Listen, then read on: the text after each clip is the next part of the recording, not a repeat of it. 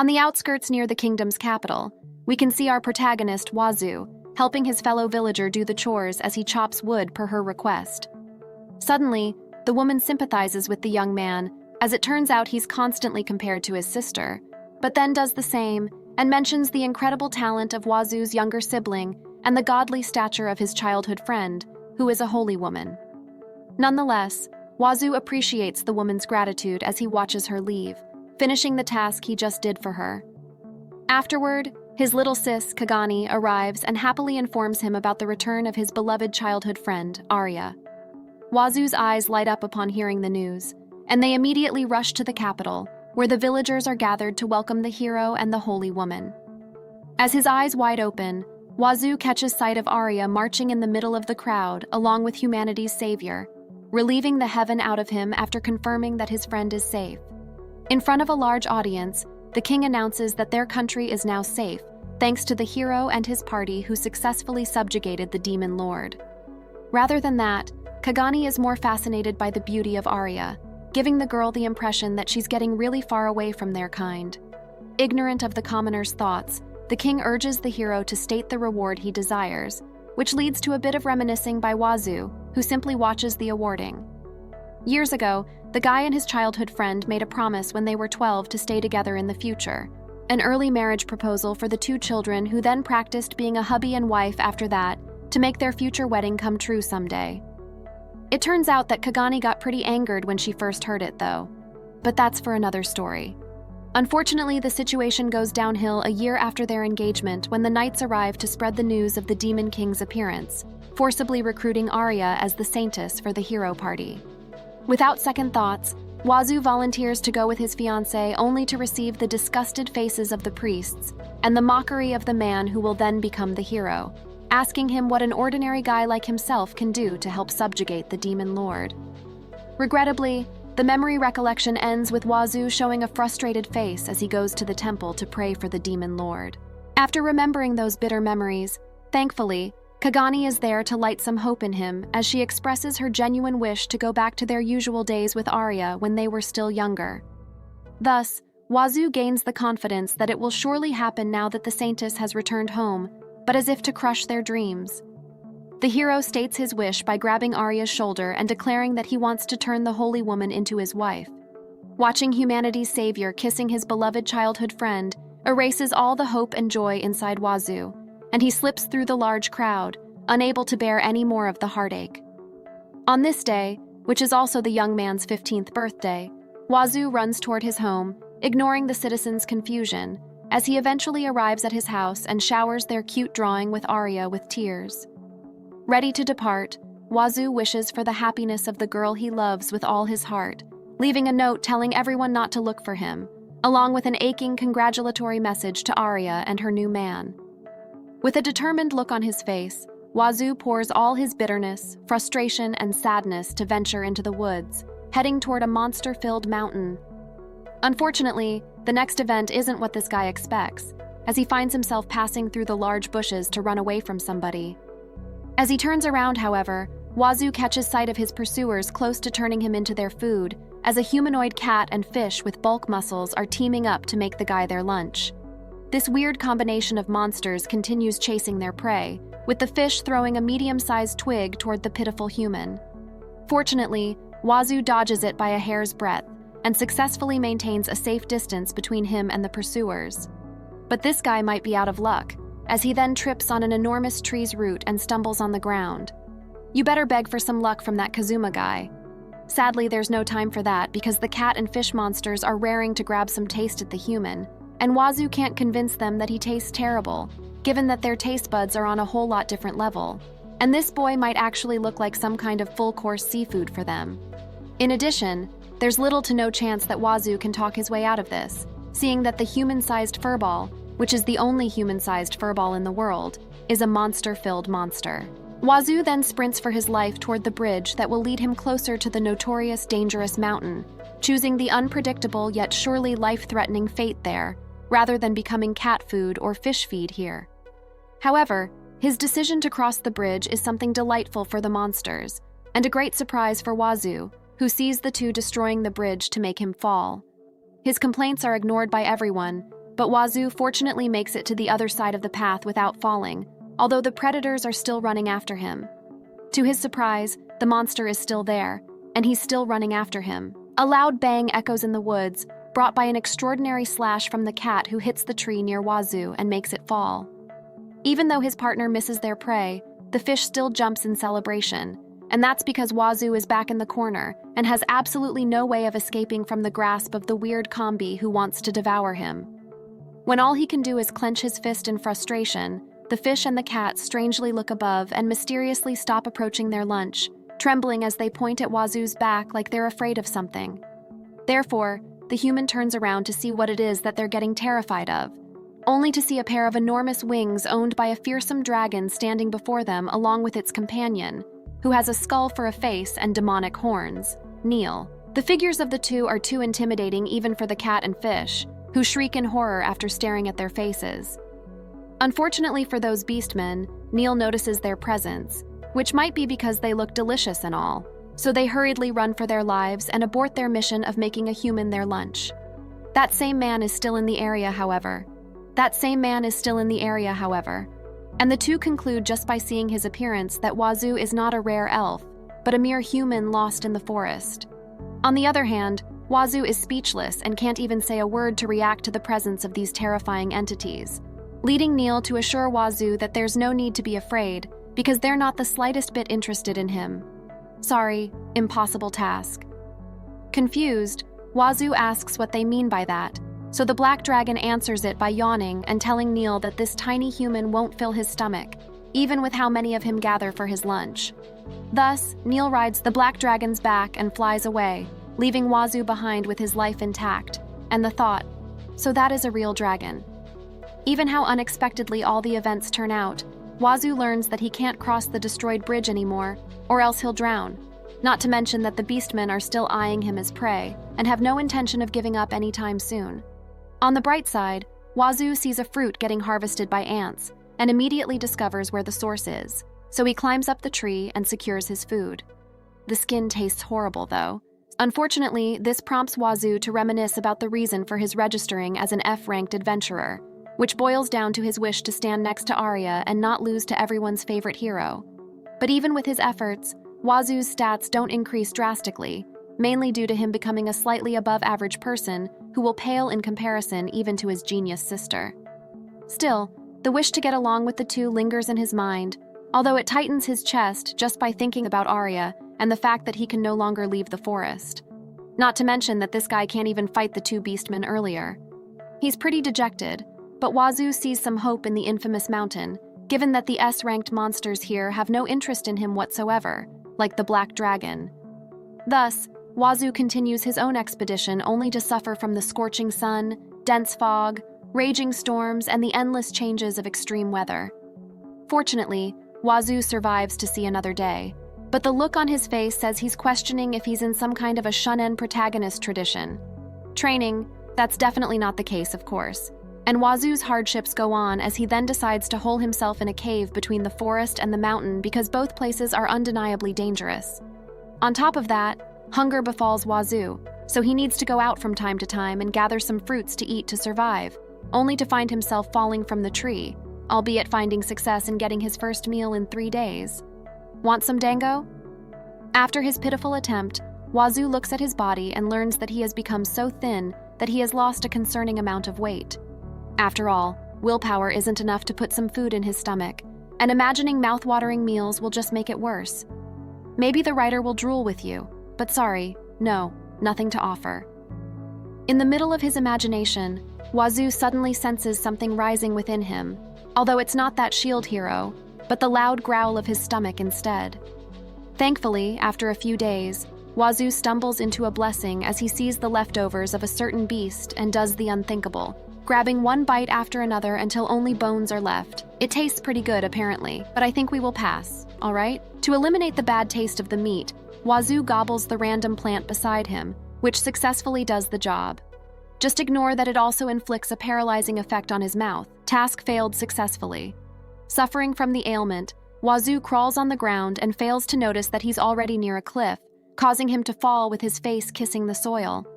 As he turns around, Wazoo sees a mysterious ball in the night sky and assumes that it is the sun appearing in the middle of the evening. He continues lying down. He doesn't think of the ball that much until it suddenly moves in panic, like it's lost in the forest, eventually stopping and staring at Wazoo before rushing to the adventurer as if hitting him. As a result, the young man closes his eyes to prepare for the impact, but nothing happens, and the eye-like ball simply disappears. So Wazoo assumes that it must just be his imagination and decides to sleep in spite of his paralyzed body.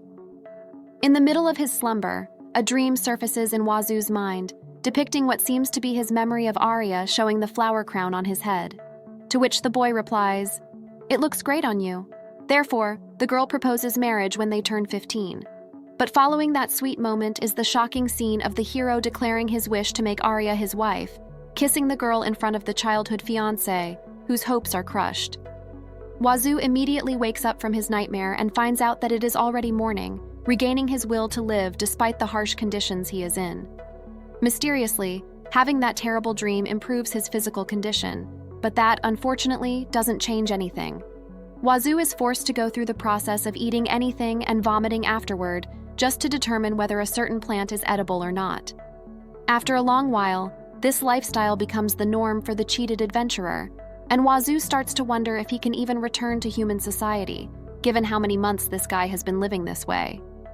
Moreover, Wazoo has no one to talk to since his departure from the village, and his face isn't what it used to be, especially because hygiene might be the first thing to neglect when struggling in a mountain full of monsters.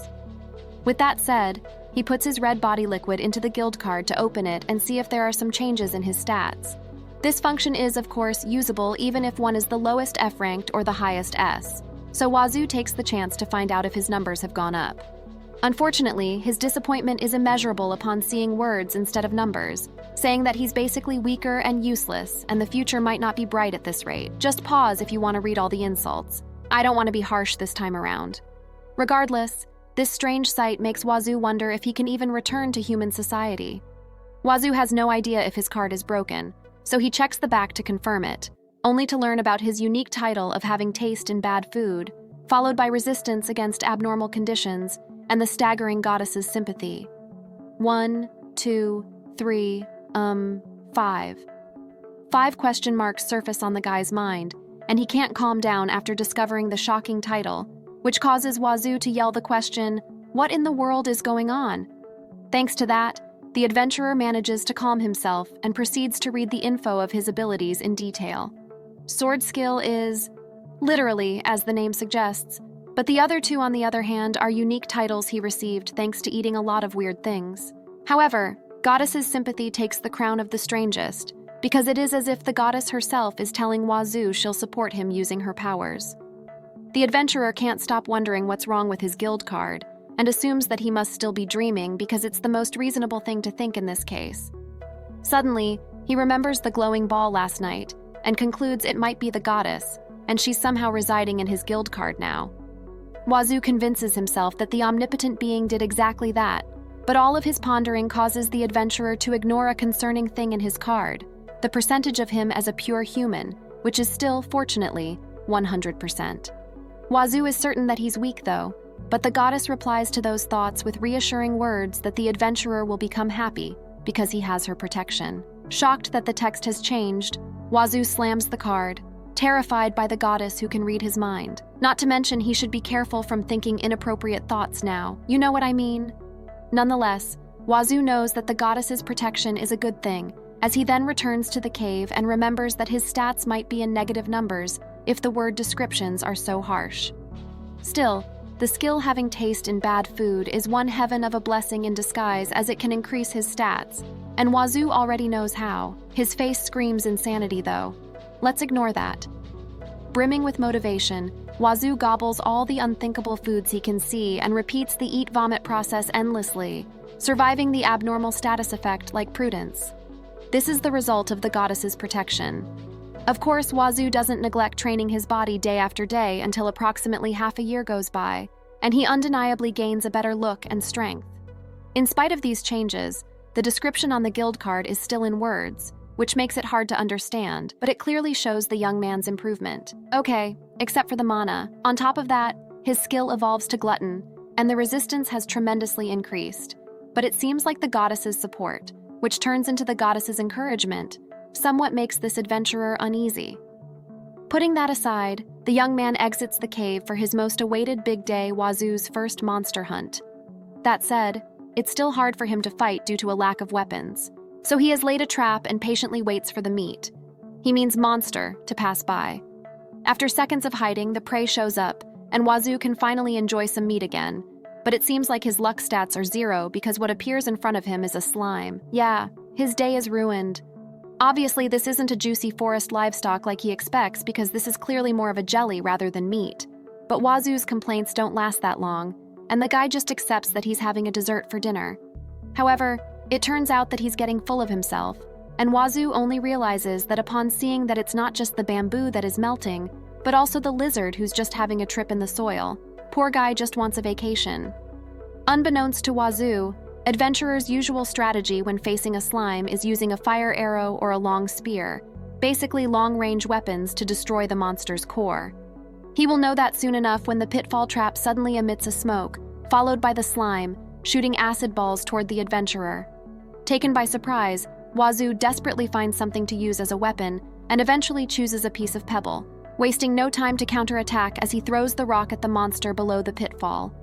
The slime splatters immediately with one hit, so Wazu is left puzzled as he questions if this situation is really true. Unfortunately, the adventurer still doubts that he has gotten so strong, so he collects the scattered slime instead to secure his dinner and spends the next few days learning how to deal with the monsters in the forest. Inside the cave, Wazu ultimately creates a bunch of wall paintings about the creatures in the woods and even discovers various types of those monsters. In addition, Wazu also maps the entire forest after successfully circling around it in these past few days. Now what's left is to explore the notorious mountain filled with S-class beasts, because unlike his pitiful self in the past, the current Wazu is confident he can be stronger by going there. But more importantly, he can finally eat a slightly proper meal and live like a normal human being, although it's still concerning for him as to what his sister's reaction will be when seeing him in this state. Wazu is pretty sure she will scold him for having tattered clothes, but will still offer to fix it like a caring sibling, making this Siscon sad because he greatly misses his little sister. Thus, Wazu crafts his new outfit using the materials he gains from defeating monsters. Style? Is that edible? It's not even tasty. Thanks to that, Wazu makes the resolve to head to the mountain first thing tomorrow morning, and that fateful day arrives in the blink of an eye as we see Wazu. Wazu is the only one who has ever seen Wazu's evolution ever since taking down that slime 1 year ago. Also, it turns out that it's been 1.5 years since this guy departed from his town, and he's clearly more invincible now, given that a monster's fang can no longer scratch him. With that said, Wazu opens the adventurer card and finds out that almost all of them are exaggeratingly absurd, except mana points and magic, which are obviously 0. What's concerning, however, is the fact that Wazu is only 88% human now, and it's unclear where the other 12 go. Surely it might be because he's fighting monsters easier due to the effects of Glutton, who now has the word super in it to emphasize evolution. However, Wazu's newfound strength, which, according to the goddess, is close to surpassing hers, will actually make it harder for Wazu to return to his hometown for a whole different reason. Please don't think of eating anything weird because of this, or it is your bowel movement that'll get unbeatable. Going back, Wazu climbs atop the mountain and defeats the monsters he stumbles into due to his wish to determine how strong he really is, revealing that the beasts aren't challenging to him anymore. Eventually, the adventurer reaches the area above the clouds and stares at the beautiful sunrise, greeting him in his adventures. The sudden strong gust interrupts him, however, but what Wazu sees in that split-second moment is something shocking even for the improved adventurer. After all, what lies ahead is a prideful dragon with the name of Ragnir, crushing a demon in his mouth with its extreme power. Ragnir commences his grand landing near the dumbfounded human, who can only stare in shock while watching the evidently strong monster fall. Although it's a bit of a late reaction, Wazu shouts, "A dragon has appeared!" So Ragnir spits the demon in his mouth to ask the young man what a human is doing here. He then wonders who brought the guy to this place that should be unreachable for their race, but Wazu casually answers it with an, "I walked here alone." Well, true, but it seems like Ragnir is not buying his short explanation. But while the dragon is busy getting angry, The demon earlier uses this as a chance to escape from his grasp, leaping away while shouting insults at Ragnir, calling him a dumb lizard. Even Wazoo is surprised at the turn of events, seeing the devil preparing for a counterattack and all, only to get silenced by Ragnir's enormous claws in the end.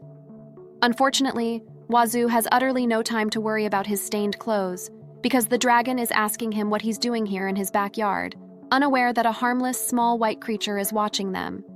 Intimidatingly, Ragnir orders him to play somewhere else, but that irritates Wazoo instead, and he finally complains to the dragon, who has the gall to say that despite dirtying the adventurer's handmade clothes, ignoring the fact that the dragon thinks this human is too much of a dum-dum, Ragnir asks once again what he is doing here, only to learn that this young man is simply wandering for the reason that seems to pique the interest of the mighty being. After all, Wazoo declares his desire to find someone stronger than him, leading Ragnir to challenge the human as he introduces himself as the Dragon King. There's no fear in Wazoo's eyes, and he provokes the enemy by asking if his title is just self-proclaimed. But Ragnir is simply excited and not enraged as he counters with another dragon. In this notorious mountain filled with S-ranked beasts, Wazoo faces the fearsome Dragon King with pure confidence and exhilaration, looking at the opponent without an inch of fear whatsoever as he charges toward Ragnir, starting the fierce battle. Meanwhile, in the kingdom capital's center market, the viewers are once again blessed with the appearance of Wazoo's little sister, talking with a vendor about her journey in the neighboring town, and plans to go to the next village. Turns out, the man knows that Kaigin is searching for her brother, and encourages the girl by assuring her she'll find Wazoo.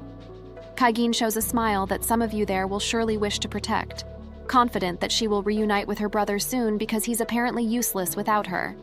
Broken spotted. The vendor agrees that Wazoo really is hopeless in that regard, and gives Kagan a 50% discount that makes the other consumers jealous. However, behind his cheerful demeanor hides a concern as the vendor then asks the girl if she has found some clues, leading Kagan to reveal her findings, saying Wazoo might be in a faraway city because aside from the towns nearby, it's impossible that he heads to the mountain. There's no way, right? Along the conversation, the vendor assumes that Wazoo has found a girlfriend somewhere, but beware of the broken smile as she might be harboring some bitter thoughts about that. To everyone's surprise, the cup Kagan is holding breaks all of a sudden, worrying not just the vendor but the other customers too. In the middle of the commotion, however, a peddler, Shiro, introduces himself to Kagan and offers his help in finding Wazoo after hearing the discussion earlier. Despite feeling grateful to everyone, Kagan can't help but be concerned about her older brother's whereabouts, unaware that Wazoo is in the middle of a battle against the Dragon King, divine punishment for making the cinnamon roll worried. Putting that aside, Wazoo defends against the claw strike of the Dragon King, who ultimately decides to use all of his powers in charging a fierce breath, which leaves too many openings for Wazoo to strike back, yet he chooses to face it head-on to discover how strong he actually is. The charge doesn't take too long, and Ragnir immediately shoots the fire breath at the human adventurer, roasting the heaven out of him. Amidst the scorching flames, Wazoo manages to get up, shocking the Dragon King because what lies in front of him is the unscathed human who has bid goodbye to his clothes. I leave the notorious blur to you, editor, no fan service. On the other hand, seeing Wazoo getting concerned at his clothes rather than the attack earlier causes Ragnir to wonder how this human can act so calmly. Of course, that is not the case because Wazoo is far from being composed, although it is really the burned outfit that he has complaints about, so the Dragon King urges him to look around, enabling the human to see the ground surrounding him, turning red and melting. His reaction is not what Ragnir expected, though, enraging the prideful Dragon King who decides to end this battle once and for all and deal the finishing blow. However, Wazoo is getting fed up with his babbles and strikes Ragnir with his fist, grabbing his claws to prevent him from getting struck away, and smashes the Dragon King's stomach, all because he's irritated by Ragnir interrupting his thoughts. Thus, the Dragon King has been sent to the nearby wall, with his consciousness fading away, and Wazoo is clearly troubled by this result, thinking it's the effect of him turning into an 88% human. Sometime later, Ragnir wakes up shaking his head in confusion, and sees his opponent beside him saying, "Good morning," even though it's already nighttime. It is of course because this human is holding a grudge against the dragon who burned his clothes, but Ragnir wants to avoid talking about that at all costs, leading him to ask why he's still alive instead, considering that Wazoo is the winner of their duel. Eventually, he finds out that the Dragon King is dead, and finds out that Wazoo doesn't have the intention to end his life, because the poor guy just wants to acquire new clothes, causing Ragnar to burst into laughter thanks to the human's silly reason. With that said, Ragnar invites Wazoo to come to his castle to get the outfit that he's eager to have all this time, and Wazoo seems to be interested as he then rides on the Dragon King's back. Near the mountain's cliff, Ragnar reveals his name to the young man, who then introduces himself as a genuine human. Therefore, the two depart, and Wazoo enjoys the wonderful view of the flight while telling the Dragon King that he doesn't have any money to pay for the clothes he'll offer. Ragnar simply smiles in reply and assures Wazoo that the single hit earlier is already the payment for the clothes. Not too long after, they arrive at the Dragon King's castle, and Ragnar lands on his home while asking the human's opinion about the magnificence of his house. Wazoo agrees that this palace is more awesome and bigger than the castle in his home kingdom, Iskoa, so the Dragon King smugly snorts through his nose to boast more about it. Moving on, Wazoo desperately needs to wear some clothes, but he's required to wait here on the balcony first because Ragnar doesn't want him walking around like this. Anyway, Wazoo can do nothing but wait for now, so he passes time sightseeing from the balcony until a certain something lands from the sky and hits his face. Upon removing it from his sight, however, Wazoo learns that the culprit is a little white female dragon named Mir, who captivates the sight of some of you, but I don't know about the adventurer here. Puzzled, the two tilt their heads as if imitating each other, but Mir suddenly squeaks while circling around Wazoo's head, eventually landing on it and bursting into tears. Afterward, her actions become clear to Wazoo as he senses the arrival of not just one, but a staggering 4 husbandos in this series. Regrettably, they don't come all the way here for you because these men are raring to punish the human for being shirtless in front of Mir, whom they refer to as Lady. Having no idea what they are talking about, Wazoo gets irritated, but that's until he realizes that, yeah, every man is in for Halloween. Nonetheless, the two parties face each other head-on, prepared to engage in some skirmish, even though Mir is just relaxing on Wazoo's hair. That's of no concern for the high elf, Ruto, who attempts a slash at the human only to get his weapon utterly destroyed by him. However, the necromancer Neil, who makes his appearance again, and his werewolf companion Zeal, join the fray as they group up while the bulky beastman is grappling with Wazoo. Zeal uses the opportunity to hinder the human's movement, and immediately backs away when Neil strikes their foe with lightning. To their disappointment, Wazoo is absolutely unscathed in spite of the power of their attacks, leading them to get a little bit more serious, starting from Ruto, who shows the magic of a high elf, followed by Neil, who recites a dark and fearsome chant. The werewolf and the beastman, Gain on the other hand, are prepared to show their extraordinary physical prowess, which motivates the human here to bring them down and gain triumph at their life-threatening challenge. That's exactly what happens, and Wazoo isn't the slightest bit happy about the results. He's more troubled than satisfied. Afterward, he hears a woman's voice and turns to see an irritated female dragon, who we will call Mel, asking everyone to explain what this fuss is all about.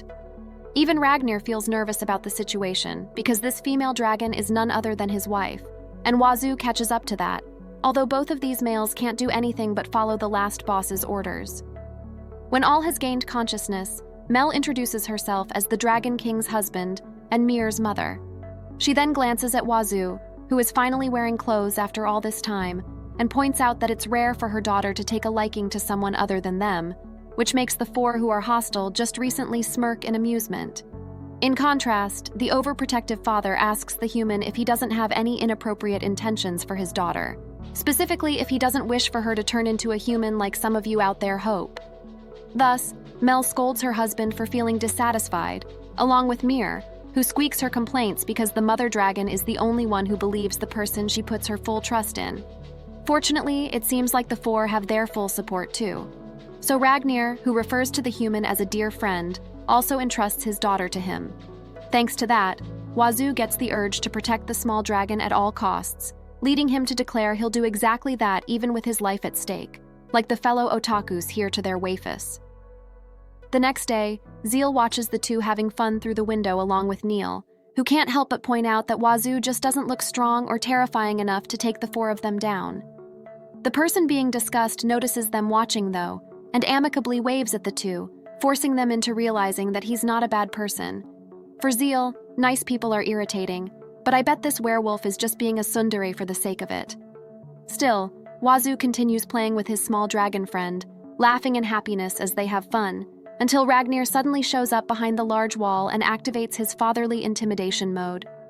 After a while, everyone has dinner while talking about themselves, and it seems like Wazoo is asking for some advice about Mir always sticking to him.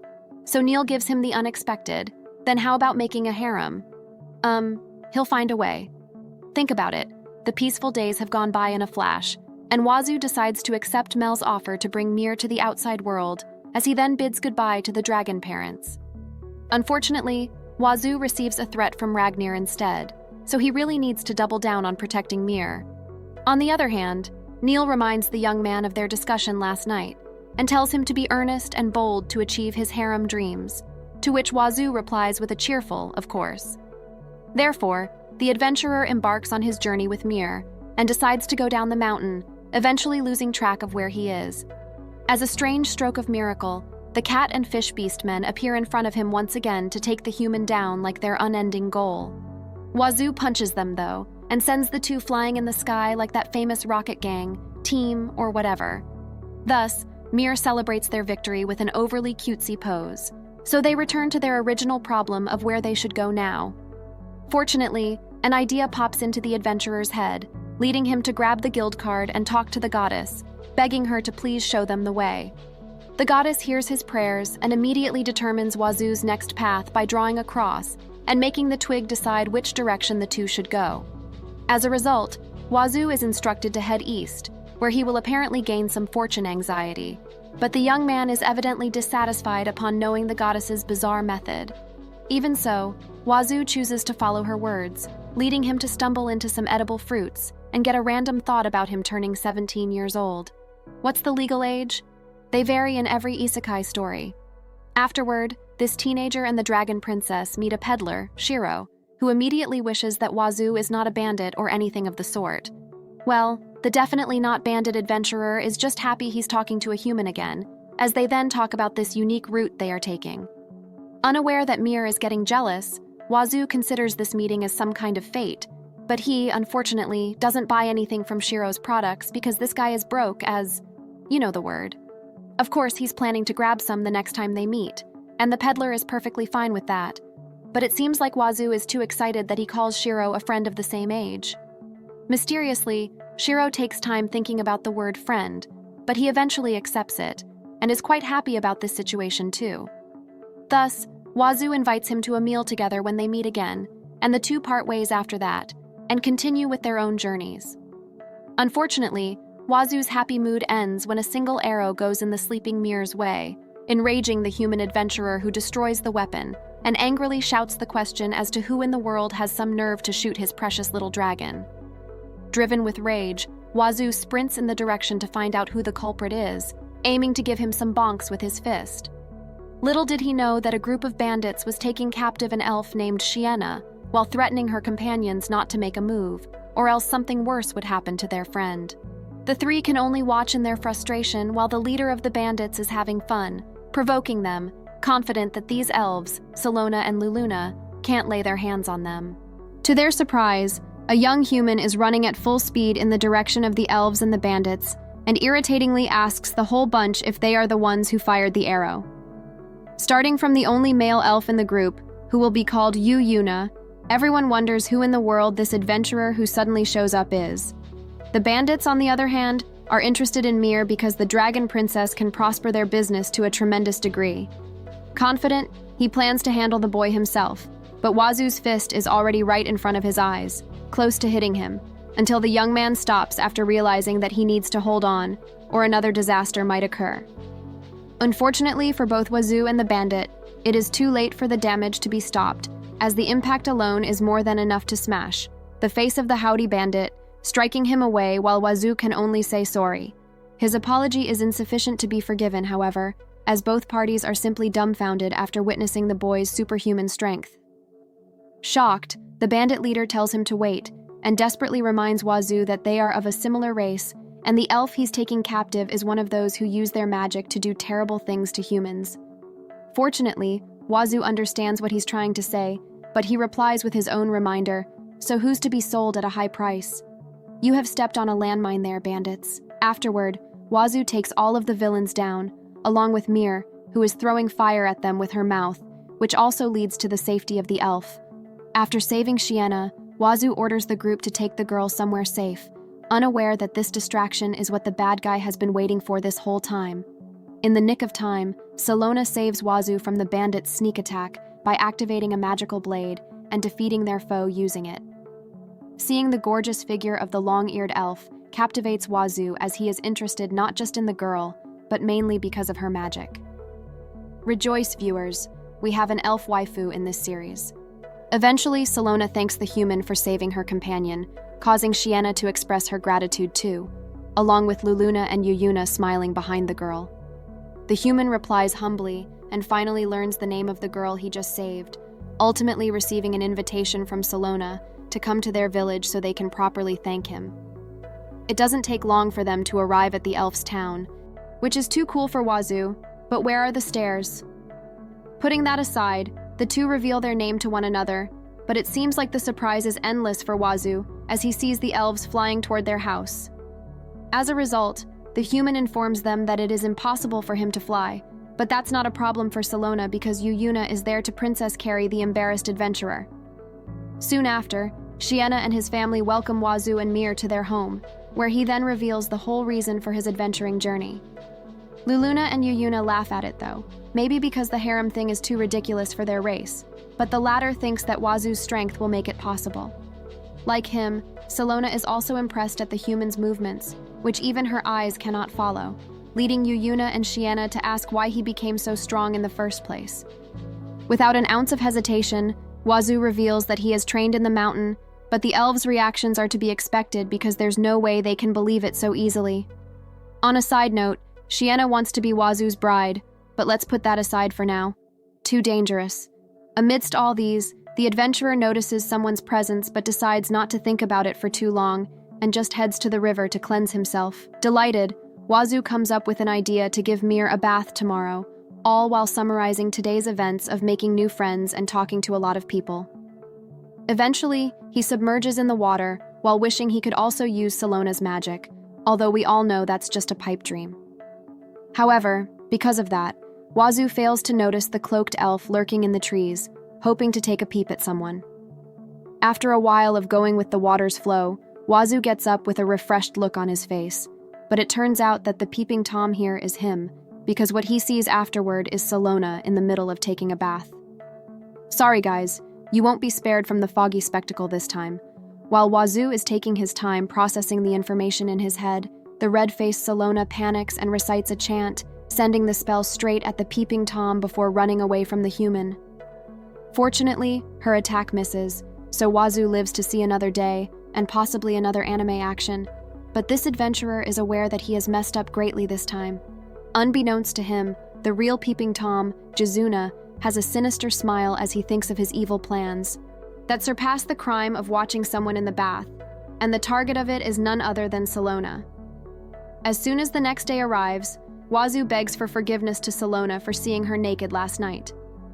Luluna and Yuyuna are also present, while Salona blushes in embarrassment and immediately forgives the human for his sin, even apologizing for shooting magic at him out of the blue, when it is Wazoo who first enters the bath. Watching this scene, Luluna gets amused, as she realizes that it's the first time Salona is acting this way, but that same elf she's referring to gives the human a tall order to forget all of what he saw. Wazoo feels reluctant to obey her though, and his face says it all, so Salona warns him that she'll report the whole incident to the village chief and let him decide on the punishment. Thus, Wazoo is forced to accept, and the twins tease him about it. The charade ends there as Salona reveals that the village chief is grateful for what Wazoo did. Moreover, she urges Wazoo and Miyar to stay in their place if they don't have any urgent business somewhere, to which the human replies with a much appreciative thank you. Of course, Salona is grateful to the Dragon Princess too, and wants to tell them more about the village, but she needs to leave for now to talk with the chief first. Time passes, and we can see Yuyuna luring a beast in the forest to give Luluna an opportunity to attack, allowing her to shoot an arrow straight at the monster and ultimately injure it. Thus, Luluna gives a chance to deal the finishing blow to the enemy, at Wazoo, who feels quite excited to help these two elf guardians. He tries his best to hold back while sending the beast to its demise with a single smash, but the power is still enough to make the foe tremble in pain. Regardless, Yuyuna praises the adventurer for bringing down their enemy and effectively cooperating with them, to the point that he calls Wazoo a fellow guardian. Turns out, this is the elf's method to protect their village, and combatants like the twins belong to the group known as guardians, who take good care of the monsters in the vicinity, and probably turn them into dinner, given that Luluna thinks Salona will be surprised at the numbers of the enemies they have defeated. Yuyuna doubts it, however, because Salona is their mighty leader, and that girl has already saved them countless times in the past. Still, the credit for today's success goes to Wazoo. But in the middle of their conversation, the trio suddenly hears someone's worried yell while saying Salona's name. Upon closer investigation, the three learn that an enormous scorpion appears on the hunting ground, and the guardian leader is the only one handling the situation. The other elves are getting worried, so Gazuna assures them that it'll all be okay, but the two still can't brush away their fears, because Salona is revealed to be fighting while protecting the wounded people to allow them to escape. As a result, Gazuna says he'll send a few reinforcements, but Wazoo is getting worried too, and the same goes for the twins, who inform the human that the cloaked elf is actually a bad guy, and they can't absolutely trust his words, which leads the three to hurry toward the direction they overheard from the conversation earlier. In the gigantic tree near the village, an enormous scorpion faces the Guardian's eyes, and seems to have the upper hand in the battle, thanks to Salona prioritizing the safety of a wounded human. However, she won't let the monster go to their village either, so Salona desperately defends herself from the scorpion's attack, using the small dagger, deflecting the strike while finding some window to enable the person behind to escape. Finally, Wazoo arrives with the twins, and he yells at Salona to catch her attention, asking the girl if she's okay, unaware that the question itself endangers the female elf, as the scorpion strikes Salona away with its tail, taking advantage of her distraction. Once again, Wazoo calls the Guardian's leader, this time in a whole different situation, and evidently worse than earlier, as Salona slowly falls unconscious due to the grave injury the monster inflicts on her. Enraged, Wazoo screams his frustration and punches the notorious tail of the scorpion, unable to accept all of what it does to his potential harem member. Immediately after, he leaps toward Salona, who is falling from the sky, and catches her to prevent a severe fall or possibly more serious damage to the lady elf. Thankfully, Salona wakes up, even though she panics upon finding out that Wazoo is carrying her in his arms. She also learns that the scorpion has been taken down, so as flustered as this elf is, she asks Wazoo to put her down. Of course, the young man refuses because he wants to carry this wounded girl to the village, but Salona insists on walking by herself, ashamed that she is covered in dirt. Little do they know the monster is still lurking in the shadows, so they continue progressing their feelings toward each other, except that Salona actually gets up to check if the wounded person earlier is okay. Unfortunately, it's too late for all of them to notice that the gigantic scorpion is alive and is ready to devour the human adventurer. Even how hopeless it is, everyone hurriedly warns Wazoo of the approaching threat, but the monster is one step ahead and has already taken a bite of almost half of Wazoo's body.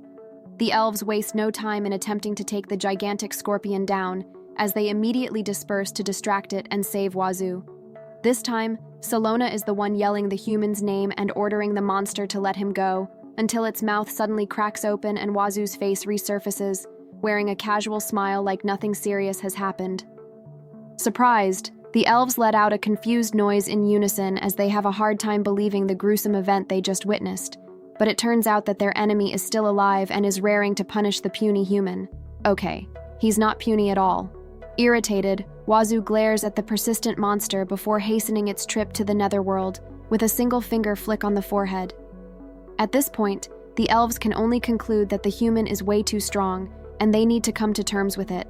But now that everything has been settled, Wazoo urges his companions to head back so they return to the elven village, where everyone happily welcomes them. Evidently, the elves are relieved that all of them are safe, but while they are all wearing happy faces, Wazoo catches sight of one who is obviously frustrated by the turn of events, Gazuna. He instantly notices that it's the same one whom the worried elves are talking to earlier, but unfortunately, a woman blocks his sight to give Wazoo and Mir food. No regrets, those are surely appetizing. In the end, Gazuna disappears in the dark, but who cares about him now when steamed buns should be the top priority? As the night deepens, Wazoo calls Salona when she's alone and offers to walk her home. Whoops, love is blooming here. Everyone better put down that bonking stick and give a moment to this guy. Apparently, Wazoo is still concerned about Salona's wounds, so thankfully, the elf permits him to go with her. But along the way, Wazoo realizes that the last time they were all alone was the bath incident. Therefore, he wonders if Salona is actually grossed out by his presence. But this human's questions will be answered sooner than he expects, when Salona suddenly urges him to stop where they are for a moment. The lady elf then thanks Wazoo for saving her life, but the young man thinks he's not worthy of her gratitude because of the failure of not letting a single wound befall the girl. In response, Salona tells Wazoo that he really is a kind person, not to mention strong because her strength, which is number 1 in the entire village, will pale in comparison to Wazoo's. This unexpected turn of events flusters the young man, but it seems like his heart will stop. Salona will suffer from overjoy afterward, as Salona then gets up and expresses her relief about Wazoo being stronger than her.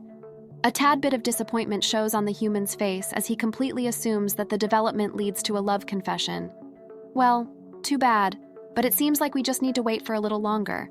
After all, Salona wants to tell Wazoo that he can stay permanently in their village, but of course, the nervousness will hinder us from seeing romantic progress. Man, the disappointment. Meanwhile, in the hunting ground, Jizuna approaches the scorpion and glares at it with disgust. He is so frustrated that the monster has been defeated. Thus, he absorbs it using only his hands, getting more annoyed by the unexpected appearance of the human adventurer, as the evil elf then grabs 2 tiny ominous balls.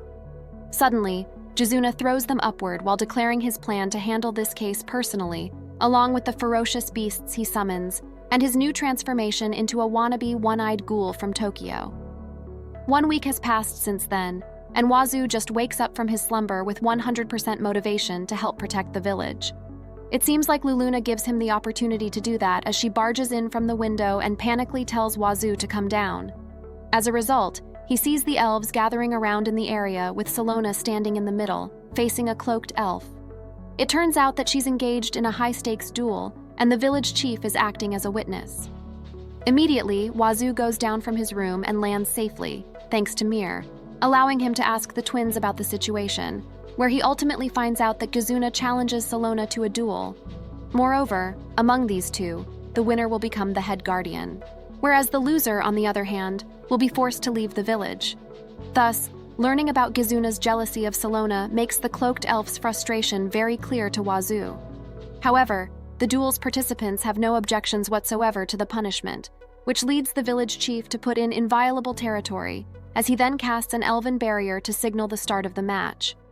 Without wasting any second, Jizuna charges towards Salona and attempts a hit, only for it to get blocked by the composed Lady Elf, who then kicks the guy away, striking him to a far distance. Wazoo and the twins, along with other elves, are acting as Salona's cheerleaders because the strength and support are absolutely in her favor. However, Jizuna isn't the slightest bit overwhelmed by all of those, and he instead grabs a piece of rock while starting his dialogue that reeks of hate and envy, blaming Salona for all the misfortunes in his life. The next words, holding the guardian leader responsible for the following events, confuses Salona and the spectators of the duel because of how ominous it is. But they have absolutely no idea what the guy is talking about this time, and it might already be the end when they do. After all, Jizuna proceeds with his vengeance plan as he throws the rock at Salona, treating it as a mere distraction for him to grab the cursed balls, activating them at the right time to show everyone the gospel of darkness lying dormant inside him. All of a sudden, Salona's surroundings turn black, and this spell, which is definitely not an elven magic, sends shivers down the elves' spines.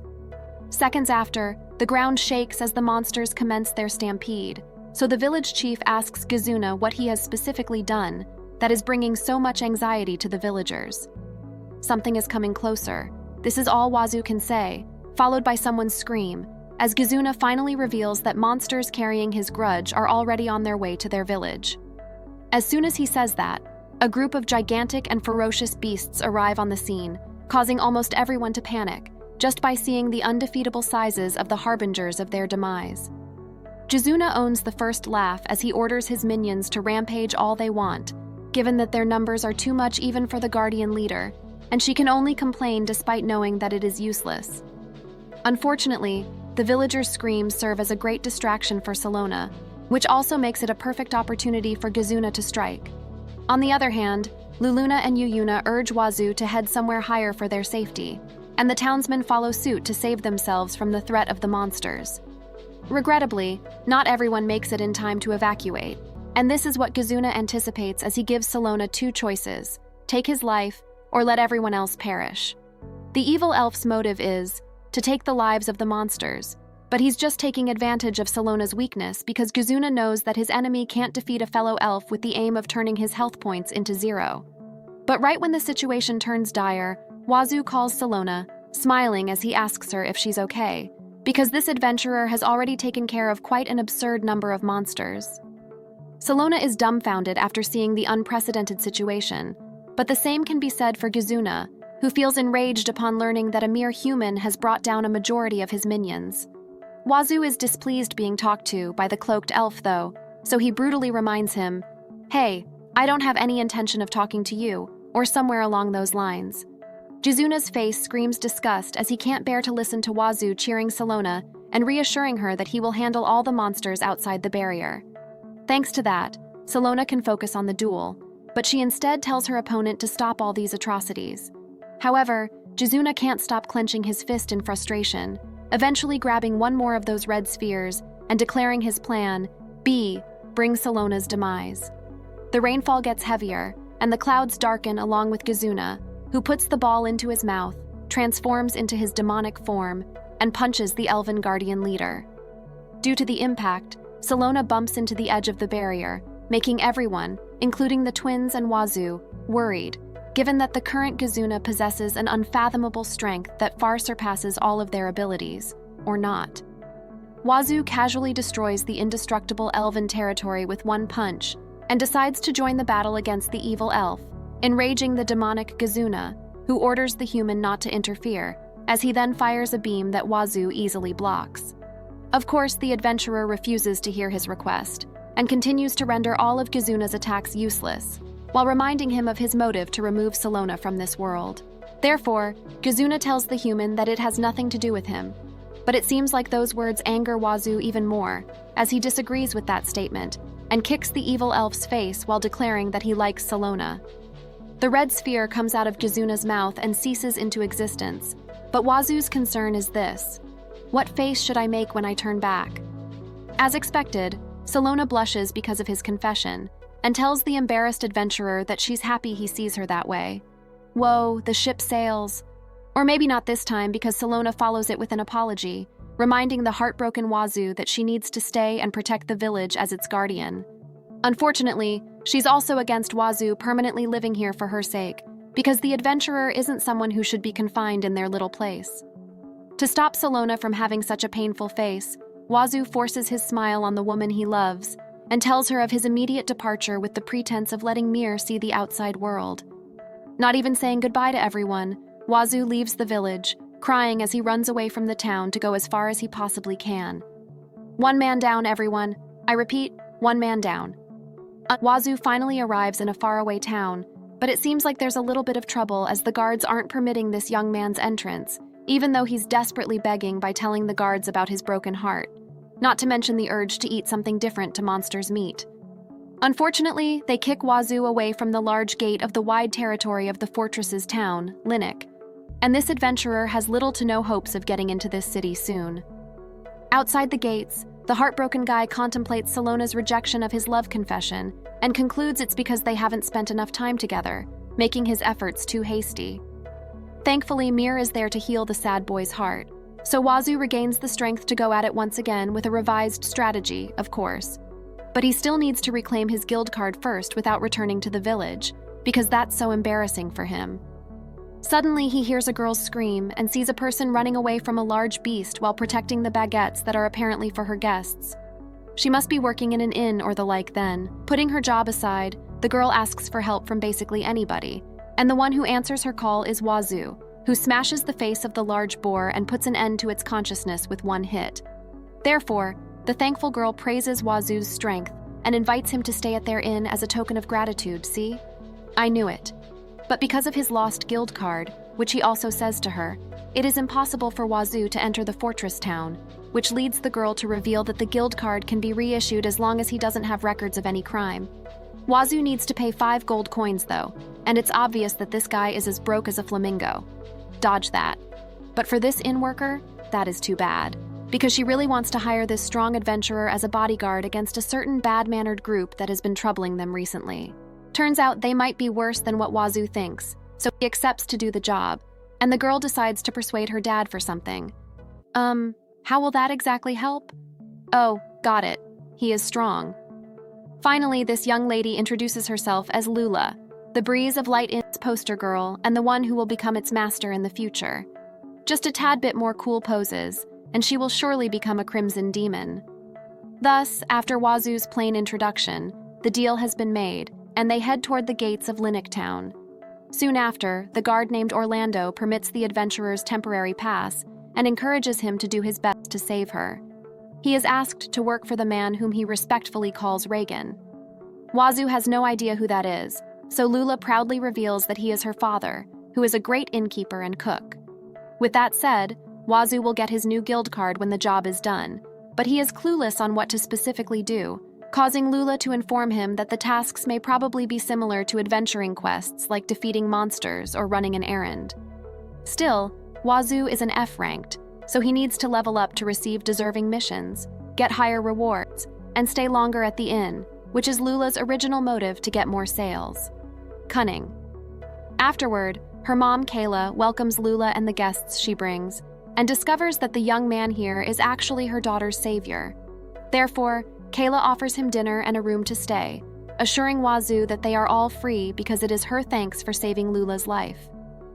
At the dinner table, Wazoo and Mir enjoy their food, while the former is having fun with some other things, explicitly staring at the women in the tavern and imagining his dream of building a harem getting pampered by a bunch of different girls who are fawning over him, including Salona, who apparently wants to be this young man's partner.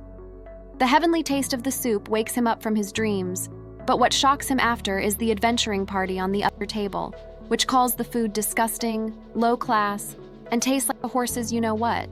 Why are they even here? Nonetheless, their actions make Wazoo realize that they are the adventuring party Lula is talking about, so he stands up to teach them a lesson, but the poster girl beats him to it first because she can't accept that those guys are insulting her dad's cooking. However, the man, who seems to be a mere member, continues the mockery, disagreeing with Lula's comment that her father's meals are the best in the world by throwing the soup on the floor right in front of Lula's lifeless eyes. Brimming with arrogance, the member provokes every adventurer in the tavern, knowing they will not try to challenge them, as they are the infamous A-ranked party known as the Black Blaze. Trembling in rage, Lula feels no care whatsoever and orders them to apologize to her dad instead. But the leader replies with violence as he attempts to touch the face of the young lady. Wazoo immediately grabs Lula, away from his reach, and the arrogant man obviously doesn't like it, but he bursts into laughter after learning that the guy in front of him is an F-ranked newbie. The oh-so-strong Black Blaze member offers to teach the delusional Wazoo a lesson, but his little kitchen knife shatters right after making contact with Wazoo. Inevitably, the three are so absolutely dumbfounded by the turn of events that they ask the dubbed newbie what cheat skill he uses. But like some kind of a horror movie, Wazoo is already behind the man's back and throws him outside through the window to continue their little conversation there. He also gives the other two their turn, so the trio crashes into one another, and Wazoo follows them outside the inn, where the other customers are gathering to watch the street fight. Regardless, the look-alike members of Black Maze swear to humiliate Wazoo with their almighty magic spell, which incinerates the F-ranked adventurer. Worried, Lula yells Wazoo's name while Mir is just munching her food because, to everyone's surprise, excluding the dragons, Wazoo is completely unscathed, despite the undeniably immense firepower from the A-ranked adventurer. As a result, the three strikes at the same time, successfully hitting Wazoo with each of their own physical attacks, turning the tide in their favor in their dreams.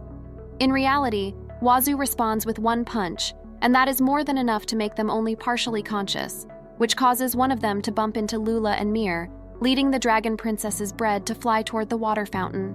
Mir gets teary-eyed due to the grave incident regarding her food, and she angrily growls at the culprits, especially at the Black Blaze members determined to bring their punishment. Eventually, the water in the fountain utterly destroys Mir's meal, and grudges over food are something you should take seriously, which leads the Dragon Princess to shoot a fire breath to reduce their enemies into ashes. Hurriedly, Wazoo stops Mir before the whole area gets burned, and it is already satisfying that the black blaze has turned into dark charcoal. Laugh, I beg you! Anyway, the crowd yells their cheers and praises at the dragon tamer, but it seems like Mir is getting all the credit for this victory, given that the spotlight has been stolen by the Dragon Princess. But now that the situation is settled, Lula thanks Wazoo for teaching the Black Blaze their hard-earned lesson. And it is, of course, because the young man agrees that the meals cooked by the girl's father are undeniably delicious. On the other hand, Kayla wishes that this would serve as the Black Blaze's sign to stop their arrogance, but there's no way these burned-up crisps can hear it. Unbeknownst to them, someone is hiding nearby while watching Wazoo, and it turns out to be a young lady, whom we will call Tata, wondering if the strong adventurer will lend her his power. In his room with an evidently refreshed face, because she apparently had a good sleep last night, due to what happened to the arrogant adventurers who are troubling their inn. Turns out, this poster girl feels excited just by imagining the gallant figure and the hero-like existence, and is looking forward to seeing the upcoming achievements of the hero again, whose name is Mir, and definitely not her tamer, Wazoo. The poor guy can't stop his tears from falling as he harbors bitterness for not getting the glory he deserves. But it, fortunately, turns out that Lula appreciates it. After all, she talks about the heroic dragon tamer who stays at the Breeze of Light Inn. Basically, she's brutally using Wazoo as their endorser. Putting that aside, the adventurer needs to meet the guildmaster today, even though it is Lula's dad who's supposed to give him the quest.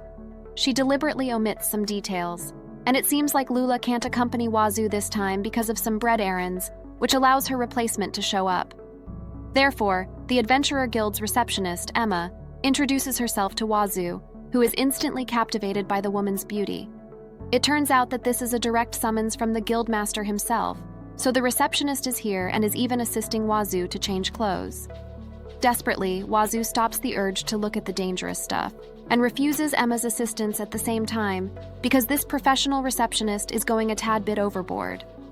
When they go outside, however, Wazoo learns that Emma can't become a member of his harem because this woman is excitedly telling him about her husband, who was apparently fired up while watching Mir's fire breath yesterday that he's spouting such cool words to his wife. Well, you can't expect this heartbroken guy to enjoy a love talk from the receptionist, but thankfully, that finally ends as they arrive in Linux City's Adventurers Guild. The building's first floor is swarming with people of different races, including demi-humans among others, yet you still can't find a human-faced Nekomimi girl. Well, better luck next time. On the other hand, Wazoo is giving it his all not to look at the hips of the receptionist, who is letting out quick breaths. Fortunately, they reach the third floor, where the guildmaster's office is located, and Wazoo enters and sees the shadow of the man who's been waiting for him all this time. As the suspenseful greeting ensues, the guildmaster, who is also the owner of Breeze of Light Inn Reagan, introduces himself to the F-ranked adventurer.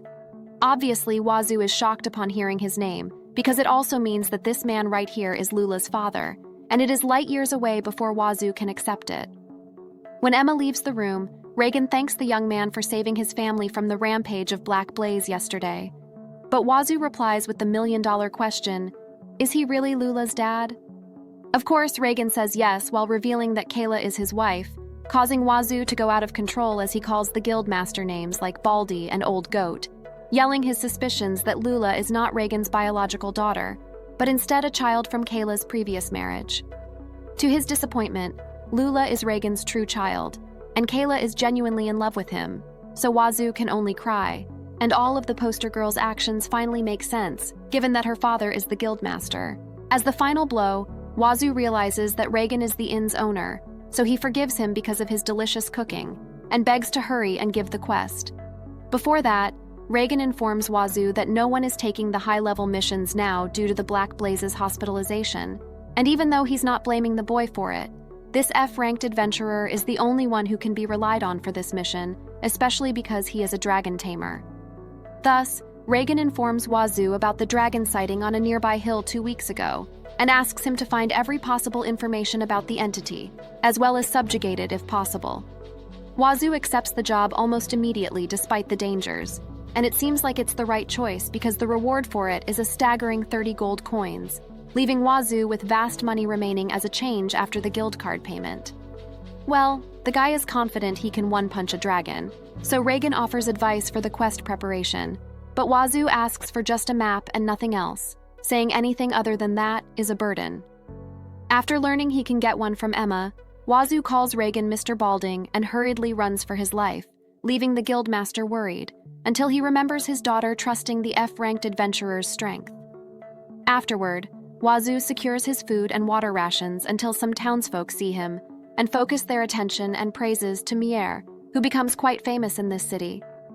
Eventually, Wazoo returns to the inn, where he tells Kayla about discovering Lula's father's identity too late, only to receive laughter with some water and sandwiches.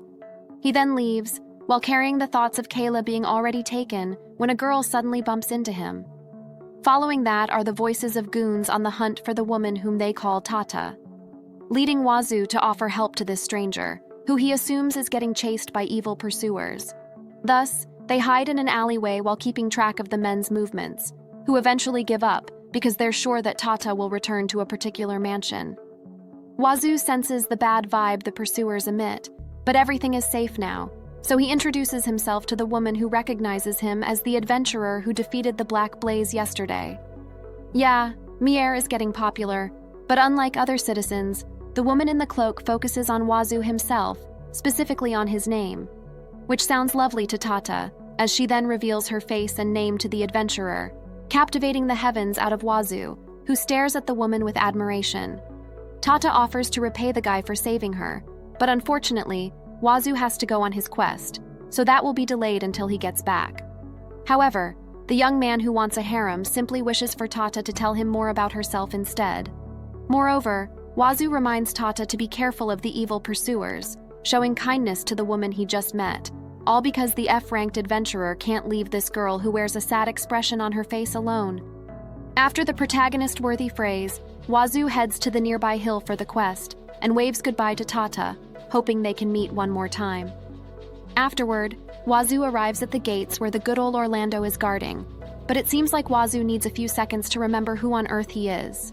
Either way, Orlando learns that Wazoo is on a dragon-slaying quest with such light equipment, so he advises him to form a strong party first and bring a reliable weapon, but the adventurer runs away, so Orlando can only hope everything will be fine. Not too long after, Wazoo reaches the area but finds out that the specific place on the map is still a bit far from where they currently are. Therefore, he needs to sprint his way toward the particular hill, but it seems like Mir wants to show him something first as she makes their lunch disappear and reanimates it once again, like a magic trick. Amazed by the Dragon Princess's ability that he discovers too late, Wazoo hugs Mayar while sobbing and telling her she might be his future bride in the end. The Dragon Princess feels delighted by those words, so she flies in the open fields beside the running human while greeting the fantastic sight of the sun setting. In this vast world, Wazoo wonders where he can meet that one friend who will stay with him forever. Well, he has someone like Ragnir and Mir. Don't they count, Wazoo? Soon after, the two reach their destination, but see no dragon anywhere except Mir, of course. Suddenly, Wazoo catches sight of a cave and calls the dragon to check if he or she is there, only to receive a familiar stare lurking in the shadows, recognizing Wazoo, and asking him if he is here per her husband's request. After all, the beast meeting these two is Ragnir's angry wife, who mysteriously refuses to return to her spouse even though no one here asks her to. Regardless, Wazoo is quite shocked to see Mel, who is in a bad mood here. What sin is it this time, Dragon King? Even Wazoo is getting confused as to why the Dragon Queen is acting like this, so he tries to calm her down by mentioning Mir, but that doesn't seem to be effective, leading Wazoo to clear the suspicions that it's Ragnir who sends him here. He assumes that the two are having a fight, but Mel doesn't treat the situation well. Mel doesn't treat the situation as a mere couple quarrel, and she reveals her plan to leave Ragnir for good and live here in her birthplace. Thanks to that, Wazoo learns that the hill is the Dragon Queen's hometown, and he finally tells her about his purpose in coming here, which is to investigate a dragon sighting. Therefore, Wazoo plans to report to Reagan that the creature is not a violent winged beast, but the ever-kind Mel. Hearing those words calms the Dragon Queen, so Wazoo bravely asks why she's here when the castle in the mountain should be her home. Mel feels happy that Wazoo is willing to listen to her worries, but she cries while recalling the events, and ultimately reveals that Ragnir has cheated on her with a younger red dragon. Enraged, Wazoo wonders why the Dragon King did such a thing when he already has a beautiful wife and daughter, and this guy even bet his non-existent money that Mel is a real beauty when she turns into a human. Putting everyone's wish aside, Wazoo asks Mel if it's possible for her to reconcile with Ragnir for Mir's sake, and it seems like it's not impossible when the Dragon King apologizes. Then, Wazoo finds out that Mel has no definite proof that her husband has cheated because she doesn't ask him about it, and just witnesses a scene of the Dragon King getting closer to another female dragon. With a thumbs up, Wazoo swears to bring Ragnir here so they can talk about the issue properly, and offers to be a witness of their discussion. In response, Mel acts like she's forced to accept the suggestion, even though it's clear as day that this Dragon Queen is excited. Before heading to the castle, Wazoo leaves Mir to her mother, because the mountain is pretty far after all, so the adventurer sprints toward the destination alone. His kindness never fails to show, and Mel notices that, of course, and she wishes for Ragnir to learn a bit from the young man. After a not-so-long journey, Wazoo arrives in the castle and yells the Dragon King's name to find where he is, only to discover that Ragnir is lying in a position that shows his shame and dejection. He's pretty surprised after seeing Mir is not with Wazoo, though, so Wazoo informs him that she's with Mel, who is in her home because the Dragon King has cheated on her. However, Ragnir doesn't think he has killed her, but he has committed such a thing, and demands Wazoo to tell him where his wife is, not even having any plan to apologize to Mel, because this prideful dragon wants to order her to come back, and that's it. Now you know where to go where you want to be a good husband, and it's not Ragnir. Thus, Wazoo scolds his hopeless plan and asks the whole story of Ragnir's sinful endeavors. Turns out, a female dragon named Carol, who the king admits is attractive, is inviting him to several meals and is clearly making advances on the married dragon, who is not refusing her too. So Mel catches them in action, and you know what happens next. But while Wazoo is angered by the foolishness of the Dragon King, Ragnir, on the other hand, still has no idea why he should apologize to Mel. Wazoo puts his title aside and imagines a fake scenario where the Dragon Queen is getting intimate with a young male dragon, but Ragnir lets out a fire breath before he can even finish. Still, Wazoo continues the hypothetical situation where Ragnir leaves after witnessing the incident, and Mel just orders him to come back without an apology. He then tells Ragnir to be honest about it, and tells him about what he'll feel when that happens, so the Dragon King realizes that he will not like it and become more stubborn, which is exactly what this father/husband is planning on doing. Finally, Ragnir understands the situation, so Wazoo assures him that his sin will be forgiven as long as he apologizes wholeheartedly to Mel, promises not to accept Carol's advances anymore, and takes good care of his wife. For now, Wazoo needs to rest, especially because he ran all day. So the two engage in a manly discussion about the human's harem progress and why Wazoo doesn't have a lover, even though he understands a woman's mind. Unfortunately, the topic is too bitter for Wazoo to handle, which leads Ragnir to assume that this young man will become popular when turned into a dragon. That's not the case for sure. As soon as morning arrives, Wazoo carries the Dragon King with his 2 hands and plans to do the world's fastest delivery in history, despite the obvious confusion and lack of consent from the Dragon King. And Wazoo ignores his words to throw Ragnir from the mountain straight to the hill, where Mel is waiting. This way, the Dragon King will reach the destination, but the adventurer remembers he needs to witness their talk as his promise to Mel, so he hurriedly runs toward the faraway cave on the hill. Upon entering, he immediately asks the two if they have reconciled, only to see Ragnir lowering his head to not just 1, but 2 white dragons. Right when Wazoo thinks that the stranger beside Mel is Carol, he hears her calling the Dragon Queen, daughter, and remembers Mel mentioning she contacts her mother. Eventually, Wazoo joins the conversation as if saying he's here now, so Meyer rushes to him. After a few minutes, Mel comes to him with an instant embrace, stealing the attention of Ragnir's mother-in-law, who stares at Wazoo as if measuring his strength. In the end, she fails to measure the limits of the adventurer's power, but that itself is enough to convince her that trusting Meyer to him is the correct choice, not to mention Mel is planning to have the two married when her daughter reaches the right age. Of course, the father will not consent to the idea, but it seems like her mother-in-law possesses the better authority here. After all, this old dragon presents herself as the former dragon queen, Megal, which explains why Ragnir is doubling down on being respectful here. In reply, Wazoo helps the Dragon King to explain the cheating incident, but it seems like the guy has stepped on a landmine and reignited the two's rage. It turns out, however, that Mel already knows about the misunderstanding, and she feels dissatisfied because instead of apologizing on his own, Ragnir's words are full of, "Wazoo threw me here. Wazoo told me to say that, yada yada." Finally, Wazoo can't take it anymore as he begs for them to make up already, so he asks permission to talk with Ragnir alone. On their one-on-one talk, Wazoo learns that Ragnir's pride is in tatters after saying sorry, but the second phase comes next, as Wazoo advises the Dragon King to go along with all of his wife's whims. Of course, the young man has no experience doing that because he doesn't really have a lover, and this advice is apparently his dad's favorite saying. Nonetheless, Wazoo asks if high-class restaurants for dragons exist, given that the next plan is to have Ragnir treat his wife to delicious food. Unfortunately, those establishments don't exist for dragons, but it's mysteriously not a problem to Ragnir.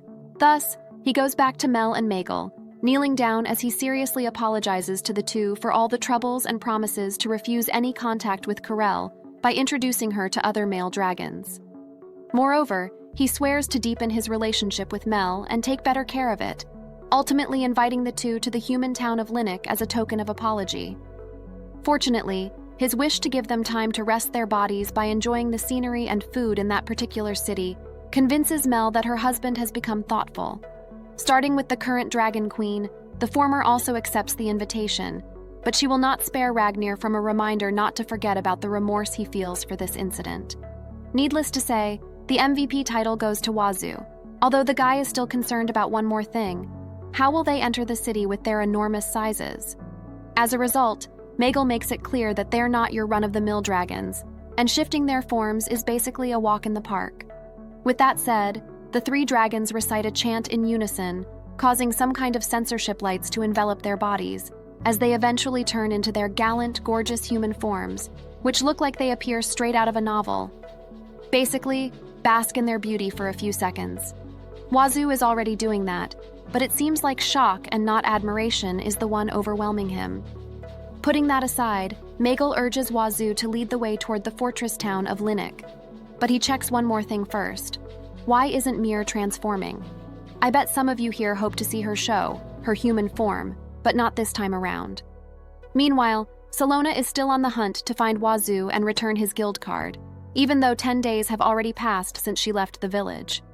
Unfortunately, Salona still has no clues about where Wazoo currently is, so she realizes the possibility of him riding on a ship to go somewhere far. Of course, that is immediately discarded because Salona has his guild card, which leaves her with one more possible place to go, the Linux town. Lady Elf can't help but think of the upcoming happy days of going along with the humans' journey, and the intimate time they will surely share when night arrives. But Salona immediately erases those thoughts from her mind due to excessive embarrassment. However, the elf realizes that Wazoo might have already formed his harem, which worries Salona, making her wonder if she really has the right to join Wazoo, when the one who rejected him in the first place is her. Right when the regret crushes Salona, she hears somebody's conversation, talking about the bread, and why the girl, who turns out to be Lula, orders them every morning despite the far distance from their inn. Their dad approved. Reagan seems to like them, apparently, so Lula leaves the shop with a smile, passing by Salona and hearing the rumble of her stomach.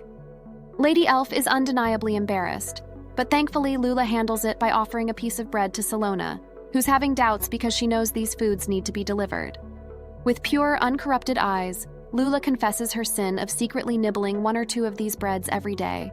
She also refuses the elf's payment, and, as usual, invites her to stay in their inn instead, bragging that it has the best lodging and food in Linux town. Afterward, they introduce themselves to one another, allowing Lula to confirm that Salona is a real elf, which makes her excited because it's rare to see one of their races. With that said, Salona reveals her reason for leaving their village and her plan to go to Linux to find the man she's looking for. Per Lula's request, Salona tells the girl about the person's characteristics, saying he's aloof, kind, and strong, among other things, but then blushes upon revealing he's also a cute guy. She already spouts those words before knowing that Lula wants to know the physical appearance to help her. Lula then tries to help her find him, leading Lady Elf to panic while revealing all the outward clues she can think of, especially the thing about the small dragon resting on the guy's head. Thanks to that, Lula assumes that the cute little monster is Mir, and that the person being discussed is none other than Wazoo. Undoubtedly, the poster girl hits right on the right mark, so she informs the elf about Wazoo's situation and what he is currently doing, which leads Salona's knees to weaken in relief and excitement that she can finally meet Wazoo again. Therefore, Lula urges Salona to hurry and asks her out of curiosity if she uses a fast travel skill to go all the way here, but then learns that Salona simply walks. "You sure love Wazoo, huh?" Salona's embarrassment goes out of control after hearing very similar words from Lula, so she tells the poster girl that her heart is not yet ready to join that guy's harem. Furthermore, Salona is under the assumption that Wazoo has already found a new partner, so Lula informs her that he's traveling alone with Mir and no one else. Salona's reaction? 10 out of 10 tsundere worthy. Still, Lady Elf can't help but feel anxious if Wazoo will really accept her again, and in the fortunate chance that he does, will they hold hands while going on adventures with just the two of them? Her heart beats rapidly simply by thinking about it, showing absolutely no signs of stopping anytime soon, because this maiden in love is overwhelmed with happiness after all. As they get closer and closer to the fortress town, Lula sees somebody's shadows not far from them and catches sight of Wazoo among the four walking toward the gates of Linux. Needless to say, Salona's cheeks turn redder as she fidgets from nervousness, but what she learns afterwards will serve as a great shock. Walking side by side with Wazoo are three royals who are all gorgeous and strong-looking, perfectly fit to be Wazoo's companions. That is exactly what Salona assumes, as her vision partially darkens, even though she views this as a matter of fact, because Wazoo's strength and personality deserve to have new friends. There's nothing strange about it, and Salona knows that, but she refuses Lula's encouragement to rush at the guy she's been looking for this whole time, reminding herself that her only motive is to return the guild card. Salona passes the task to Lula and immediately leaves, ignoring the calls of the confused poster girl as she dashes away from the area. After running for quite a long time, Salona stops upon reaching a large tree, panting as she regrets her actions, and wonders why it is impossible for her current self to nonchalantly call Wazoo out, apologize to him, and then ask to join his adventures. Unfortunately, it's all in hindsight now, as Salona burrows herself in regrets, frustration, and loneliness while thinking about Wazoo.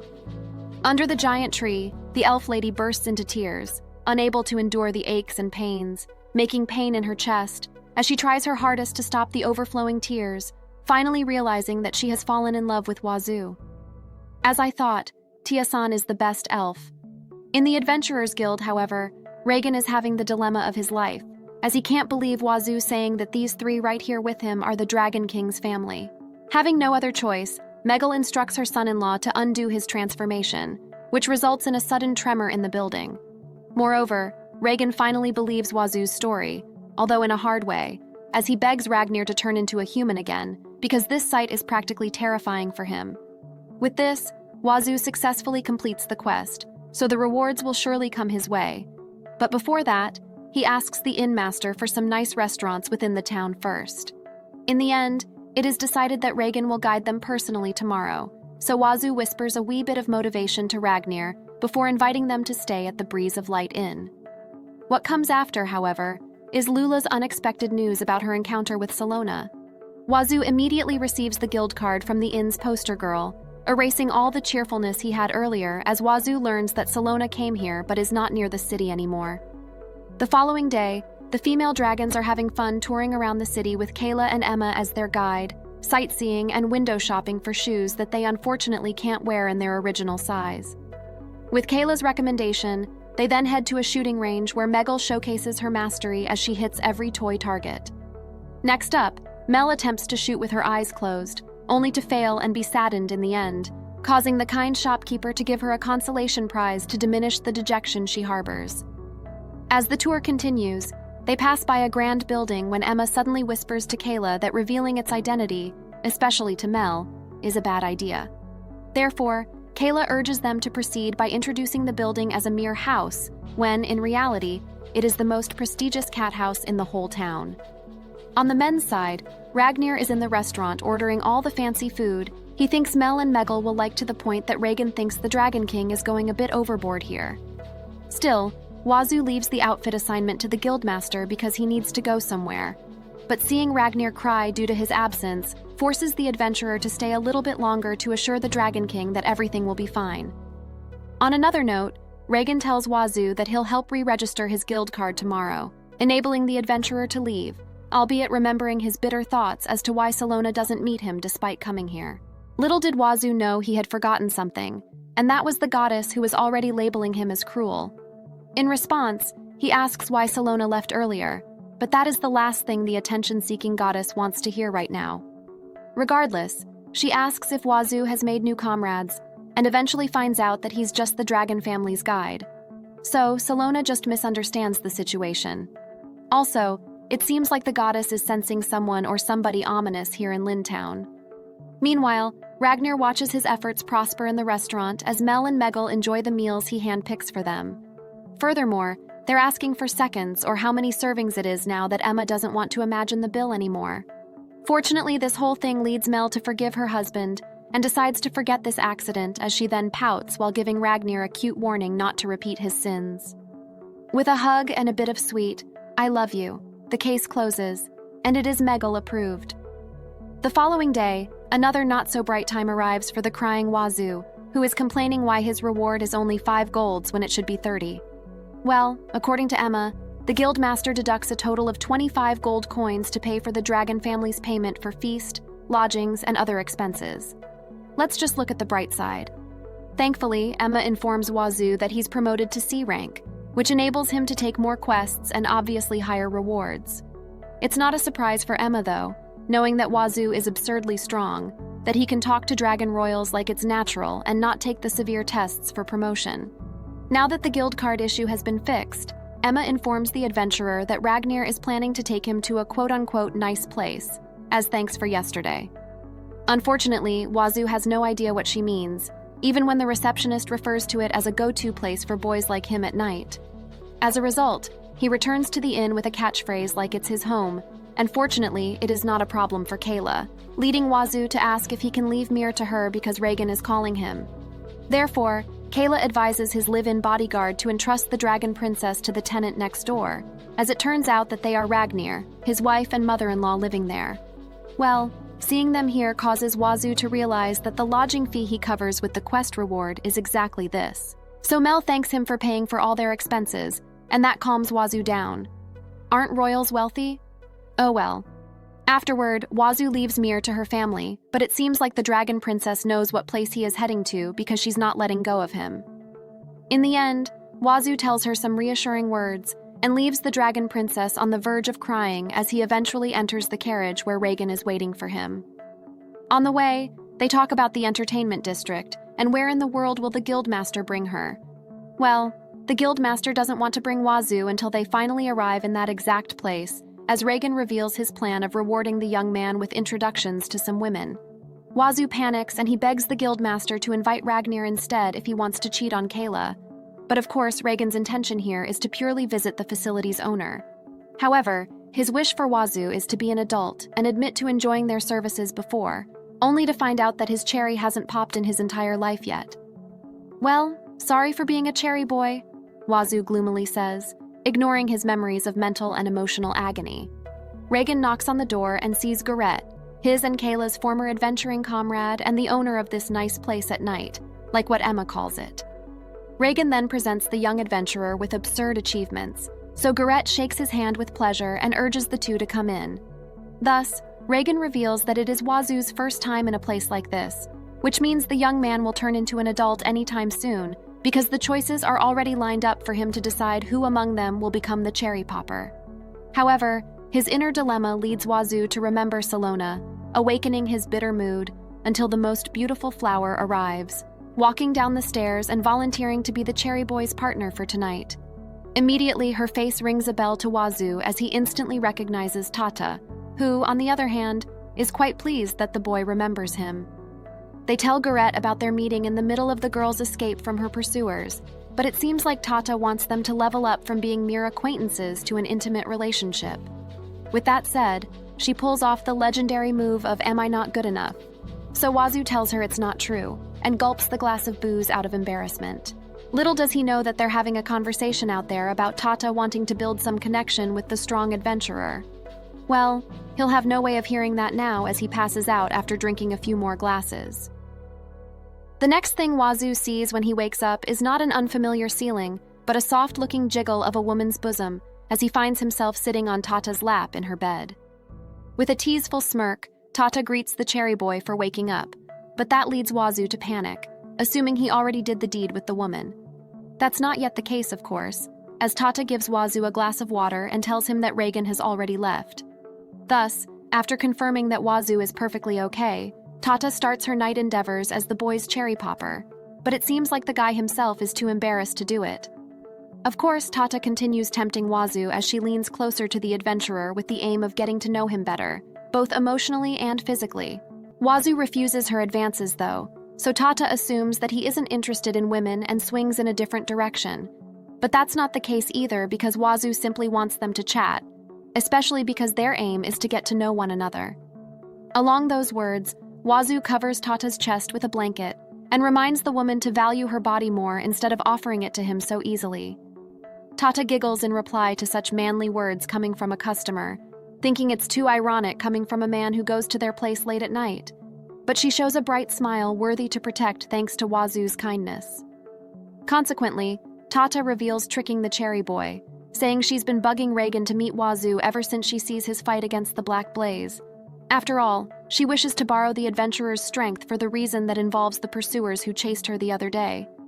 Wazoo instantly accepts, but refuses the reward from Tata, assuming she's referring to money, when the truth is something as dense as he wouldn't understand.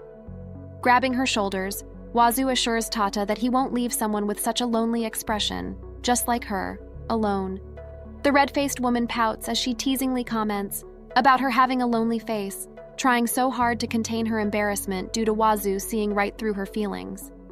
As the giggles go on, Tata tells Wazoo about her story, revealing she's working in this place to pay for her father's debt. And the pursuers are actually the collectors who'll do anything to forcibly take her away, which leads Tata to call for Wazoo's help out of desperation. In response, the adventurer volunteers to talk and possibly threaten the creditor so Tata can return to her parents again. But it seems like the consequences for Wazoo will be more severe as Tata stops him, because she doesn't want Wazoo to be banned from staying in this city. With that said, all Tata wishes is for the adventurer to protect her from the debt collectors, while she pays the debt of her father, taking back the freedom she lost with her own two hands. Hearing the girl's determined wish, Wazoo promises not to interfere, but still reminds Tata to call him right away when danger ensues, because he will come flying to save her right away. Furthermore, Wazoo gives his full support to the girl's determination, making Tata so delighted that she thanks the young man from the bottom of her heart. Hands down, Lady Elf might lose this time. Thereafter, Wazoo reveals his aim to form a harem, albeit reluctantly, leading Tata to volunteer to be the first member, although she, unfortunately, takes it back, assuming Wazoo thinks she's dirty. "Wait, that's not true at all," says the adventurer, who refuses her advances and continues spending the night with an enjoyable talk about the restaurants, scenic spots, and the fortress town of Linux, just passing the time until the night ends. Morning arrives, and Tata is the first to wake up, immediately surveying her body to see if there are signs that Wazoo has done something to her last night. Upon checking, however, she finds out that the cherry boy didn't do anything during their time together, causing her to blush and fluster. She then glances at the principled adventurer's sleeping face and remembers his reminder to value her body more because he deems it as important, which leads Tata's happiness to reach sky high, delighted as it is her first time to meet someone so caring to her. Eventually, Wazoo wakes up from his slumber only to see that Tata isn't there anymore, and she insists on leaving her business card to tell Wazoo to come back again, so she can once again listen to his stories. All seems well until a moody Nekomimi girl, who will be called Nenya, blocks his way to warn Wazoo not to get into his big head, because Tata surely doesn't take a quote-unquote plain-faced nobody like Wazoo seriously. Not the Nekomimi girl you expect? I might agree. Nonetheless, her insults pierce into Wazoo's heart, not to mention Nenya orders him not to come to this place again, but then learns about the business card that Tata rarely gives to others. Still, she's not in favor of a random guy possibly staining her and Tata's plans, so Nenya kicks Wazoo away from their establishment. Turns out, the Beast Girl can't trust the adventurer no matter how strong he is, and declares she's the only one who can protect Tata. Finally, Wazoo returns to Meyer, who is unsurprisingly sulking, leading the adventurer to assume she's jealous, so he receives some dragon scratches on his face. As an apology, Wazoo promises to treat her in a place Tata has talked about, but he instead receives more claw outbursts, because saying another girl's name is, of course, taboo. Speaking of the woman, Tata, along with Nenya, coincidentally meets them on the streets, given they will go shopping while Wazoo is in the middle of a date with Meyer. Therefore, Tata uses this opportunity to introduce Nenya as her bodyguard, but the cat-eared girl refuses any handshake from Wazoo and suddenly goes to Meyer to play with the dragon princess for a while. Before she leaves, Nenya urges the cherry boy to be a man and get closer to Tata, unexpectedly becoming a wing woman for the two to have some alone time. Thus, Wazoo accompanies Tata to different shows and shopping places for clothes, cosmetics, and accessories, not just for her, but as gifts for the girls in the mansion too. Eventually, they enter a small jewelry store, but this is preferable for Tata as she thinks this store is more careful with their products compared to others. Along the shopping, however, Wazoo senses somebody's gaze coming from the dark alley, so he stares at it for who knows how many seconds and sees someone's shadow that seems like escaping. Wazoo immediately heads out and tells Tata not to go outside for the time being. Then, Wazoo asks if they are the debt collectors. However, one of them replies with his fist, confident he can take the guy down and capture Tata because Nenya is not here. Wazoo lightly kicks him though, and that's the end for the villain and his teammates, because they're the next targets for the young adventurer who strikes them away without difficulties whatsoever. But now that the nuisances are lying unconscious on the ground, Nenya makes her appearance, glaring at Wazoo as she confirms he's stronger than her initial expectations. Wazoo is taken aback seeing the beast folk here, but it turns out there are no evil plans given that Mir returns safely, and Nenya is just testing if Wazoo can really be entrusted with Tata. Thanks to the results of the test, Nenya finally admits that this human adventurer is stronger than her. Thus, Wazoo is worthy enough to hear the truth from Nenya. Afterward, the girl reveals that Tata's debt is utter nonsense, created by the city's landlord who made the woman's family suffer from fake loans and charges to make Tata's body collateral and enjoy it for himself. Hearing the shocking revelation, Wazoo gasps in surprise and rage, especially after learning that all of these are the hideous plans of the wicked city lord. Without further ado, he returns to the jewelry shop where Tata is waiting, then walks closer to her with a serious look on his face while the girl is complaining to him for suddenly running away when he should always be by her side as a bodyguard. Fair point. As her face reddens, Tata clings to Wazoo's arms to stop him from running away again, but the adventurer is still not opening his mouth at this point until he suddenly grabs Tata's shoulders and yells at her to say there's nothing to worry anymore, hysterically assuring the woman that he's by her side now and once again shouts the reassuring phrase. Surprised, Tata pats Wazoo's head and guarantees him that his passionate words manage to reach her heart. Due to Wazoo's embarrassment, the goddess takes over the explanation even though we can't see her and reveals Tata's secret. As you already know, the city lord makes a fake debt to force Tata into becoming his woman, which causes the girl's parents to sacrifice the necessities to pay for it, and Tata to perform her current job. Along the way, she meets Garrett, Nenya, and Reagan, turning them into companions to help collect evidence that the debt is just made up. Now, they are close to unveiling the truth, but the mercenaries enter the fray to forcibly take Tata, so that's when Wazoo performs his role as a new bodyguard, and of course the goddess will provide her full support. Admit it, Wazoo, she's noisy but somewhat reliable. Anyway, the shopping continues with the receptionist assuming the two are looking for matching jewelry for couples. Moreover, she leads them toward the section where it is located, making Tata and Wazoo blush in embarrassment thanks to the nosy shop staff. Seriously, you have our gratitude. Out of the blue, Tata asks if she will look like a normal girl when hugging Wazoo's hand, so the young man replies with a pretty obvious answer. Wearing a sweet smile, Wazoo tells Tata that she's far more beautiful than an ordinary girl, and even though it is not by any means what the lady is referring to, she simply closes her eyes, flustered by the adventurer's words. However, Tata remembers the bitter memories she has in her line of work, along with the thought that loving again will be utterly impossible. But as the captivating couple's rings show up in front of their eyes, a flower of romance once again blooms inside Tata. The products are mesmerizing, so Wazoo decides to get one for Mir, while Tata, on the other hand, asks the receptionist what the ancient letters engraved on the rings mean. "I hold you dear." These words show up on the man's ornament, while the message conveying "I only look at you" is the heart-skipping ancient note carved on the woman's ring. Amazed, Tata's eyes brighten as she hopes that a tainted lady like her will also be allowed to make such a small romantic wish. Merely thinking about it makes her heart beat so fast, so Tata doesn't hold back anymore and asks Wazoo to put the ring on her finger. Side by side, they enjoy the view of the sunlight hitting the window, bringing illumination to the romance tokens on their hands and making Tata feel that she's an ordinary girl falling in love. Thus, Tata gives this as a gift to Wazoo, with the pretense that it's her gratitude, even allowing the adventurer to wear it only when they meet to not hinder him in his battles when taking quests. With that condition, the two promise to one another, and Tata is now one happy maiden in love, as Wazoo then escort her back to the mansion where Nenya and Mayer are waiting. Waving goodbye, Wazoo thanks Tata for giving him a ring, which leads Nenya to conclude that her beloved older sister figure is falling hopelessly in love with Wazoo. Unfortunately, Mayer can't accept the sin of her partner and violently lashes out at him because of the ring, ultimately tackling Wazoo until Mel asks her to stop so as not to destroy the inn.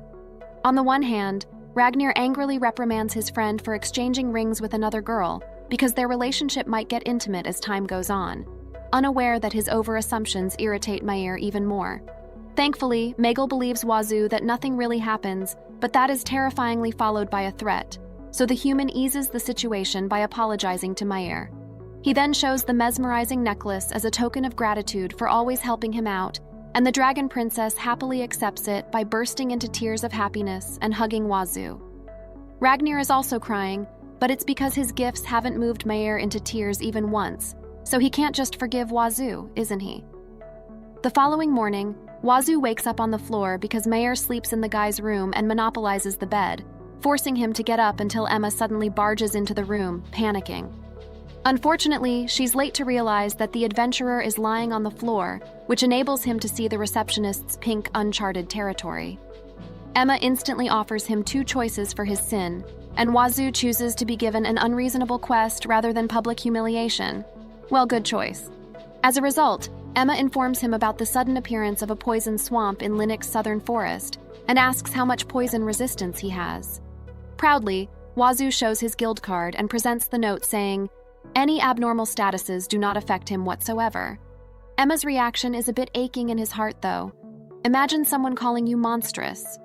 That said, it is partially true, so Wazoo prepares for the investigation quest by leaving Mayer to her family to prevent the Dragon Princess from the dangers of the poison. Mel, on the other hand, reminds Wazoo to be careful because she has bad feelings about this, like Ragnar, who eventually tells his friend to bring him along. However, seeing Wazoo refusing forces the Dragon King to spot some reassuring words, specifically, "Isn't it also okay to depend on me sometimes?" Regrettably, he looks like a useless father in his human form according to Wazoo, so Ragnar undoes his transformation and urges the adventurer to ride on his back, as it will be undeniably easier and not physically taxing for him this way. Without further ado, the two take off and soar in the skies to reach the swamp as soon as possible. After all, the overly cloudy air surrounding the atmosphere feels so ominous even for Mel and Megal that they conclude something really evil is approaching this city, worrying Mayer, who now feels more concerned about her partner's safety. Moving on to the dark alley, the black blaze you miss so much makes their appearance once again, still feeling bitter about their humiliating defeat, as they discuss how an aloof guy like Wazoo can be a tamer that is rumored to tame even the Dragon King. In conclusion, the red orb is the reason they can think of, and a passing peddler, Shiro, validates their suspicion as he tells them that strong adventurers also possess one or two of the red spheres that are improved not to take the sanity of the user. With all of that said, he shows them the notorious orb, persuading the three with tempting words that this can give them the strength to defeat the Dragon King, along with a staggering discount, of course. In fact, that is the main reason these A-ranked adventurers purchase the product. So Shiro leaves with a sinister grin after asking where the City Lord's mansion is, hinting that something worse will befall Tata with his arrival in Linux. But in case you're wondering, this is the new version of Shiro, who is not your typical mysterious husbando, but still Shiro, bear with it. Meanwhile, Wazoo and Ragnar finally arrive in the southern forest, but find out that the miasma is getting stronger as they approach it, and it is trying to corrupt the whole forest. Therefore, they land at the entrance, and Ragnar plans to end the problem with a single fire breath, but Wazoo stops him before he can start, refusing to turn the woods into a barren wasteland. Seeing him act this way makes Ragnar wonder what the source of his confidence is, so he turns into a human to observe the adventurer and find out. Nonetheless, the investigation comes first, so the two wander around the forest devoid of any animals due to the poison, which is starting to smell like lemon to the glutton. In any case, Ragnar finally asks about the boy's inhuman power, so Wazoo tells him a bit of his experiences, especially his desperate wish not to perish and have his life come to an end pathetically. Furthermore, Wazoo mentions eating weird things to quell his starvation in the past, which also becomes the reason why his stats have increased. But for the Dragon King, Wazoo's divine protection, Mir's affection, and the trust coming from the people he has met means that this young man has the power to draw people into him from the beginning. However, Wazoo doesn't believe that, given he has no friends, and this boy doesn't consider Ragnar as one simply because he's not a human, says the guy who treats an elf as a potential lover. Putting that aside, Wazoo reveals not wanting to eat anything weird anymore because he's afraid his humanity will decrease to 0%. But it seems like that's the end of their conversation, as the miasma suddenly gets stronger and more dangerous for Ragnar at least. After all, the cause of the poison swamp finally appears to welcome them as a bat-looking creature shows itself with a monstrous screech. Turns out its bodily fluids are the ones corroding the land, which results in the creation of the swamp, making it difficult for Ragnar to attack, given that simply touching it may cost them their lives. Corrosion? What's that? Is that edible? Wazoo thinks so as he then smashes his fist at the monster despite Ragnar's cautious reminders, ultimately grabbing the enemy's core and easily breaking it with a single grip, which leads to a successful subjugation and the jaw-dropping reaction of the Dragon King. Ragnar is baffled upon witnessing this absurd scene of a potentially formidable enemy falling into the hands of the human, like some kind of small fry. All of a sudden, Wazoo catches sight of a red marble where the remains of the monster are located, and remembers that it is quite similar to what Gazuna had eaten, but immediately deems it as a mere imagination. Eventually, the red sphere ceases into nothing, so the two move on as they still need to do something to this poison swamp. Of course, burning it is still a no-go, so Wazoo touches the poison and does the unthinkable of taking a fingerful of the substance and tasting it. Yep, it tastes like citrus fruit. Learning that the poison is surprisingly delicious, Wazoo drinks directly from the swamp while ignoring the Dragon King's comments filled with common sense. Basically, he doesn't mind any of Ragnar's words, and glugs the so-called citrus until its last drop and Wazoo's tummy bloats.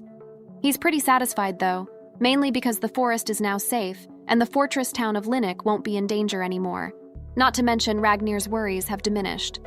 To their surprise, the ground suddenly shines and illuminates a bright light that envelops the adventurer's body.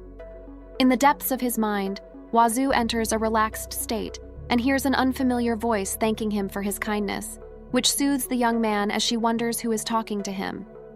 When the strange phenomenon ends, however, Ragnar sees Wazoo passing out and immediately rushes to his aid to wake him up, but to no avail as the bulge in the guy's stomach has also magically disappeared. And Ragnar can only conclude that Wazoo has drew in a rather outrageous existence this time. Not wasting any moment, Ragnar flies home with Wazoo sleeping on his back, contemplating how strong the adventurer is that he's ignorant of how ordinary people act. Nonetheless, the Dragon King knows that Wazoo is a kind person who wants to save other people, and that may be the reason why Mir is fond of him. With that said, Ragnar promises to lend this sleeping guy his strength when needed, and declares to the night sky that yeah, they're going to be best buds. The following day, Ragnar feels happy after knowing that Wazoo has solved their problem in the poison swamp, but he seems a tad bit worried that the savior of the day is sluggish to the point that Ragnar assumes Wazoo drinks the swamp's poison. 100% correct. Still, the guildmaster is genuinely concerned, so he urges Wazoo to rest, but it turns out the adventurer has an appointment with Nenya and Tata. Speaking of them, Ragnar informs Wazoo about the good news. They finally have evidence of the city lord's crimes and are planning to sue him first thing tomorrow. Wazoo is excited to witness Tata's freedom and, of course, officially have her as a friend. But an underlying problem still occurs as Ragnar suspects their opponent to do something in this city tonight. Thus, Wazoo accepts the bodyguard duty, but it seems like the terrible feeling in his stomach will become a slight problem. On his way to Tata, Wazoo wonders why he's feeling like this when abnormal effects should all be nullified, so the goddess replies to him, albeit with another question, asking why he brings another woman to their quote-unquote love nest, which is, by the way, referring to the guild card. To Wazoo's tremendous shock, the divine woman mentions the goddess of Mother Earth, as it turns out that another entity has entered the card and is defending her position to be there and be part of Wazoo's harem. She then thanks the adventurer for saving the forest from the poison swamp and the potential wildfire, thus granting him divine protection from Mother Earth herself. With a puff, the guild card changes, and the stats inside go up by miles that Wazoo is basically becoming a demigod, given he can now destroy the planet with one punch and probably not be hurt from almost every attack. Disappointingly for him, his human purity decreases to 78%, so Wazoo learns that his sickness is thanks to this level up and not the poison. With that in mind, he rushes to the mansion and learns that Nenya is waiting for him, with her tail wagging while scolding Wazoo for making them worried.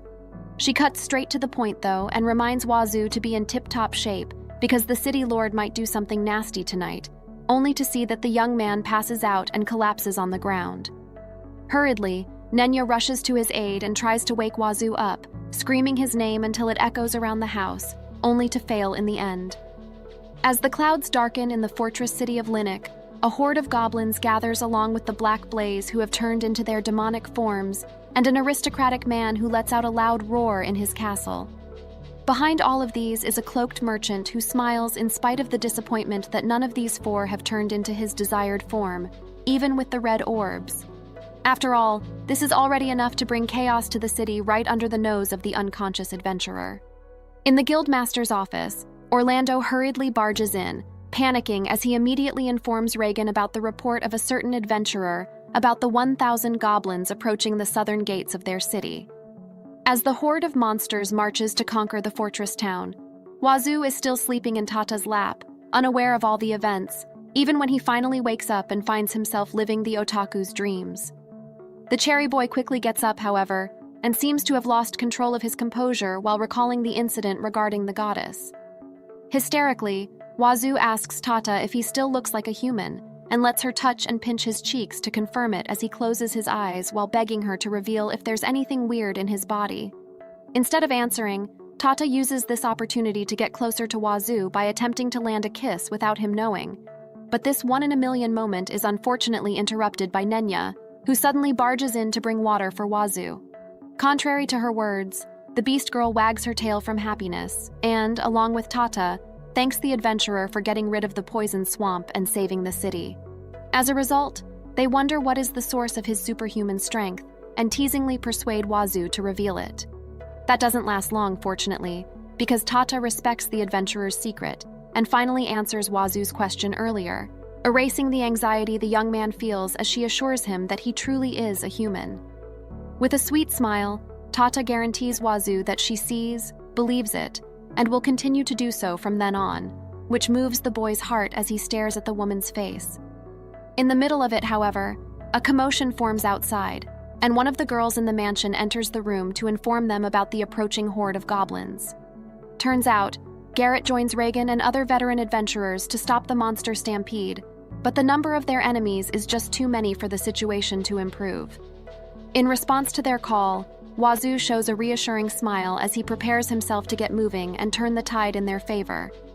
Regardless of his strength, Tata can't help but worry as she cries while reminding Wazoo to put his safety first, rather than the capital, and not to overdo it to the point he'll get himself in danger. Wazoo accepts her concerns and leaves Tata in Nenya's care before showing them his reliable back, saying he'll return. Unfortunately, Tata fails to stop the guy she likes from going into the battlefield and simply wishes him to be careful. Meanwhile, in the southern gate, the adventurers have gathered to subjugate the goblins, but they urge the guards first to raise the gate because Orlando doesn't want to do it in fear that the monsters will instantly destroy the capital due to their numbers advantage. Of course, this decision is hard for him to make given that those who are already outside need reinforcements too, but just when everything is getting chaotic, Wazoo passes through the crowd to come to his rescue. Thus, Orlando tells him about their dilemma because opening the gates will enable the 1,000 goblins to annihilate all of them, but not doing so will devoid Reagan and Garrett of backup adventurers. However, choosing who to protect the civilians living inside the fortress town or their combatants battling outside is just too impossible for Orlando, who can only wish he had the strength to shift the balance of the battle. Watching his frustration leads Wazoo to a decision, and he asks Orlando to open the gates when he gives the signal, nonchalantly running away to a not-so-far distance and sprints once again, this time heading outside the city as he leaps above the walls to reach their opponents without endangering the citizens. Now Orlando is yelling in shock instead of crying, but that story is for next time as we then focus on the superhuman adventurer watching the extraordinary amount of goblins looking like ants from where he is. With one punch, a plethora of goblins say goodbye to their life on Earth as they perish from the single yet powerful blow from Wazoo.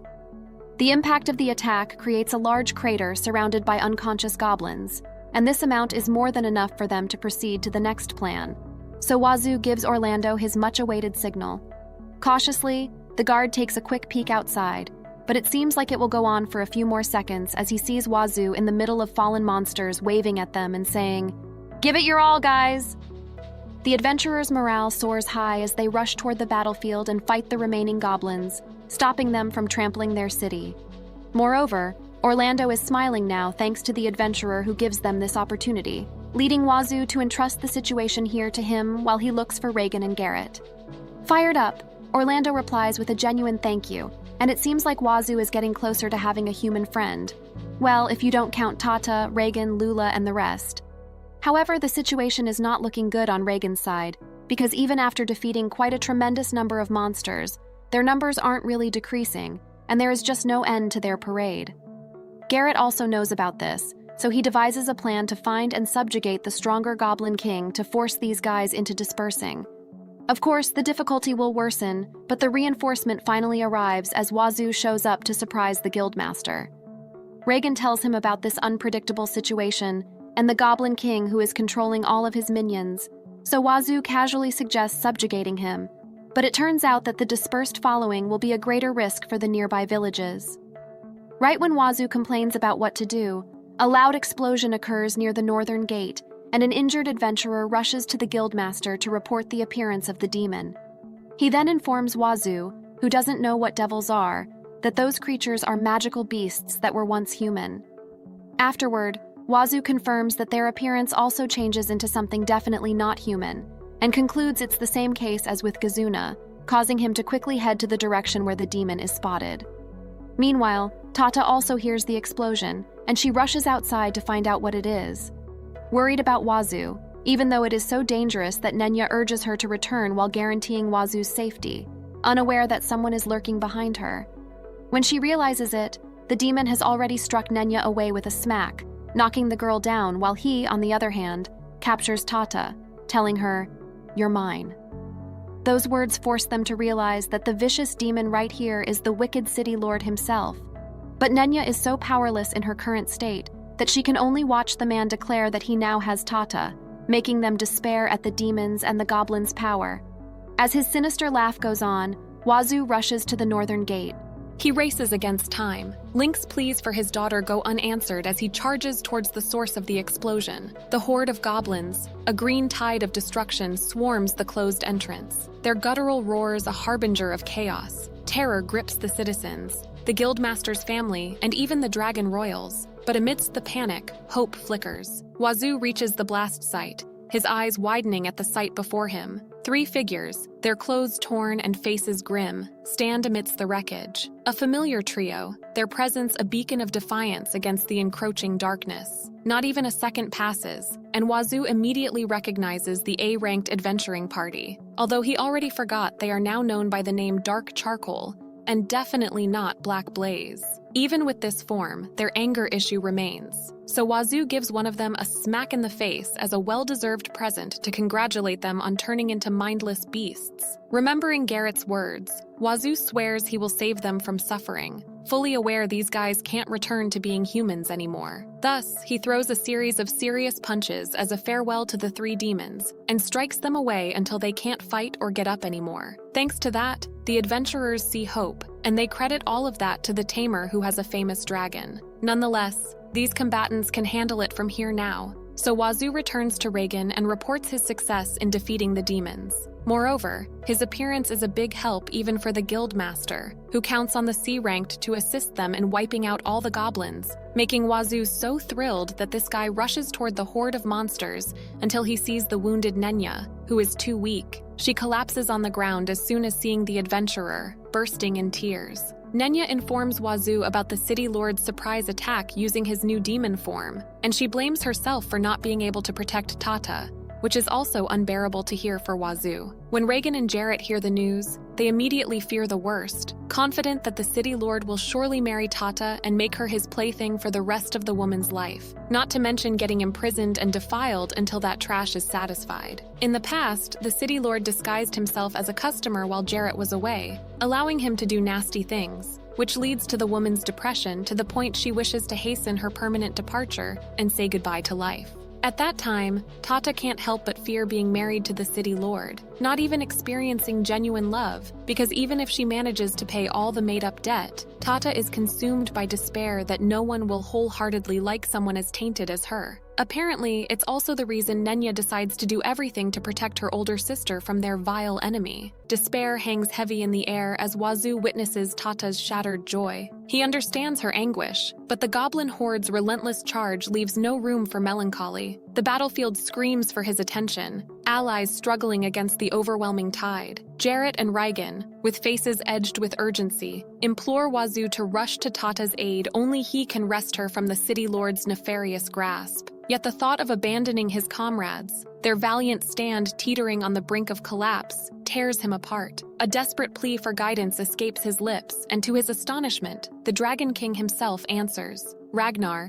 his powerful presence a beacon of hope, joins the fray, his arrival freeing Wazoo from his agonizing dilemma. With the royal's formidable strength safeguarding the battlefield, Wazoo can finally race towards Tata, the weight of responsibility lifting from his shoulders. In a moment of rare emotional vulnerability, he hails Ragnar as Best Bud, a title previously reserved for humans in Loki's eyes. Though confused by the chaos, Ragnar's presence is a beacon of hope. With him on their side, Wazoo can finally race towards Tata, leading the battlefield to the king's fiery might. Ragnar, eyes glinting with hunger, sees the 800 goblins not as enemies, but as a delicious barbecue. Burning things seems to be a Dragon Royal family tradition after all. With a booming voice, he warns everyone to step back and let him cook. A deep breath, a fiery exhale, and the air explodes with heat. Goblins turn to ash, their ranks thinning like melting snow. The Dragon King a whirlwind of destruction and salvation. The battle rages on, but the tide has shifted. With Ragnar's power unleashed, victory tastes sweeter than ever. On the other hand, Ragnar tells Ragnar that the reason he won't waste even a mere second in obliterating the enemies is that there are citizens inside the city trembling in fear, such as their daughter Lula and Meru. With that said, these loving fathers charge toward the remaining goblins along with the adventurers to end this battle once and for all, in the name of their daughters, of course. Meanwhile, Tata arrives in the city lord's bedroom after getting captured by the vile and delusionary man who wants the girl all for himself.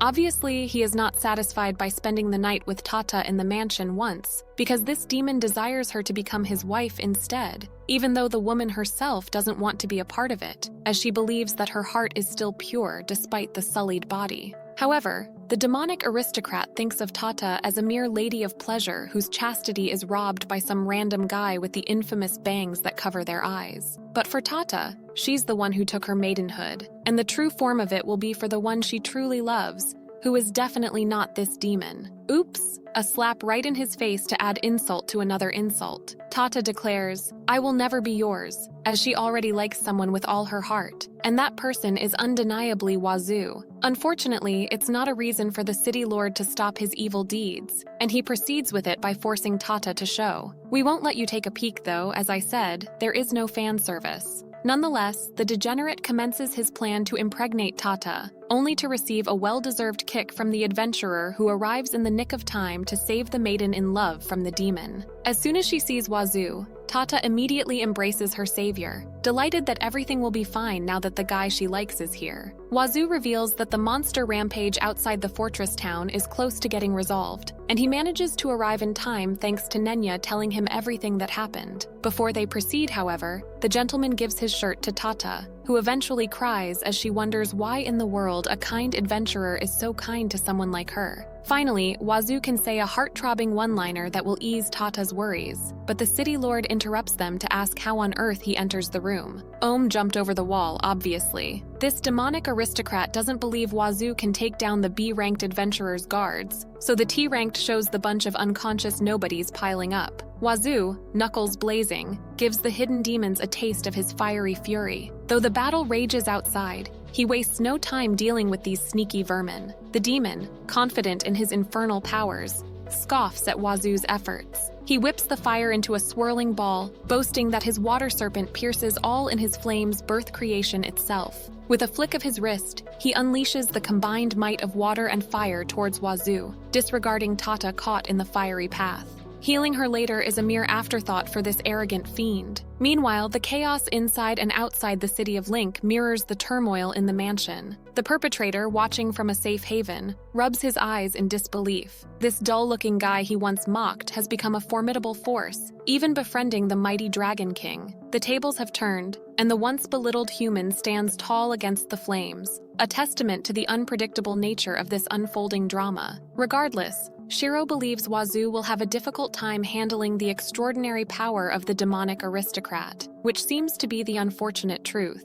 As we go back to the battle scene where two enormous balls of different elements are ready to devour the adventurer's very existence, worried Tata tells Wazoo to run away, but all the guy can hear right now are the aurora noises coming from the two goddesses residing in his guild card. Needless to say, these heavenly entities, who appear in the form of mere silhouettes, are going to protect Wazoo from the degenerate they call the Agent of Evil, getting the once-betrayed adventurer the strength to defend himself from the life-ending magical spell that ultimately swirls in front of Wazoo instead of hitting him. Eventually, Tata opens her eyes, in spite of being terrified, and sees the man she loves enduring the attack for them to be safe. The damsel in distress immediately tells him to escape and abandon her, but Wazoo isn't the slightest bit worried as he assures the woman he's perfectly fine. Once again, Tata bursts into tears, wondering why Wazoo is willing to endanger his life to help someone like her. Soon after, the noble demon's offensive spell disappears along with his composure, as he finds out that the human who foils his plans is entirely unscathed. Ignoring the Lord's reaction, Wazoo answers Tata's question with a loud and clear, "I like you," finally revealing his feelings and making the maiden-in-love rid face from embarrassment. The same goes for him though, if not worse because Wazoo doesn't plan for this to happen, and it's more like an impulse action at this rate. Even so, Tata's opinion remains unchanged as she stops Wazoo from loving a woman like her whose body is stained. Of course, the adventurer thinks that Tata is still pretty, even though the person herself disagrees because he is willing to ignore the lady's past along with her sullied self. Wazoo's heart beats a little faster. Tata, the one he truly cares for, stands before him, her eyes shining with a love that mirrors his own. But their tender moment is shattered by the bitter scowl of the city lord. The degenerate noble can't stand the sight of love he can't possess, and his fury erupts as Wazoo lands a well-deserved knock to his head. The demon roars, spewing forth a swirling orb of fire and water eerily similar to the ones faced by Gazuna. Wazoo recognizes the danger, but his focus remains on Tata. With her safe in his arms, he dashes out of the mansion, the flames licking at his heels. Relief washes over him as he sees Ragnar and Regan, Nenya and Jarrett, all standing before him. Despite their wounds, they're alive. Nenya, tears streaming down her face, rushes to Tata, her guilt momentarily forgotten. "Thank you, Wazoo," she whispers, her voice trembling with gratitude. "You saved her." Wazoo smiles, a warmth spreading through him. The battle may rage on, but for now, a victory has been won. He cradles Tata close. He may be just a C-ranked adventurer, but in this moment, he feels like the strongest hero in Link. Therefore, everyone returns to their family with large smiles on their faces and celebrates their well-deserved reunion in front of the breeze of light and now that the chaos has been quelled, thanks to Wazoo and the others' heroic efforts. So everything except the protagonist is just a side note, goddess son. The next day, Wazoo greets the refreshing yet awfully weathered morning with excitement, because today is the day when he will invite his beloved Tata to join his harem. Okay, a harem of friends, although he's aware Meru might get upset. Wazoo rushes to Garrett's mansion in hopes that Tata will agree to be his companion, who will accompany him on his adventures, instead of a girlfriend invitation like we initially expected. Before that, Wazoo visits the city lord in the guildmaster's office, only to learn there are no signs of him waking up, and it's highly possible he will perish soon, similar to the members of Black Blaze who will suffer the same fate. Therefore, Wazoo informs Reagan about the red sphere they spit out after getting defeated, which is identical to the one he encountered in the Elven village. On the other hand, Orlando reveals the report regarding a suspicious peddler wearing a hood and concludes he may be the source of the red orbs the Count and the 3 adventurers bought. That triggers Wazoo's memory about Shiro to surface, which leads Reagan to set up an investigation with Orlando as the head investigator. The guildmaster asks Wazoo if he's going after Tata, but Wazoo is confused because he has no clue where the woman he loves has gone. Tata actually left Link and is staying with her family while Jarrett and his team are protecting them from any potential attacks from the Count's followers. This is all news to Wazoo, so he dashes out of the guild, desperate to find Tata despite the pouring rain outside. Luckily, Wazoo bumps into Nenya on the way. He immediately asks her about Tata's whereabouts, but Nenya has no information either. Her only instructions are to follow Tata's scent without bringing anyone along. Although Nenya trusts Wazoo, she can't make this decision alone,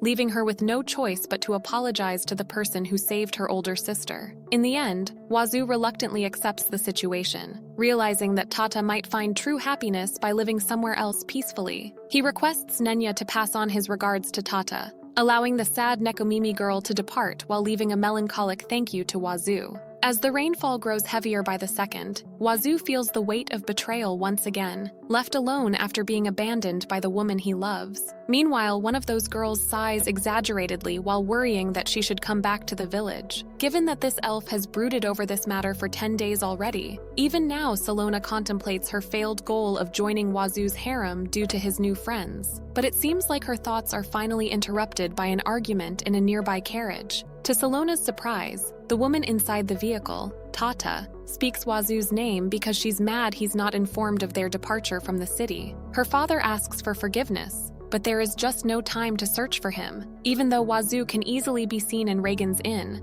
which leads Tata to beg Jarrett to return to Link. Why would she go so far just to meet him? Obviously, Tata has fallen madly in love with Wazoo, and she proudly declares it with a blushing face, surprising not just her parents but especially Salona, who shares the same feelings. Nonetheless, Tata's mother and father agree to return to Link at full speed. But before they can leave, Salona interrupts to ask the woman who likes Wazoo something. Unfortunately, Tata's body and facial features are so overwhelming and intimidating for Salona that she stutters a bit before confirming if the guy Tata is talking about is the same strong and cute adventurer. The elf knows ultimately the two find out they have the same interest, which leaves them with an unsurprising question. Are you also want to join Wazoo's harem?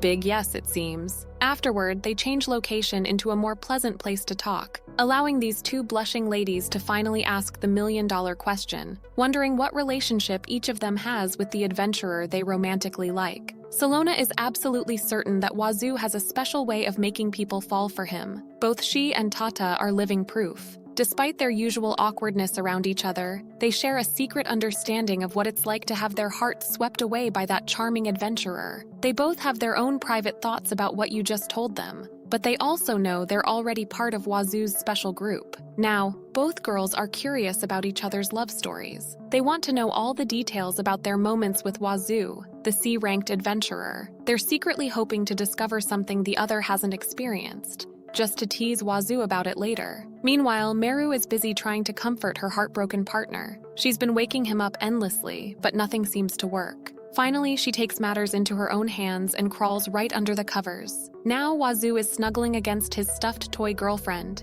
tears streaming down his face. It's been 5 long days since he last left his bed, and he barely touches his food anymore. Worried sick, Lula turns to Ragnar for help. Instead of cheering Wazoo up, the Dragon King drops a bombshell on the inn's poster girl. Wazoo ran away from home because of a deep emotional wound. Apparently, making enough friends can heal his pain, paving the way for a joyous reunion with his family. However, they are not the companions Wazoo is looking for, and what the adventurer needs right now is to realize for himself what it means to make friends. In the middle of their conversation, Orlando, who is strangely angry, arrives in the inn and straightly barges into Wazoo's room to wake the broken-hearted guy up, eventually dragging him outside to, you have guessed it, have a match with the adventurer who turns the tide in the battle against the goblins in their favor. Regardless, Orlando looks gung-ho to take his opponent down, only to hear the brutal truth from Wazoo, who advises the guard to stop because he can't win. Cruel 100. Nevertheless, Orlando charges toward the adventurer and attempts a few sword swings that get easily evaded, causing him to fall on the grass and still smile despite his crushing defeat. After all, Orlando's objective is to cheer up Wazoo's mood by forcing him to move his body, because it apparently works on him, although not for the adventurer who thinks it is only effective when the opponent is stronger. Eventually, the conversation shifts to the main topic, but Orlando makes the unforgivable mistake of saying Tada's name, so he receives a knuckle sandwich. Even so, the guard is determined to give Wazoo an earful due to his behavior, ultimately telling him he is so uncool right now. Orlando uses scolding. It's super effective. As a result, Wazoo assumes that his face is the problem, even though it is not what Orlando means because he's referring to the current situation. To be fair, the city guard pities the heartbroken young man, but he can't endure seeing him in this state, and obviously disagrees that it's the right way to handle things. After all, Orlando has been impressed at Wazoo's absurd strength ever since he defeated the goblins, and he admires the adventurer so much that he aspires to be like him someday, borrowing his words. Orlando doesn't want to remain a guard, but instead a man who can protect others. For that reason, he pokes his nose into Wazoo's situation after knowing he shuts himself in his room because of Tada, thinking something needs to be done. Despite being a friend, Wazoo can't help but feel a little insulted by Orlando's assumptions. He gathers his courage and speaks his mind, pouring out his insecurities about not having true friends. Even with his superhuman strength, his heart feels weak, making him crave the companionship he sees in other adventurers. His loneliness grows with each rejection, making him envy those to have someone to share their journey with.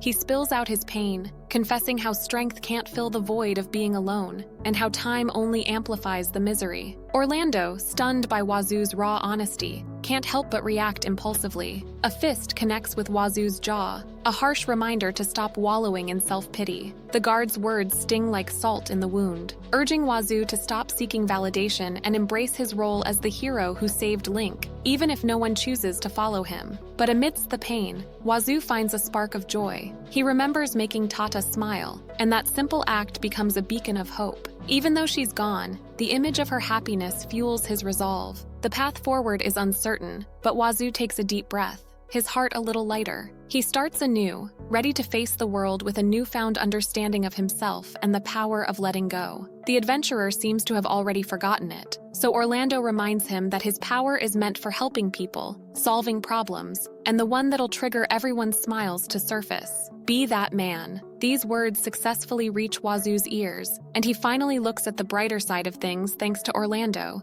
who says what the adventurer might want to hear. Then Wazoo thinks of the bright, cheerful faces of all the women he loved in the past, allowing him to muster the determination needed to get back on his feet and declare he will be that cool man Orlando wants him to become. Thus, what to do next is decided, and the Dragon Royals are absolutely proud while watching the whole scene behind the bushes. There's no wasting time, and they strike while the iron is hot, immediately informing Reagan about their plan to depart from Link, because Orlando apparently wants to become a knight. Wazoo assures the guildmaster that the guard's skill is sufficient. Reagan, finally convinced by Wazoo's newfound energy and determination, throws his full support behind the adventurer's departure. But Lula can't quite mask her sadness. Tears well up in her eyes not from sorrow at Wazoo's leaving, but from losing a cherished regular customer. Thankfully, Kayla steps in with a warm hug and words of encouragement, a stark contrast to Emma's cold view of Wazoo as just another guild asset. Reagan, ever the pragmatist,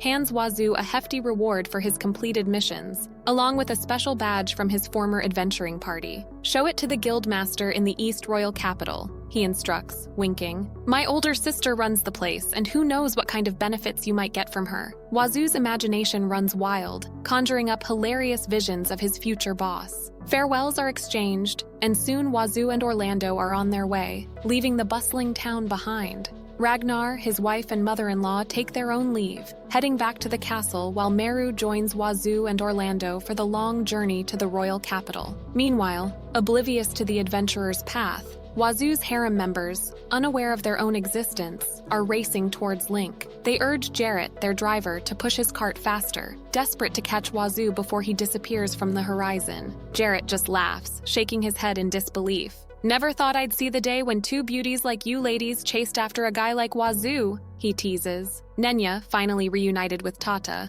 grumbles about not bringing Wazoo along due to the orders. But Tata, ever optimistic, takes her words differently. A mischievous glint in her eyes, she whispers, "Maybe you're not the only one applying for his harem, Nenya." A new spark of excitement ignites, and the two friends, united in their newfound purpose, set off on their own adventure, determined to catch up to Wazoo and claim their place in his heart. Of course, the Nekomimi girl disagrees with their baseless suspicions, but no one can deny, even the goddess, that Wazoo is, a sinful person. Unfortunately for these girls, the man they're madly in love with is already on his way to the royal capital with Orlando, who is fighting some monsters as some sort of training. Needless to say, the aspiring knight's stamina is at its limits, so if he asks for a few minutes of resting time from his trainer, only to receive something to the likes of, "Oh, you're already tired." That was just a mere 30 monsters, though. Apparently Wazoo is just kidding, and he thinks Orlando has grown stronger since they were in Link. Still, the former city guard can't help but envy Wazoo,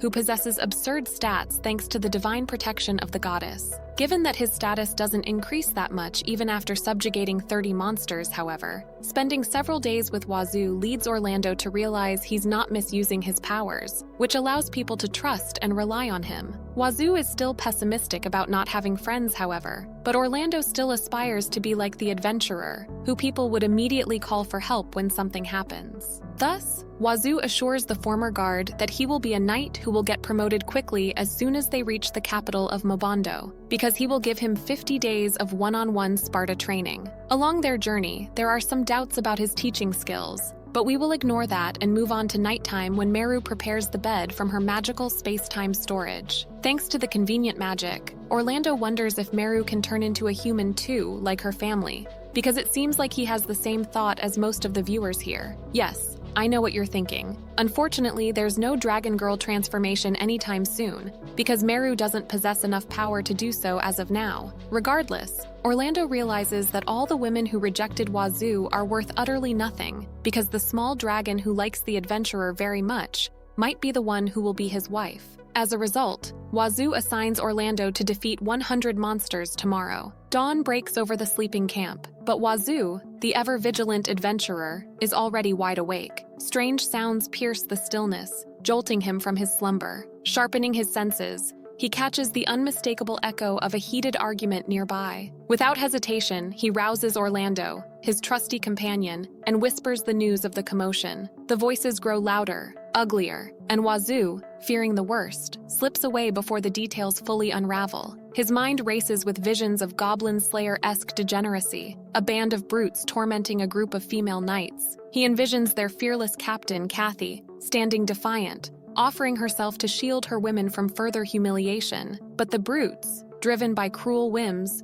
refuse her sacrifice. Precious moments tick by, giving Wazoo and Orlando the time they need to pinpoint the location. Without a clear picture of the situation, they plunge headfirst down a cliff, their surprise arrival shattering the growing tension. In the nick of time, they stand between the beleaguered knights and their monstrous tormentors, ready to face whatever awaits, their hearts ablaze with the unyielding spirit of true heroes. Both parties wonder who in the world these two are, but their thoughts are of no importance to Wazoo, who assigns the 3 red-armored warriors to Orlando while he handles the rest of the ruffians. Among them are 2 large men with bulky muscles and a Viking hat, intimidating the adventurer after getting ignored by him. Although Wazoo really has no idea who these guys are, in unison they introduce themselves as the infamous bandit gang known as the Dagondo Brothers, and it obviously rings a bell to Wazoo's ears because he apparently hasn't known a thing about them up till now. As a result, Wazoo knocks the Dagondo brothers down with a single knuckle smash, while Orlando, on the other hand, charges toward the red-armored warriors and gives them a taste of his training, slashing all the way until they turn into unconscious individuals. At the same time,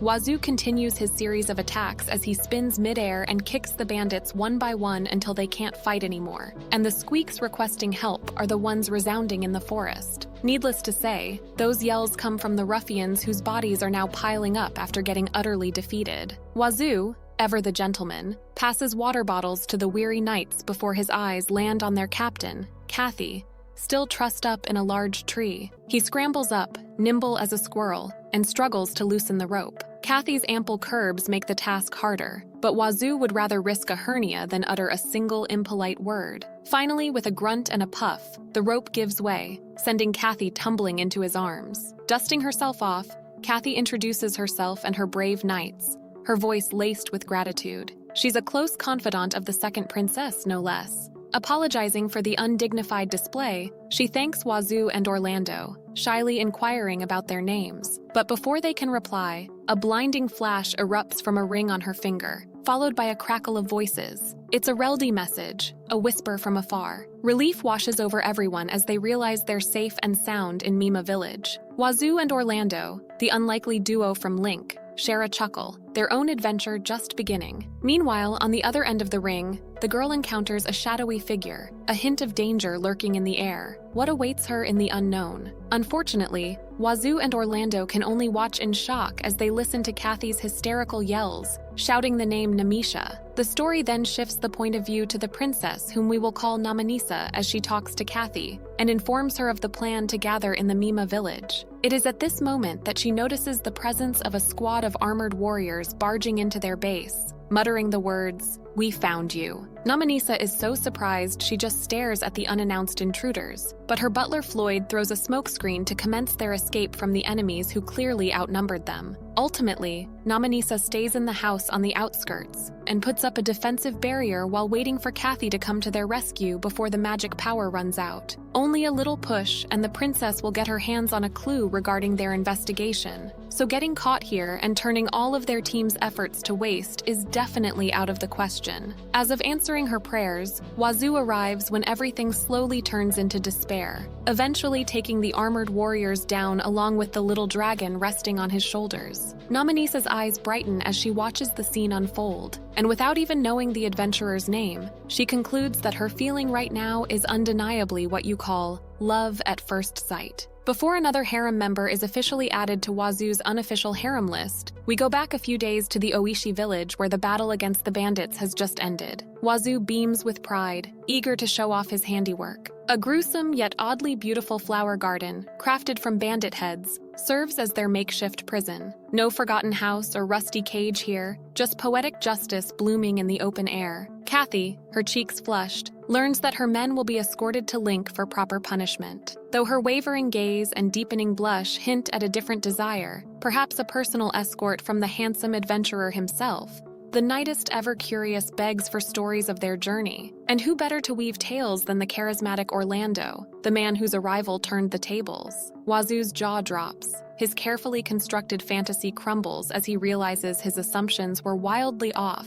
The knight's smile, the blushing glances, the whispered, "Be careful." They were all for Orlando, not him. Even the remaining knights, eyes sparkling with admiration, longed to accompany him on his journey. Wazoo, drowning in a sea of female attention directed elsewhere, hatches a desperate plan. He'll cut his hair, become more handsome, win their hearts. But Meru, his ever-practical companion, scoffs at the idea. His comfy bed, she declares, is staying put. Suddenly, Wazoo catches sight of Kathy staring at him for mysterious reasons, and eventually winks at the harem-aspiring adventurer, as if hinting there's a chance for them to be together. After a bit of consideration, Wazoo concludes that the squad captain isn't really her type, although he also realizes that his strength is enough to Princess carry Kathy when they get married. And Meru doesn't agree to any of those. Nonetheless, they need to hurry toward Mima village as quickly as they can, so Kathy prepares the horses for their whole day's travel. The Wazoo is Wazoo. He wants to run. With that said, Wazoo sprints at a speed much faster than the horses Kathy and Orlando are riding,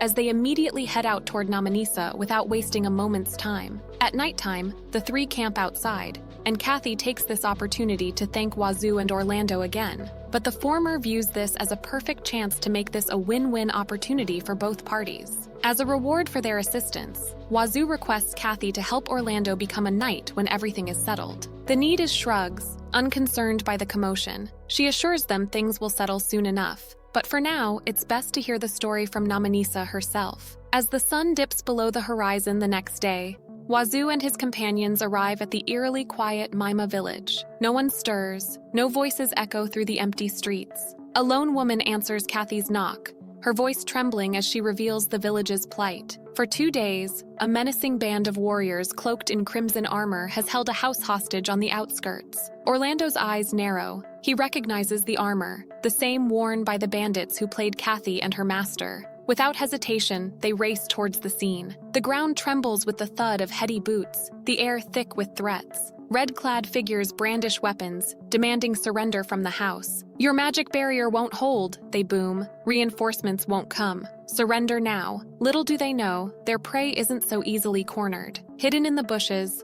Wazoo and his companions huddle, their minds racing as they formulate a daring plan to overcome the overwhelming odds. The battle for manhwa village is about to begin, and the fate of its people hangs precariously in the balance. However, the barrier weakens each second passed, so Wazoo volunteers to go ahead, despite Kathy stopping him, mainly because she's sure the armored men are trained, skillful knights. The adventurer simply urges her to keep silent, though, as he then goes into a unique, stealthy battle stance and throws a rock at one of his enemies. Although its power is so strong that more red-armored men are accidentally caught up in the collision, thanks to the failed stealth yet successful sneak attack, Wazoo realizes he's bad at anything battle-related, except approaching it head-on. So he does exactly that, and he answers the knight's blade swing by blocking it with his forearm, to the armored man's surprise. His blade shatters as soon as it makes contact with Wazoo's skin, which leads some of the remaining knights to group up and attack simultaneously, only to suffer the same fate as their companion. Afterward, Wazoo commences his counterattack filled with rage and irritation as he advises his foes to at least get a god's word if they're planning to defeat him. Remember the absurd stats that were once insults? They are proving their accuracy now. Just like the scene before the flashback, someone watches the entire battle from the windows in the house, wondering if the ordinary-looking guy is a rescuer Kathy brings. Putting that aside, Wazoo shows us another One Punch Man reference which finally ends the battle, so he happily checks on Miru's condition because she's stuck with him all this time. The battle rages, but Kathy and Orlando arrive just as the magical barrier sputters and dies. The neatest ever quick kneels before the opening, calling out Namines's name. The door creaks open and a young girl emerges, her cheeks flushed and eyes wide. To Wazoo's surprise, Namines said ignores Kathy completely, her gaze fixed on him. She strides towards him, her face morphing through a series of adorable expressions, eyes sparkling with barely contained excitement. Closing the distance, she tilts her head up, her nose nearly touching his. "Your name?" she asks, her voice barely a whisper, her tiny frame struggling to stand on tiptoes. Wazoo, flustered by her unexpected attention, introduces himself. Namines's face breaks into a radiant smile, his name rolling off her tongue like a sweet melody, her voice overflowing with joy, a stark contrast to the tense battle raging around them. The princess's innocent fascination throws Wazoo off guard, leaving him both troubled and strangely charmed by her whirlwind of emotions. That said, Namines also reveals her name as Namines Amabando, a surname that is similar to the royal capital, because as we all know, except Wazoo, this girl is none other than the country's second. From a saintess to an elf, a tata, and now a royal harem, let's go. Meanwhile, we catch a glimpse of 2 more royals in Mabando, Navirio, and Neralina. Each have their own unfriendly expressions on their faces, hinting that these 2 are not on good terms and something ominous might be at play here. Given that, we acquire a closer look at the necklace and bracelet each of them wears. Nonetheless, the night in manhwa village is one filled with hearts and blushes, as Namines sits next to Wazoo, and at an awkwardly close distance that troubles the broken-hearted boy. She then reminds everyone not to be polite because this meeting is not a formal occasion, allowing Rolando to express his surprise that their encounter with the second princess of the Mabando kingdom will be in this manner. I wonder what you mean by that. Regardless, too much formality is a big no to Namines, although it's her overly closeness that is difficult for Wazoo to accept. Putting that aside, Floyd finally introduces himself to Wazoo and Rolando as Namines's personal butler, and suddenly mentions the flower garden of buried red-armored knights on the ground, saying he's absolutely moved by the adventurer's good taste. It seems like her butler's preferences are a bit troubling for Namines, though, so she urges the servant to start her greetings, leading Kumiya to shyly present herself as the princess's personal maid. Unfortunately, the girl literally bites her tongue when saying "nice to meet you," albeit in a cutesy way that the viewers won't mind. Wazoo, no stranger to gawking, can't help but notice Kumiya's impressive chest. He shamelessly compares it to Kathy and Naminis, concluding it's a bit lopsided for her smaller frame. Not to be outdone, Naminis puffs out her own chest, throwing her weight around in a playful challenge. Wazoo, utterly confused, can only respond with a quizzical look. "So if he doesn't need his shield now, huh?" Naminis remarks, her playful grin only widening. Orlando steps up, introducing himself as a simple soldier aiming for knighthood, a stark contrast to Wazoo's seasoned adventurer status. Kathy chimes in, praising Wazoo for taking down the red armor alone, calling him a reliable man and winking suggestively, adding to his growing pile of question marks. But Wazoo's attention is diverted by the goddess's strange behavior in his guild card.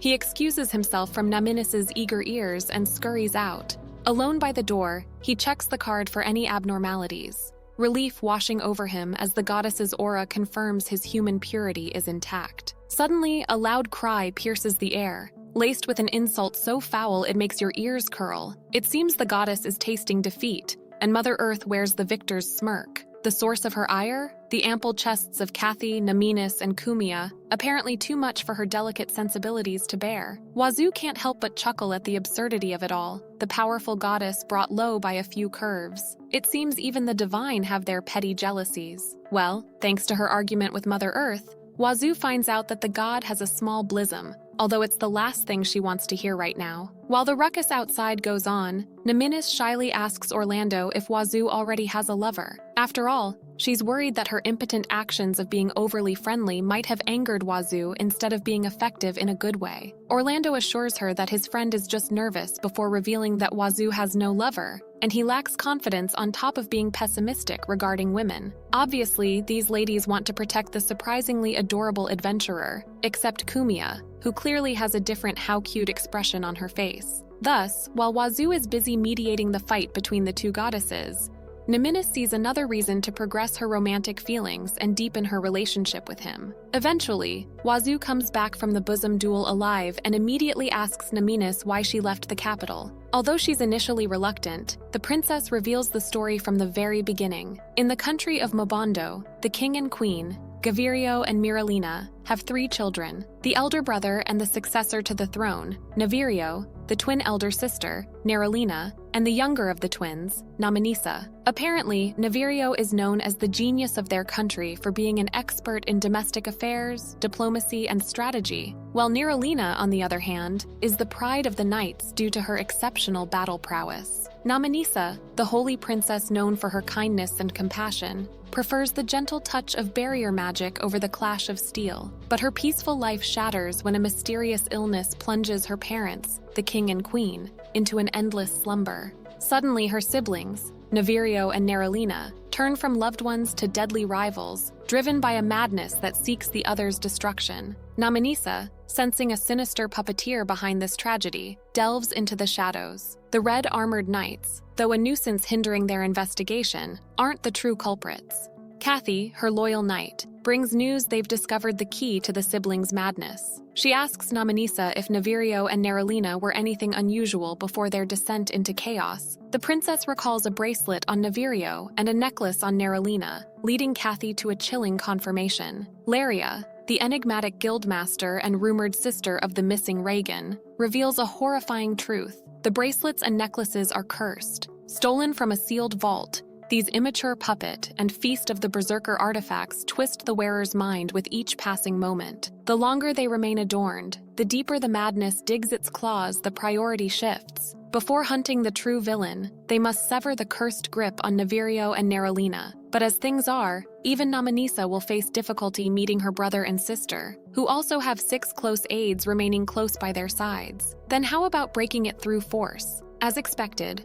Wazoo arrives at the most straightforward answer, to which Orlando agrees because he's fully aware of how superhuman the adventurer's strength is. Amazed, Namanisa remembers Wazoo saying it needs to be a god's word to at least inflict damage on him, until the guy reveals that heavenly blades won't hurt him either. On another note, Wazoo empathizes with what Namanisa feels because he can also understand how sad it is for siblings to hate each other, and he thinks the princess is very lonely right now. After not being recognized by her beloved brother and sister, he hits right on the mark, and Wazoo tops it off with an ultimate, "You are amazing." Assuming that the Mobanda siblings are really close to each other, Namanisa is so grateful for those words that she cries and makes an informal request to Wazoo, asking him to destroy the cursed tools. Despite being worried that the adventurer won't accept this sudden quest, on the contrary, Wazoo lets out a big smile to assure the princess he will definitely do it, making Namanisa delighted from the bottom of her heart. Therefore, Wazoo reveals his condition on accepting the informal request, which is for Namanisa to give Orlando the chance to become a knight. Needless to say, the former guard is elated to hear it, and he kneels in gratitude to the princess, who unquestionably agrees, which leaves them with a matter regarding Wazoo's reward, because he apparently doesn't want anything. Namanisa, ever the bold princess, decides to take matters into her own hands. With a mischievous glint in her eye, she declares that Wazoo's compensation for his bravery will be none other than herself. Wazoo, initially eager for any reward, freezes as the true meaning of her words sinks in. He stammers a hesitant sure, but Namanisa's determined gaze and disarmingly sweet smile, though slightly strained, leave him little room to back out. The burly adventurer, no match for Namanisa's persistent charm, finally relents, changing his polite understood to a more casual all right. A triumphant grin spreads across the princess's face, her mission of forging a closer bond with Wazoo finally accomplished. But the night is young and the house bustling. As the girls retire to another room for the night, Floyd, ever the protective butler, suggests they switch rooms, leaving Wazoo alone in his current one. Unfortunately, Floyd's chivalry backfires spectacularly. The princess, misinterpreting his suggestion as a personal insult, unleashes a devastating 100% smash, sending the poor butler flying through the wall and landing unceremoniously outside. To hasty pair of sun, Namanisa remarks with a hint of playful exasperation in her voice. Wazoo's dreams of a peaceful morning are shattered by an energetic Kumya. Bursting into his room, she throws the blanket aside, declaring it time for their departure. However, something seems amiss. Kumya, usually bubbly and playful, is strangely subdued today. Before Wazoo can question her behavior, Floyd rushes in, announcing their departure and introducing the maid standing beside Emma's Kumya. The confusion deepens as Wazoo tries to grasp the situation, his mind buzzing with questions. Apparently, this girl is not Kumya's twin, but her split personality, who comes out once in a while and who has a rough way of speaking but is still kind. True enough, Kumya is so caring that she offers to wipe Wazoo's body only to receive the young man's refusal, because of reasons you already know.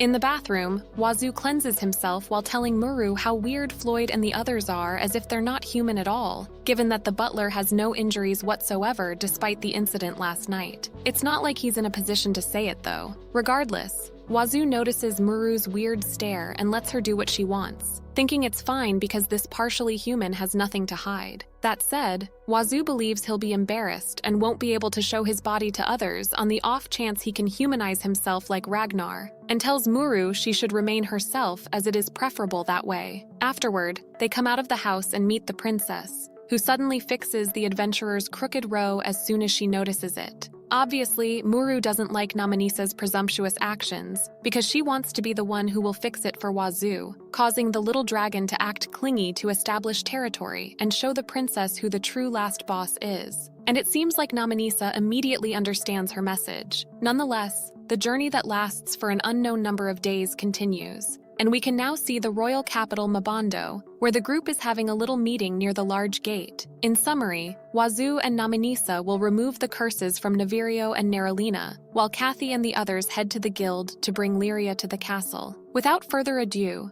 the trio of the princess, the adventurer, and the dragon excitedly wander the busy streets on their way to the palace. Namanisa, brimming with excitement, announces their journey will take half a day to circumnavigate Mabando, but I'll spare you the geographical minutiae. Instead, they delve into Wazoo's mountainous upbringing, a stark contrast to the bustling prosperity of Mabando. They sing praises of Namanisa's father, the visionary king who ushered in this golden age. Reaching the city gates, Namanisa prepares to address the guards. Suddenly, a carriage hurtles towards them. Wazoo, with lightning reflexes, grabs Namanisa's hand, pulling her back from the brink of disaster. The princess, heart pounding, opens her eyes to see her savior standing tall, a flush creeping onto her cheeks as she gazes at him with awe. Namanisa, seizing the opportunity, leans in, hoping to bask in Wazoo's presence. Just then, their moment is shattered. A noble boy, Denoga, bursts onto the scene, his face lighting up with joy at the sight of Namanisa,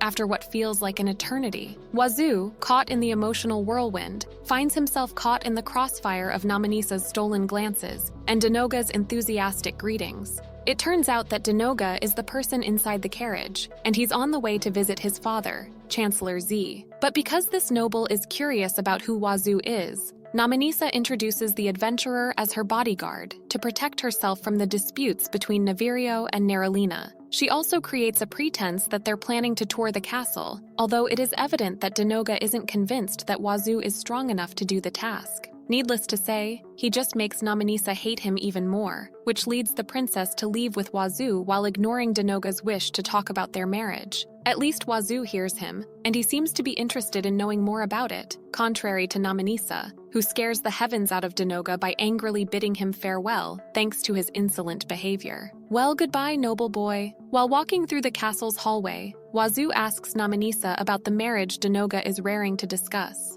The princess pouts in response, however, before she reveals that Denoga is the son of the Duke of Freybond, and that their country originally had two royal families, Mobondo and Gavirio Mobondo. In the past, the country's first king, Gavirio Mobondo, perished without assigning a successor, so his cousin, the Duke of Frond, cooperated with Mobondo as a supporter. That said, Namanisa is definitely against her engagement with Denoga, and her feelings evidently go beyond disgust, because this girl will apparently puke when he touches her hair. Namanisa, radiant in her royal finery, arrives before the concerned eyes of the palace servants. Relief washes over them, their faces etched with worry after days of silence. The princess, with a hint of triumph in her voice, announces the resolution of the conflict. The source of her siblings' madness finally quelled, but a shadow falls over her joy. Meeting Navirio, even as a relative, is forbidden by his own decree. Still, Namanisa clings to hope, pleading with the servants to simply open the door. She yearns for a glimpse of her brother, even from afar. The heavy oak door creaks open, revealing a scene that chills Wazoo to the bone. Before him stands a living puppet, Navirio's form twisted by the cursed, immature puppet. His eyes, once bright with intelligence and warmth, are now vacant, glazed over with an endless loop of sorting documents. The prince, the brother Namanisa cherishes, gone, replaced by a hollow shell. Namanisa's heart cracks at the sight. Tears well up in her eyes as she remembers her brother, the kind, serious, yet playful soul who understood her like no other. He who treasured everything she held dear, and whose laughter filled their childhood with joy. Now he's a marionette, forever trapped in a dance of mindless routine, his true self lost in the abyss. Wazoo, his own emotions churning, recognizes the work of the immature puppet with a grim certainty. Namanisa, her voice trembling, whispers a vow to break the curse, to free her brother from the puppet master's clutches. With tears in her eyes, Namanisa begs the adventurer to save her beloved older brother from the curse. And there's really no reason for Wazoo to refuse, so he disappears from their sight and dashes toward Navirio at full speed. Although the prince's personal aides are surprised, Navirio remains unfazed, which allows Wazoo to shatter the cursed bracelet freely with a single grip. When the prince realizes it, he faints all of a sudden, and while it enrages the royal knights, it becomes the perfect opportunity for the pretender to end Navirio's life. Fortunately, Wazoo reacts in time, and he kicks the blade away to prevent a tragic event from happening. It turns out he suspects him to be a red-armored knight since the beginning. But what's more surprising is Navirio's aides thanking Wazoo for saving the prince from the traitor who's taking him captive, meaning they knew it all along. Nonetheless, the enemy has been defeated, so Namanisa freely enters the office and hurriedly sprints toward her brother. Desperate, she wakes him up from his unconscious state, enabling Navirio to learn he is being controlled, which leads him to apologize to his sister for the trouble he caused. However, seeing Navirio safe and back to himself again is more than enough for Namanisa to forget all her hardships and feel even more delighted. Relief washes over the room as the curse lifts from Navirio. The prince, eyes shining with newfound clarity, bows deeply to Wazoo's gratitude etched on his face. "Thank you," he says, his voice thick with emotion. for freeing me for being Namanisa's strength. It's an unexpected gesture of humility from the prince, a testament to Wazu's heroism. Namanisa, her heart overflowing with joy, beams at the adventurer. Their shared smile holds a hint of something deeper, a hint that Nito notices with a mischievous glint in his eye. The air crackles with unspoken emotions, a budding connection that the prince is eager to nurture. "Let's drop the formalities," Wazu Navirio declares, a playful grin splitting his face. "Call me brother-in-law. Wouldn't want to distance myself from the man who saved my sister's heart, eh?" Wazu, flustered by the prince's teasing, can only stammer in agreement. While he welcomes the camaraderie, his heart yearns for Nerulina's freedom. He knows the battle against the curse is far from over. Meanwhile, deep within the castle walls, the maids nervously approach Nerulina. They carry a tray laden with food, their faces edged with concern for the cursed princess. But their kindness is met with fury. Nerulina lashes out, a vengeful smile twisting her lips. Her blade flashes inches from the maids' faces,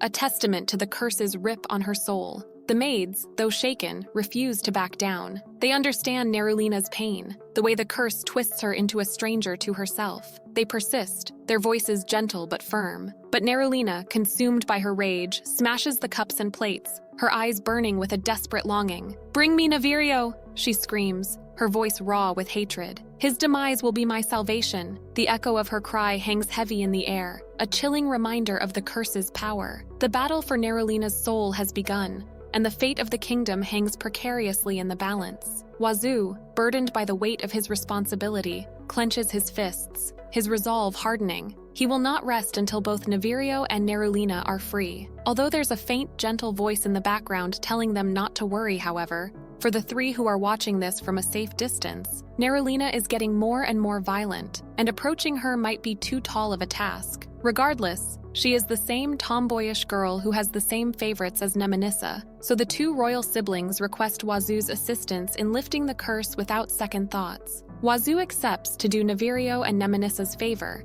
and assures them he will handle the matter completely and send that ominous curse out of their way. However, Nerulina is already at her wit's end, contemplating her violent actions and weak heart, while wondering what really is happening like a vulnerable little girl. Right when she ponders what to do, an unfamiliar adventurer enters her clouded field of vision as Wazu nonchalantly approaches the first princess. In response, Nerulina threatens to turn the young man into a headless fellow, albeit her real feelings are for him to run away and prevent the worst from happening. Wazu is preoccupied with finding the necklace, though, and when he learns it's inside the armor, Nerulina is already in his blind spot and slashes the adventurer's back with her oh-so-powerful weapon. Moreover, Namanisa forgets that even a god's word won't hold a candle to Wazu's defense, so Navirio calms her down first before urging his sister to take a proper look, because Wazu is absolutely unscathed and unbothered by the first princess's attempt. That said, he takes his turn and charges toward Nerulina, who then smashes the ground with the sword when Wazu dodges the life-ending attack of her. Still, the knight is unfazed, and she lets out another swing, hoping it will finally hit the adventurer, only to learn shortly after that Wazu grabs her forearm to prevent Nerulina from evading or attacking once more. Nerulina's screams of rage echo through the room, met by Wazu's resolute grip that tears the cursed armor from her grasp. Metal screeches and splinters beneath his strength, revealing the hidden necklace like a venomous ornament. Wazu can't help but blurt that the crooked thing mars Nerulina's beauty. With a final decisive blow, he shatters the necklace, sending the curse crumbling. Nerulina's terror ebbs away, replaced by a wave of confusion and elation as she stumbles towards Wazu, his touch both foreign and comforting. "Thank you," she whispers, gratitude thick in her voice. But a knot of unease tightens in Wazu's stomach. This embrace, Nerulina's first, ignites a fire in her eyes as she leans in, her breath warm on his lips. "Who are you?" she asks, their faces inches apart. Of course, the young man introduces himself without thoughts. But if there's someone who's displeased at the turn of events, it is surely the second princess who is being sarcastic about Nina's return. Still, Navirio was happy that he and her sister are back to normal, so the siblings celebrate their most awaited moment with smiles on their faces. Unfortunately for Wazu, he can't watch them in peace because Namanisa harbors bitterness after seeing him hugging her sister for a long time. Not to mention, Mei joins the fray as she greatly relates to the complaints of the princess. As a result, Wazu fears he'll be punished for disrespecting the royalty, but thankfully, that's not the case because Namanisa is just jealous. Well, Nerulina agrees with Neveria that Wazoo merely assisted in preventing her from falling to the ground. But her smirk says it all. She's definitely pleased to be held in Wazoo's arms. Thus, Namanisa becomes extremely envious thanks to Nerulina teasing the heavens out of her, which leads Neveria to conclude their preferences are overlapping again. A long time ago, the same thing occurred when he gave Namanisa the teddy bear that Nerulina also wanted, resulting in a fight and the stuffed toy's hand getting torn apart. Since then, Neveria has given the two same things, but now that there's only one, Wazoo's friendly right hand might be bidding its farewell anytime soon. In a whirlwind of relieved embraces, Namanisa and Nerulina cling to Wazoo's arm, threatening to turn him into a one-handed adventurer. Luckily, their squabble soon dissolves into laughter, with Nerulina declaring that fighting over him is silly, they should share. Wazoo, his hand surprisingly intact despite the royal tug of war, finds himself facing the ultimate choice. Which princess will he be the man for? Even Neverio, impressed by their peaceful resolution, can't wait to share the news with their parents, assuming the royal slumber ends soon. Now that the curses are shattered, Nerulina craves a more casual connection with Wazoo. No more princess, she declares, demanding he repeat her name with no formality. Wazoo, echoing Nerina for what feels like the 100th time, can't help but chuckle at the demanding princess. She's practically her sister's twin. But tensions ease as Nerulina apologizes to her overjoyed servants, their faces beaming with relief at their princess's recovery. And with Neverio leading the way, the reunited family finally heads towards the room where their parents slumber, hopefully to awaken to a kingdom free from curses and brimming with newfound love. Unfortunately, they arrive at the place only to face the harsh truth, because the king and queen are still sleeping and show no sign that their condition has improved. Even with Nemenise's recovery magic and the curse's disappearance, the grave situation remains the same, and there are no forbidden tools to destroy, which means the cause of their slumber is different. Afterward, Floyd, Simia, Kathy, and Orlando enter the room, the latter excitedly rushing toward Wazoo to reunite with his friend. He also catches the attention of the prince and ultimately receives another permission to be a knight, thanks to Wazoo casually mentioning it like it's nothing. Returning to the main topic, Kathy reports their failure to ascertain the cause of the king and queen's slumber, which allows Floyd and Simia to introduce the guildmaster who might offer helpful advice. The thought of seeing Reagan's sister sends shivers down Wazoo's spine, so it's a tremendous shock when he catches sight of a voluptuous woman in glasses, Raylia, instead of a delinquent thug like what the adventurer initially expects. As a result, he is clearly agitated when Lyria recognizes him, although it turns out she's not buying the fact that the adventurer is C-ranked, so Wazoo shows his guild card to prove it along with the badge that Reagan gave. With this, the guildmaster concludes Reagan trusts this boy, which leads Raylia to officially introduce herself as the guildmaster in the East Royal Capital headquarters. But because of the stories she heard from Orlando, Lyria is sure that Wazoo's rank doesn't represent his true strength. A surprising grin flashes across Lyria's face. "So many trust you, adventurer," she muses, the compliment hanging in the air like an enigma. Wazoo, unsure if to be flattered or wary, watches as Lyria examines the slumbering king and queen. Her verdict is grim. An ancient lost magic drug has plunged them into their endless sleep. Even a genius like Lyria is stumped by the potent concoction. Their only hope, it seems, is to force the unknown culprit's hand and dispel the magic at nearly impossible feat, considering their lack of leads on the Forbidden Tools case. But a glimmer of hope emerges when Wazoo overhears Lyria's hushed wish for someone with age and wisdom. May her eyes widening confirms her father, Ragnar, fits the bill perfectly. Wazoo, a plan forming in his mind, decides it's time to take the mountain path. He and May embark on a perilous ascent, their destination. The summit, where Ragnar's vast knowledge might be their last chance to break the curse that binds the king and queen. After all, who better to unravel the mysteries of ancient drugs than a man who has lived through countless ages? And besides, Wazoo can't help but feel relying on the fickle goddesses as a gamble they can't afford to take. The fate of the kingdom hangs in the balance, and their hope rides on a lone adventurer and the secrets whispered by the windswept mountain peaks. Eventually, the adventurer arrives at the castle and catches sight of 4 familiar creatures, calling Ragnar to go outside so they can,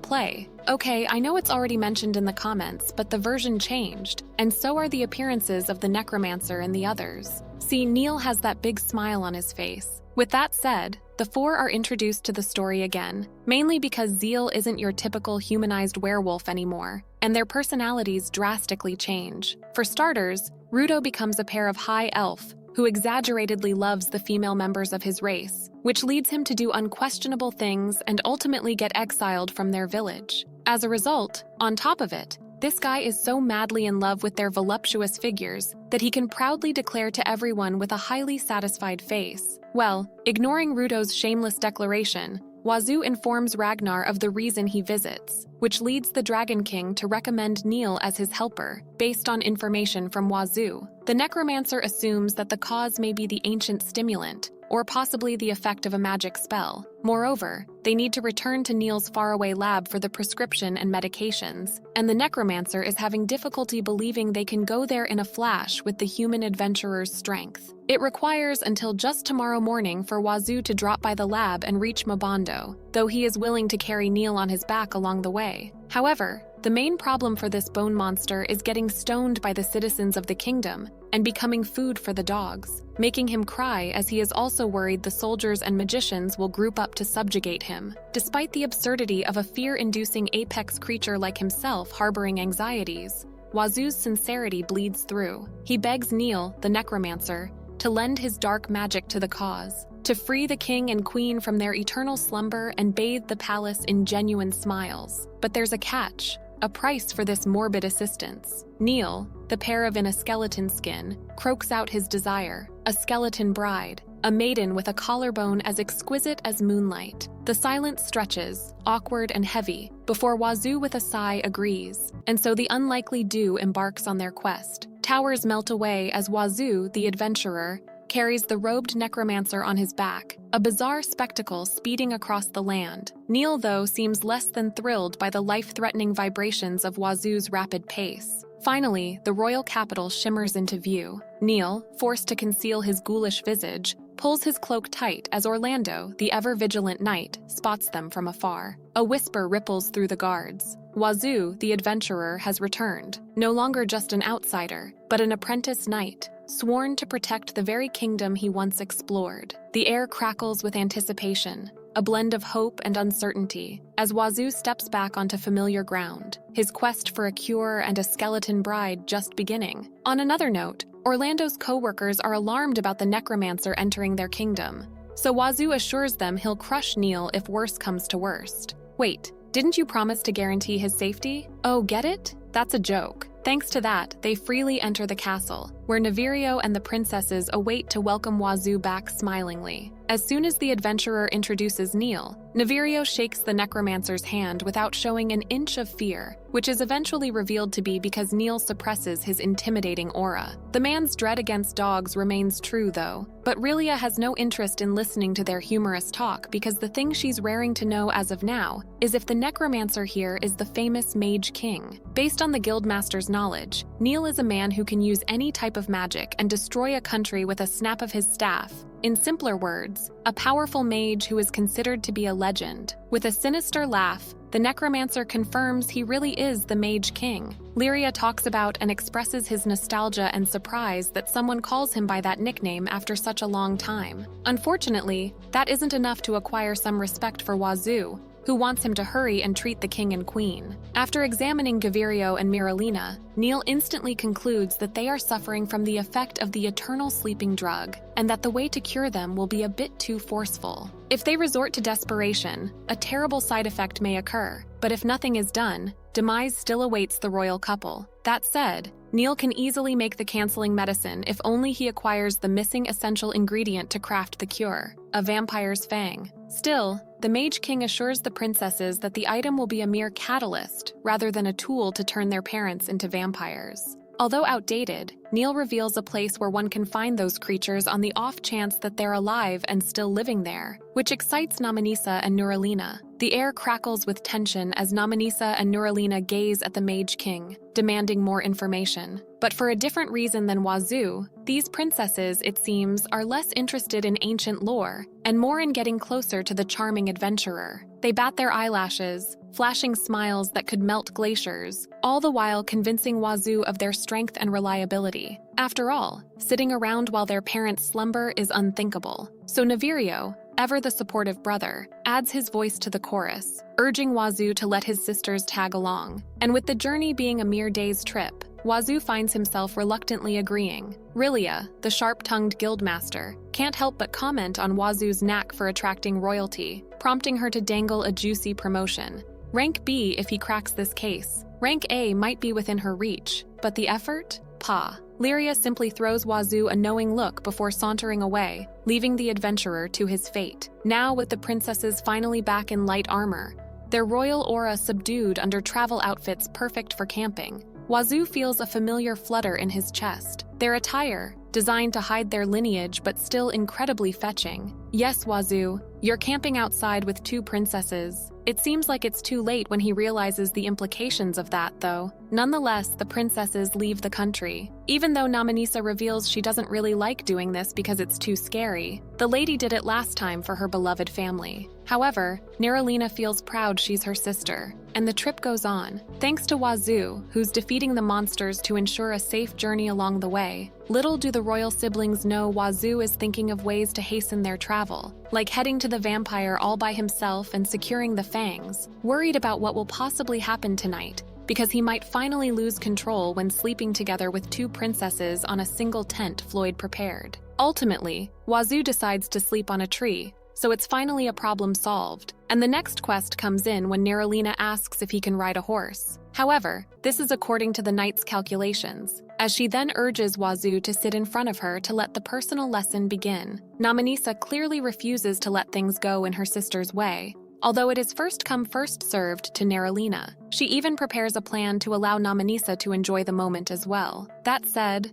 the 2 leave Wazoo to discuss what will happen from then on, and Miru decides to follow them, which is different from what Wazoo expects. Sadly, the overwhelming pressure of traveling with royals and the feeling of being left out causes Wazoo to cry and do the sports class sit he learns from his sister. Fortunately, it doesn't take the girls too long to resolve the matter peacefully, and it is ultimately decided that Neralina will teach Wazoo horse riding on their way to the destination, while Namanisa's turn will be when they head home. The second princess looks so excited to lead the adventurer tomorrow too, so Wazoo agrees with it, unaware he will regret his words of affirmation seconds later. The young man's face says it all. This is too bad of a situation to be in, mainly due to the unannounced bosom attack from the teenager blind spot. Unable to focus, Wazoo fails to absorb the instructions from the first princess's mouth, and all he can think of right now is Nina's chest pinning on his back. The air crackles with disapproval as Namanisa and Miru fix Wazoo with icy stares. His heart pounds, a commoner daring to entertain such thoughts about a princess. But before composure can even be a flicker in his eyes,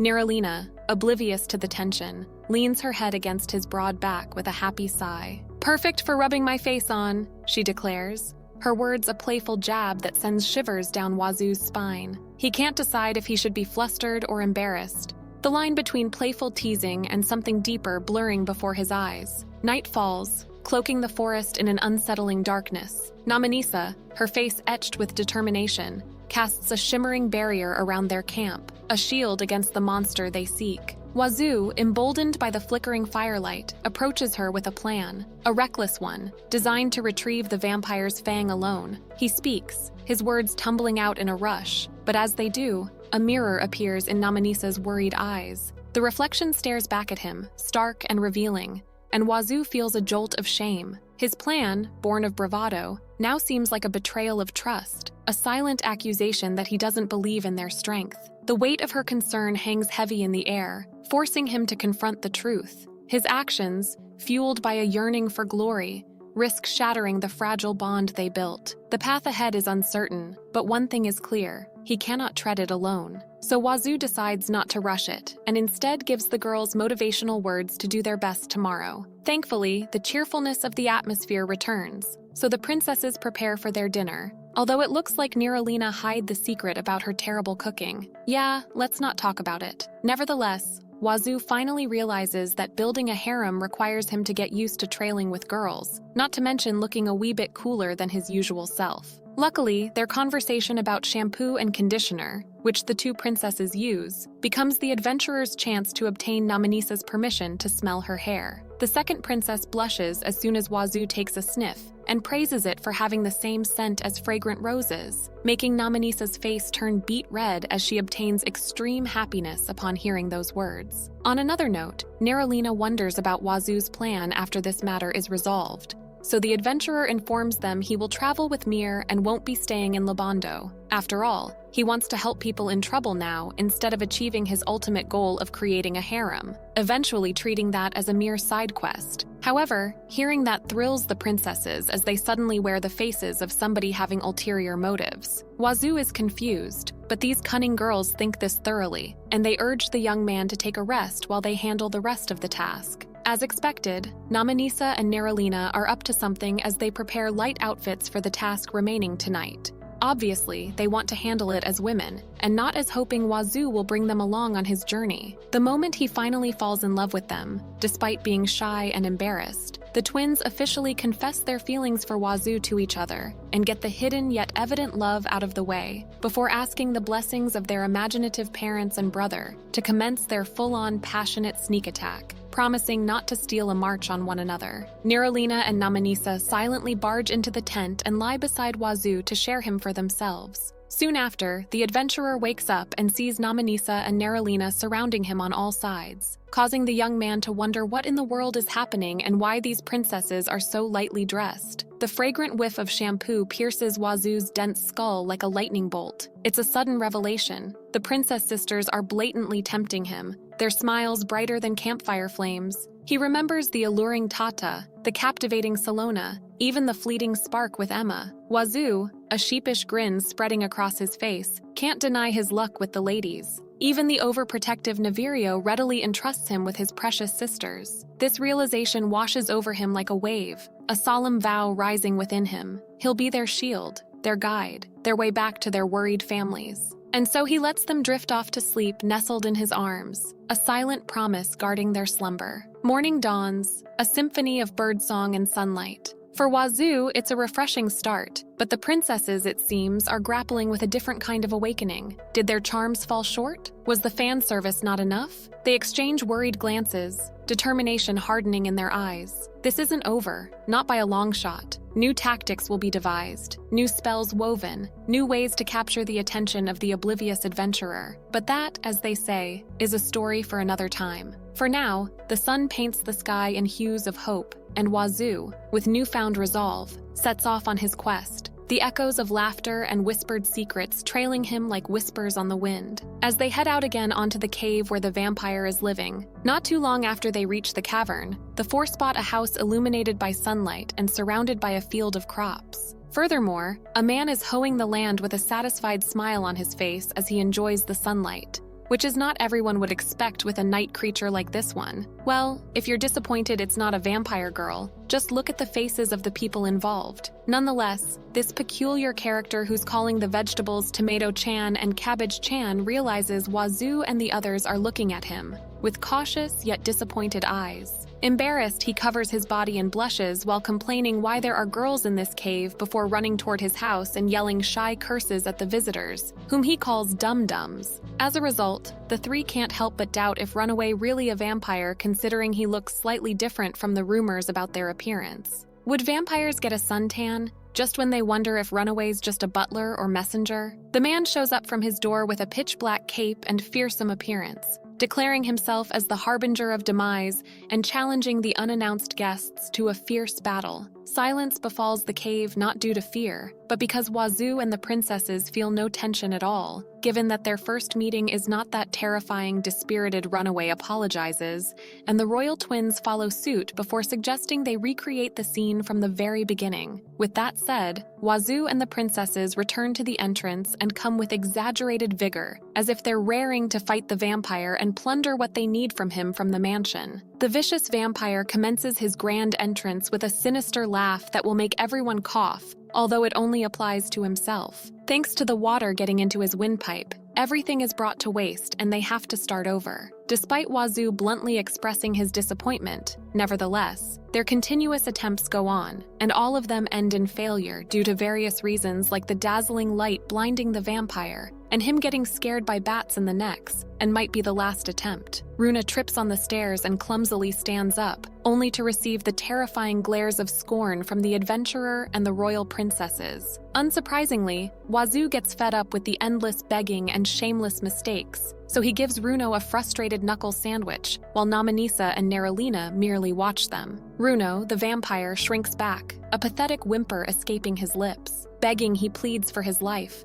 offering everything he has in exchange for their mercy. Wazoo, though, holds firm. "We're not after your blood, Runo," he declares, his voice ringing through the cavern. "Only your fangs." Runo, eyes narrowed in suspicion, scoffs. "Fangs? You jest. My claws, my meat, even my eyes, they're worth far more than your puny materials." When Namanisa and Neralina step forward, their voices laced with sincerity. "We only need your fangs, nothing more. We'll even offer you a reward." Runo, his face twisted in a grimace, throws his head back in a guttural laugh. "Life you call a reward? You offer me the barest crumb from your feast." With a flick of his wrist, he launches a bundle towards Wazoo, maintaining a wary distance. The adventurer, unfazed by the vampire's theatrics, catches the package with a practiced, but it's the question on his lips that sends Runo scrambling for words. "How do you withstand the sun?" he asks, the question hanging heavy in the air. Runo, his fangs glinting in the dim light, shrugs. "Hard work, patience, and a whole lot of sunscreen," he mutters, his voice laced with sarcasm. He opens his mouth to elaborate, but Wazoo, already weary of the vampire's dramatics, cuts him short. "Another time, Runo," he says, a hint of amusement in his voice. "We have a kingdom to save." With a confident stride, steps into the unknown, ready to face whatever challenges await. Unfortunately, Runwaz is so pitiful that Wazoo is forced to stop,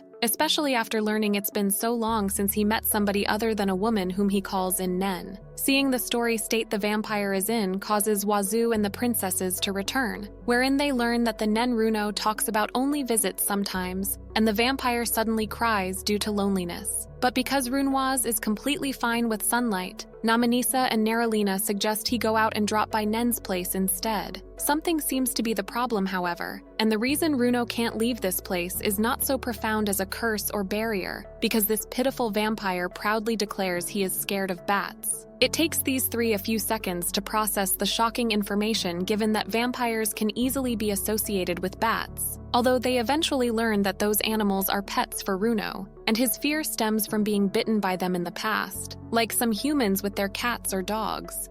Is that really okay for a vampire? Unsurprisingly, this harsh question from Neralina inflicts more mental damage than expected. Not to mention they can't just force Runo to fly through the hole above because the bats are hiding in the dark parts around it. On the flip side, it turns out that Runo resides in this place because Nen is his fiancée, and their mansion is full of those animals. With that said, their happy marriage will be a pipe dream if he doesn't confront his fears head-on, and when, although it's evident that the results of Runo living here look absolutely bad. Thus, the princesses ask Wazoo to help the vampire, but the adventurer notices R not flinching when a bat passes by. R realizes it too late and is surprised by it too, but the adventurer is already under the assumption that the vampire is lying, making the man terrified as he begs Wazoo not to come near him because he is apparently terrifying. A relieved sigh escapes Namanisa and Neralina's lips as R's panicked gaze shifts from the fluffy bats to the ever so slightly frazzled Wazoo. The vampire, clearly preferring feathered friends to fearsome adventurers, finally finds his solution and Anna waits. With a playful jab at Wazoo to sit at the back, please, R takes to the skies, his worries dissolving like mist in the morning sun. Left behind, the Fang Mania trio, a delightful nickname courtesy of R's startled reaction, sets off towards the castle, the wind whipping through their hair as they master the art of horse riding. A curious tune, Evil Thoughts Be Gone, keeps humming in Wazoo's head, a soundtrack to the not-so-peaceful night he spent between the princesses. But knowing Wazoo anything spicier was probably just a particularly vivid dream, and indeed, the next day finds them reunited with a relieved Navirio. He looks incredibly exhausted though, mainly because the battle against the evil thoughts is more challenging than the one-sided stomp with the black blaze. Nonetheless, The medicine needs to be done immediately. Yet Neil is revealed to be having fun being a weirdo cornering a castle's maid due to her beautiful collarbones. Needless to say, the necromancer invites the servant to turn into a skeleton like him and blushingly offers to polish the girl's collarbones every day. This is way past acceptable, so Wazoo kicks Neil and calls him out for shamelessly tempting the maids, only to get invited to attract the servants together because they are apparently pretty. Moving on, Wazoo gives the vampires Fang and Neil approves of its quality, saying he can start making the medicine with the condition they will let him go shortly after it's finished. The Mage King gives up on hitting it off with the maids, apparently putting that aside. Neil begins crafting the cure while Wazoo is watching, eventually finishing it and heading out toward his home. Of course, not before showing the adventurer a detailed drawing of what collarbones are to his liking. Without further ado, Wazoo delivers the medicine to the king and queen's room, where the royal siblings Floyd, Kumiya, and Lyria are waiting. Although it may be too late, Wazoo asks Nevirio to please trust Neil, but it seems like there's nothing to worry about in the first place. And the prince, along with his sisters, begins to pour the curing potion for their parents' eternal sleep, starting from no other than the king, Gavirio. Soon after, the monarch gets up from his deep slumber and greets his most awaited awakening with an enthusiastic and action-filled introduction straight from Anga. Unfortunately, Gavirio's over-cheerfulness is a double-edged blade, as he eventually realizes how embarrassing it is that he does that scene from his dream in front of everyone. Furthermore, the awkwardness in the room causes the powerful king to turn into some sort of a small animal, hiding himself inside the sheets. Nonetheless, it's rude to point it out, so Wazoo feigns ignorance and asks Nevirio about the medicine's effectiveness instead. However, Gavirio is slowly coming out from his small den, so Namanisa, the prince, and Wazoo give him the little push he needs, which allows the king to get back on his feet and ask everyone about the situation. Delighted, the princesses hug their father, thankful that he has regained consciousness after all their hardships. Wazoo and Nevirio join the celebration with smiles on their faces, leading the latter to pour the medicine on his mother, ultimately waking Rina up, looking so refreshed as if nothing major happened. Now that the king and queen are cured from their eternal sleep, Nevirio spares no time in telling his parents everything that happened. As a result, Gavirio and Miralina learn the possibility of someone betraying them. The royals are trying to figure out who cursed them and caused that whole sleeping mess. They think it might be the same person who wants to take over the kingdom. To make things even trickier, Nevirio and Miralina are pretending to be controlled by magic, so the king and queen have to pretend too. In the end, Gavirio decides to trust Nevirio to solve the problem. Now Wazoo needs to meet the royals. The king seems hesitant, but Gavirio surprises everyone by calling Wazoo a kind hero, even though he doesn't look like a typical warrior. The king and queen bow in thanks, but Wazoo insists Neil deserves the credit. Still, the royals want him to be proud and relax around them. They see him as a friend who helped them get along, and that's more important than formality. Everyone's shocked by how chill the king is, except the princesses who are secretly thrilled. Hello, romance. Namanisa, ever the planner, has already prepared a reward for Wazoo and encourages him to go with the flow. She knows the king might offer a fancy mansion, which could make it hard for Wazoo to keep adventuring. Wazoo thinks back to Namanisa's promises in Mima Village and wonders if they were real. He can't tell what she's hiding behind that smile, but reward or no reward, Gavirio promises Wazoo their support whenever he needs it. It seems like things are taking a surprising turn, and Wazoo is right in the middle of it all. Thus, Nevirio prepares for the meeting regarding their plan for the future and urges Wazoo to rest first, while Orlando guides him to his room. On the way, the adventurer congratulates the now former knight apprentice for his promotion, as he is finally close to becoming Nevirio's direct personnel. With this, Orlando can bring good news to Reagan and present himself as a brilliant knight who is able to protect Nevirio and the entire kingdom. Hopefully, he doesn't forget Wazoo's effective man-to-man lessons along their journey toward Mobondo. Anyway, Wazoo sleeps like a log the following days, while Kathy watches over him to ensure his safety and to steal some glances as a side reward. Eventually, the adventurer wakes up only to learn from the female knight that he has slept for 2 days, and now is actually the third, perhaps due to exhaustion from the short trip that was full of evil thoughts. Fortunately, Kathy orders the maids to bring some food to fill Wazoo's empty stomach, ultimately leading Wazoo to realize that the woman is doing the things he wants to do for himself. Wazoo stares at the knight, and that triggers Kathy's sweet smile to appear and make the atmosphere brighter. Out of the blue, Wazoo tells Kathy that her to-be husband will be pleased to be in her care, causing the knight to inform Wazoo that he can be the man who will marry her. Hearing those surprising words makes the adventurer blush, and he comes to treat Kathy as waifu material, so the guy promises to consider it. Regardless, the squad captain explained the current situation,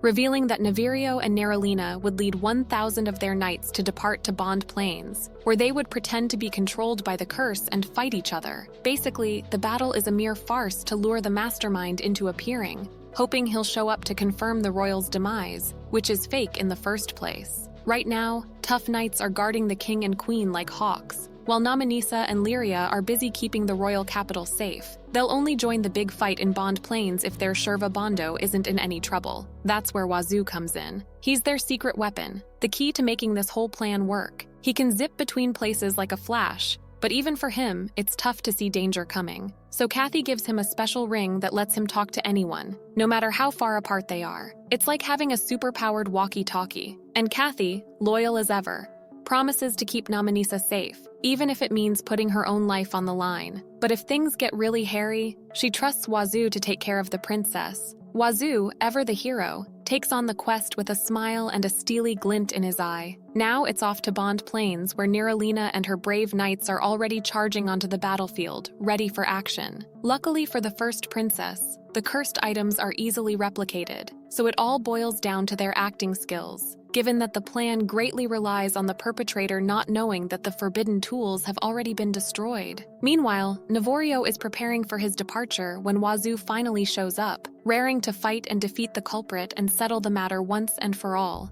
Before that, he entrusts me to Namanisa to ensure her safety, as a fierce battle may occur soon. Therefore, the second princess Kathy and Lyria can't help but feel worried as they count on the C-rank adventurer's strength. Watching him leave along with Navorio and the others, while listening to Wazoo's reassuring words near the Bond Plains, Shiro inconspicuously watches over the upcoming battle, thrilled to see how it will turn out despite being fully aware that the situation is a mere farce. Nevertheless, he acknowledges the wits of the royal siblings to go full throttle with this idea, and includes the person whom he calls the strongest man, Wazoo, in their ranks. However, the notorious peddler is also looking forward to the approaching duel between Wazoo and the man who is the same, if not more powerful than him, the S-rank adventurer who is known by the name Flugel. Excited to see what kind of interesting combat he can witness from those two in the royal capital's castle, Namanisa scolds her father for being a little bit noisy as he experiences difficulty pretending to sleep.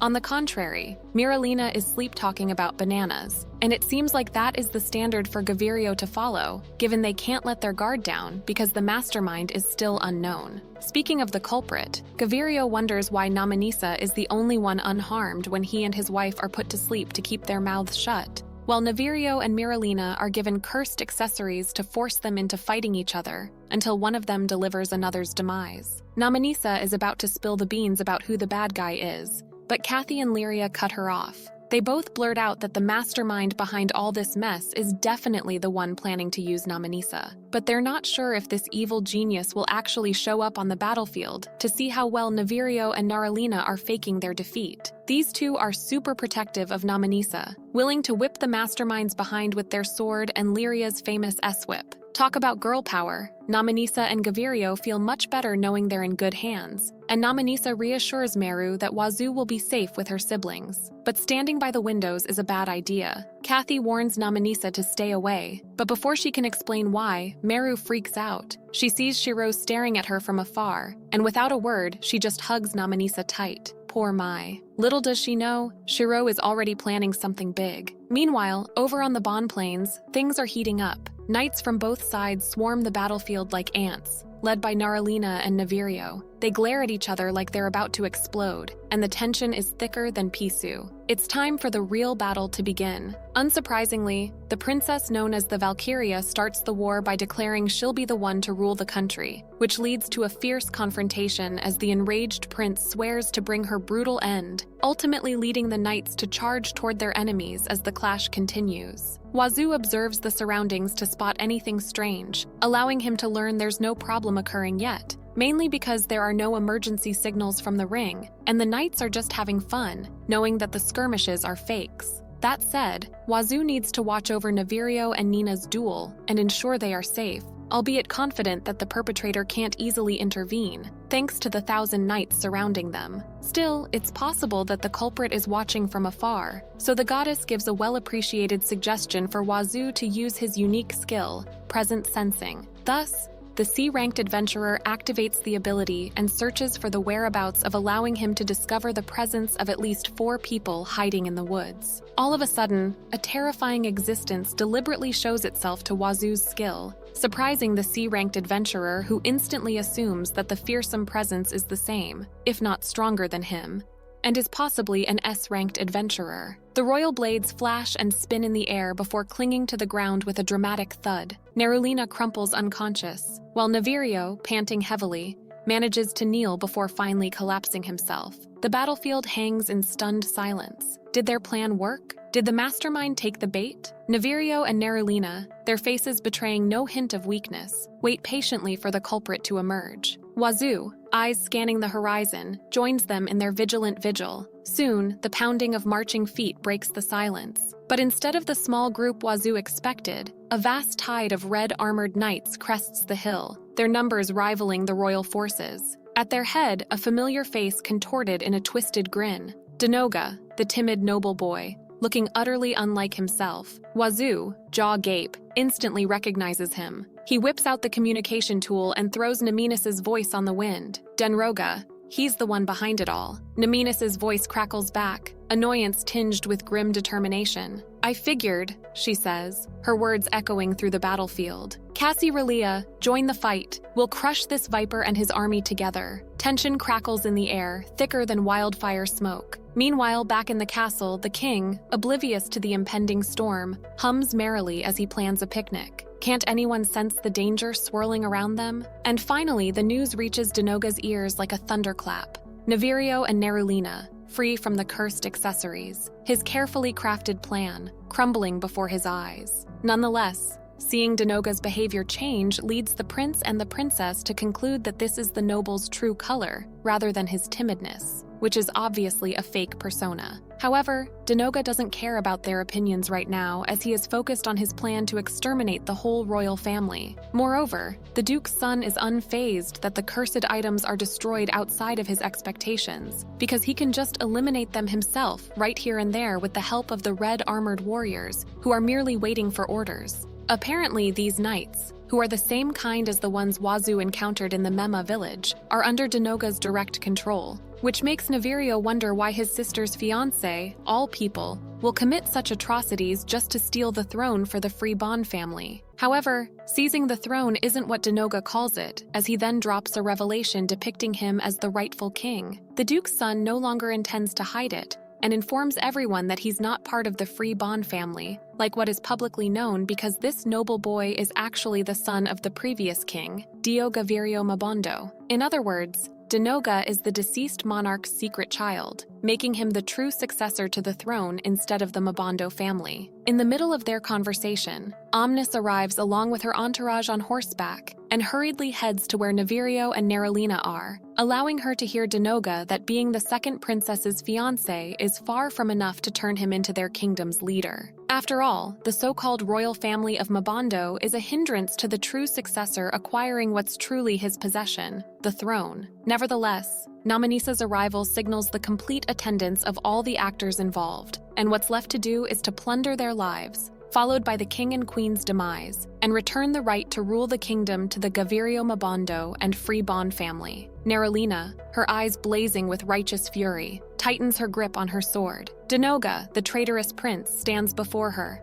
the mastermind behind their kingdom's woes. Across the battlefield, Lyria, a fierce warrior herself, learns a shocking truth. Fludel, the enemy's champion, is actually the son of the previous king. This explains his unwavering loyalty to their opponents, a loyalty forged in the fires of gratitude and duty. Wazoo, ever the perceptive one, senses the weight of Flugel's presence. He whispers to the guildmaster, seeking confirmation of the rumors swirling around this formidable foe. The answer chills him to the bone. Flugel, an S-rank adventurer, is a whirlwind of close combat fury, capable of dispatching enemies in the blink of an eye. His loyalty to the previous king binds him to their enemies, a debt of honor forged in years past. And yet, amidst the fear, a spark of excitement ignites within Wazoo. He, a humble C-rank adventurer, faces the strongest man alive. The absurdity of his guild card, the one claiming he could smash stars with a single punch, dances in his mind. It's a ridiculous thought, yet it fuels his determination. Flugel, with all his power and prestige, stands before him, a challenge begging to be met. Their eyes lock, a silent battle raging before the first blade is drawn. Orlando, sensing the urgency, rallies his knights. They are near the main forces when Orlando spots the red-armored warriors and wonders why the enemies he and Wazoo encountered in the past are here in the Bond Plains. Eventually, Orlando reports his arrival to Navirio, allowing the prince to warn Denoga that his forces will not suffice for their 2,000 knights, not to mention the reinforcement of the adventurers who just arrived. Put simply, Navirio suggests Denoga surrender, even though he has the famous S-rank adventurer on his side. Nevertheless, Flugel shows absolute threat and zero worries that Denoga will back down. Although Orlando, on the other hand, is clearly agitated that there's an S-rank adventurer who can possibly fight on equal terms with Wazoo. However, the person in question doesn't fear his fearsome opponent in the first place, and merely focuses on observing him as if he's confident this won't become a one-punch finish fight. On top of it, Denoga disagrees with Navirio's assumption that calling reinforcements is impossible. Although Niralina thinks he's bluffing, as there's no way Denoga can hide somebody in this vast plain.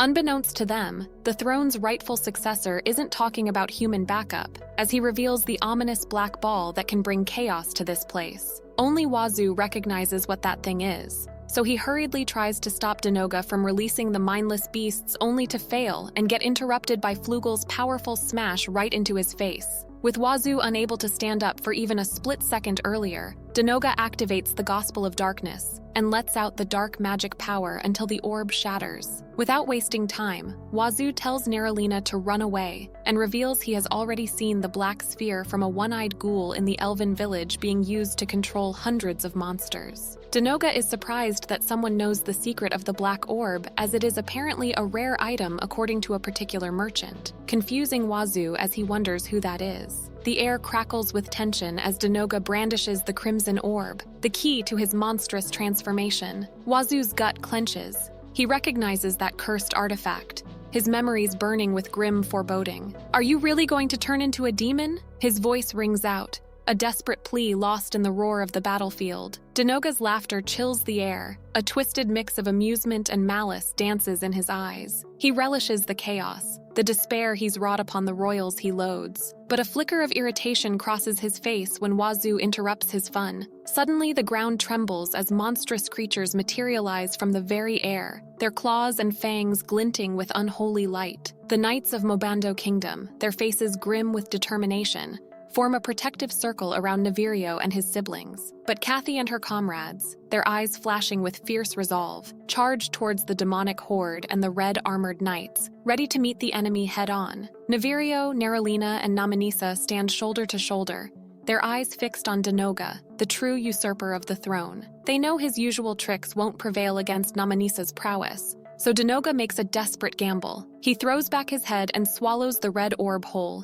the crimson glow engulfing him as he begins to convulse. Wazoo, a whirlwind of determined fury, lunges towards him, desperate to stop the transformation. But Flugel, the S-ranked titan, stands in his way. A thunderous blow lands on Wazoo, sending him reeling, his C-rank body aching in protest. Frustration burns within him. How can this be? The guild card, a ridiculous testament to his absurd strength, promised immunity to even divine attacks. Yet here he was, battered and bruised by Flugel's relentless assault. Unfortunately, Denoga had already gulped the red orb, and the royal siblings could do nothing now but watch their enemy's transformation into a fearsome demonic beast. Denoga's sinister laugh echoes as he presents his new form, sacrificing his human appearance for an overflowing energy and strength that far surpasses the abilities of the prince and the princesses combined. Despite being oblivious to the exact improvement and changes his body has undergone, Denoga is 100% sure of one thing. His dreadful claws are more than enough to tear these insects of the royals apart. Enraged, Niralina swears to bring the enemy down, regardless of whether he's a demon with excessive chickenpox or whatever,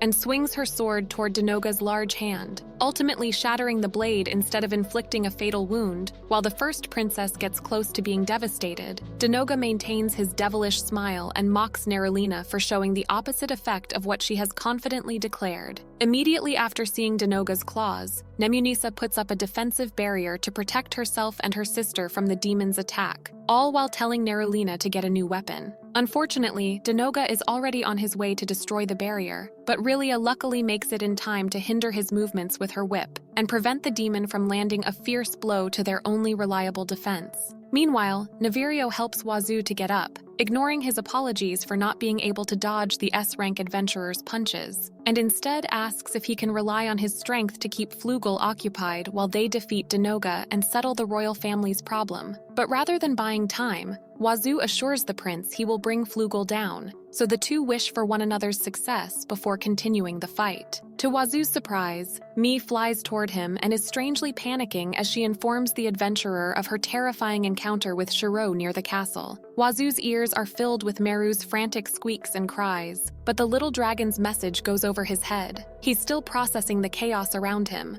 the monstrous creatures rampaging, the desperate cries of the knights, and the looming threat of Denoga's transformation. With a growl, he shoves Meru into a safe nook, telling her to stay put. Alone now, Wazoo turns his attention to Flugel. The S-rank adventurer stands there, a mountain of muscle and power, his eyes glinting with a mix of amusement and challenge. "Done warming up?" he asks, his voice a low rumble. Wazoo's lips stretch into a grin. He's been waiting for this. The previous blows, the pain, they've only fueled his excitement. This is the fight he's craved, a clash against an opponent worthy of his strength. He lunges forward, a blur of motion, his fist aimed straight for Flugel's chest. Flugel, with reflexes honed by years of battle, easily blocks the blow. He grabs Wazoo's wrist, his grip like iron, and with a swift kick to the foot, throws him off balance. Before Wazoo can recover, Flugel unleashes a heavy stomp, aiming for his face. Wazoo barely dodges in the nick of time, the wind of the blow whipping past his cheek. He retaliates with a kick of his own, but it's no match for Flugel's seasoned defense.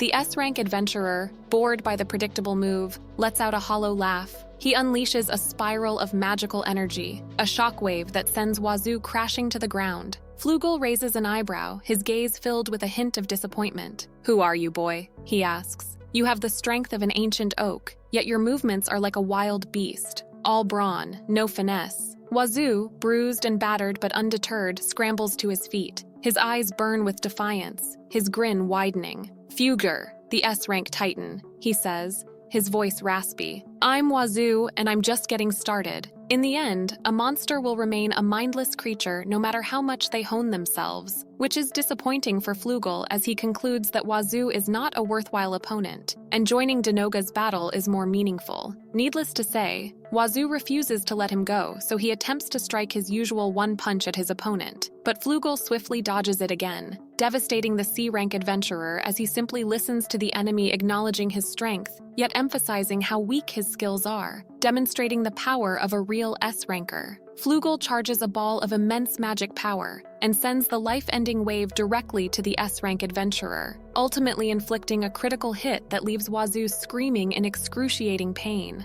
The flow of magical energy that dramatically resembles a droplet falling in an abyss-like body of water becomes clear to Wazoo, but that's the least of his concerns right now, as the damage of the punch is undeniably unfathomable. Perhaps for the first time since he struggled in the mountain, Wazoo coughs the infamous red human juice, allowing Flugel to freely reveal that S-rank adventurers acquire their nicknames from the way they fight, which in this case is his power to release magic into the opponent's body and deal internal damage. Destroyer. The name Wazoo needs to remember in his approaching eternal agony that the S-rank adventurer will deliver, as Flugel has already damaged the boy's internal organs, so what's left for him is to suffer. On the other side of the battlefield, Denoga destroys the defensive barrier and takes hold of Namunisa, lifting the second Princess Madar with his dreadful large claws. Once again, Lyria uses her whip to limit the demon's movements and drags him away from Namunisa to save the princess's life. Denoga seems to hate it, however, so he focuses his attacks on the Guiltmaster and slams her to the ground until Lyria tastes the punishment she herself wants to deliver to the culprit who's doing that to her right now. Witnessing Lyria's state, Namunisa tells her sister to step back so she can be Denoga's opponent. although it doesn't look like the demon still feels amused by the events, as he irritatingly flies toward the first princess and strikes the troublesome girl out of the way. Fortunately, the first hit isn't enough to bring Namanisa down, but the same can't be said for the following kick that successfully sends the first princess to a not-so-far distance. When Nina's domestic draws near, Namanisa steps up to protect her elder twin sister from the demon that was once her fiancé. Amidst the grave situation, the princess uses this chance to reveal she was satisfied with suspecting Denoga from the very beginning, disagreeing with the engagement and refusing to marry him. Namanisa's heart swells with joy as she remembers Wazu's smile, a beacon of light amidst the surrounding chaos. She declares her defiance, choosing love over the treacherous Denoga. But before she can celebrate, the demon's claws hurtle towards her, only to be deflected by Navirio's blade, the prince finally returning in the nick of time to shield his sisters. Now injured, Navirio takes over the fight, his fury burning like a wildfire as he vows to vanquish their foe. Denoga scoffs, relishing the havoc he's unleashed. He promises to strip away the royal's grandeur, crushed Navirio's hold on the people, and witness their screams of submission. In a final taunt, he asks if Navirio will order his loyal knights to die for him. A murmur ripples through the ranks, but it's quickly drowned out by a thunderous roar. "We are Navirio's. We stand with him." Their voices boom, shattering the air. "Navilio is our prince, our leader, our friend. We will fight for him, for our kingdom, until our last breath." Denoga's smirk falters, replaced by a flicker of fear. The tide has turned, and the battle for the kingdom's fate hangs in the balance. In exchange, Denoga assigns a vicious beast for the female knight, and the prince is too little, too late to save the woman from being bitten by an exaggeratedly enormous dog with rabies. In the end, the demon maintains the privilege of laughing amidst the fierce battle, and he even advises the knights to run away and leave their precious prince behind before they turn into cat food for monsters. However, his prattle and brutality are getting too far, and Navirio arrives to the point that it's impossible to forgive this demon any longer, which leads to a raging power-up as he approaches the throne's rightful successor. While that's happening, Wazu recovers from his fatal internal injury with auto-healing, forcing Flugel to put a stop on his limiter and show no more mercy to the C-rank amateur. Unfortunately for Wazu, the S-ranker attack slowly becomes terrifying in his eyes, and the young man comes to wonder how long he can last being hit with an unknown magic power. Wazu's mind is in shambles, but Flugel gives him no time to think further and proceeds to slap the guy's face with his enigmatic ability. As he endures the one-sided trample, Wazu desperately ponders a plan to withstand and counterattack, but his auto-healing can't keep up, and the destroyer crushes his internal organs one by one, until Wazu arrives at a single tragic conclusion. This will be his end. Suddenly, Mir interrupts the fight, crying to protect her partner, which leads Wazu to remember his grueling days in the mountain and realize that what kept him alive at that time was his ability to eat everything.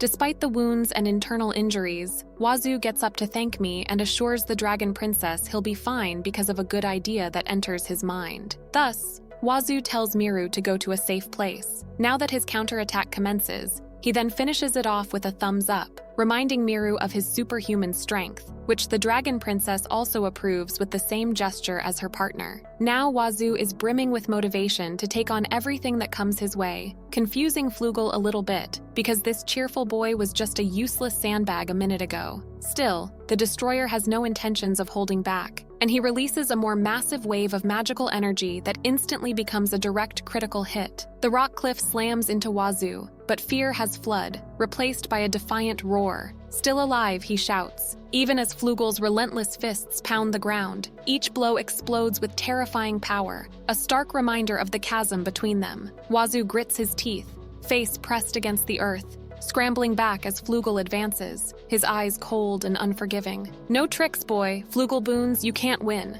But Wazu, fueled by a desperate hope, crawls to his feet, ignoring the screaming pain. He needs time, just a bit more for his plan to unfold. Flugel, however, cares little for his schemes. A flick of his wrist sends Wazu soaring through the air, hurtling towards a potentially fatal fall. In his half-dazed slumber, the S-ranker doesn't even bother to defend. Wazu watches, the world spinning, as Navirio battles Denoga below, the prince battered but unyielding. Wazu's own struggle pales beside the prince's courage. The fight isn't over, not yet. He, the unlikely hero, will not stay down. The battle for the kingdom, for everything he holds dear, rages on. Filled with rage and frustration, Navirio strikes back with flame magic embedded in the prince's sword, and his determination undoubtedly reaches Wazoo, who realizes that everyone is fighting with their lives on the line. The memories of Navirio entrusting him to handle Flugel surface in his mind, and Wazoo also remembers Kathy calling him the hope of this war, as their plan relies on his strength. Evidently,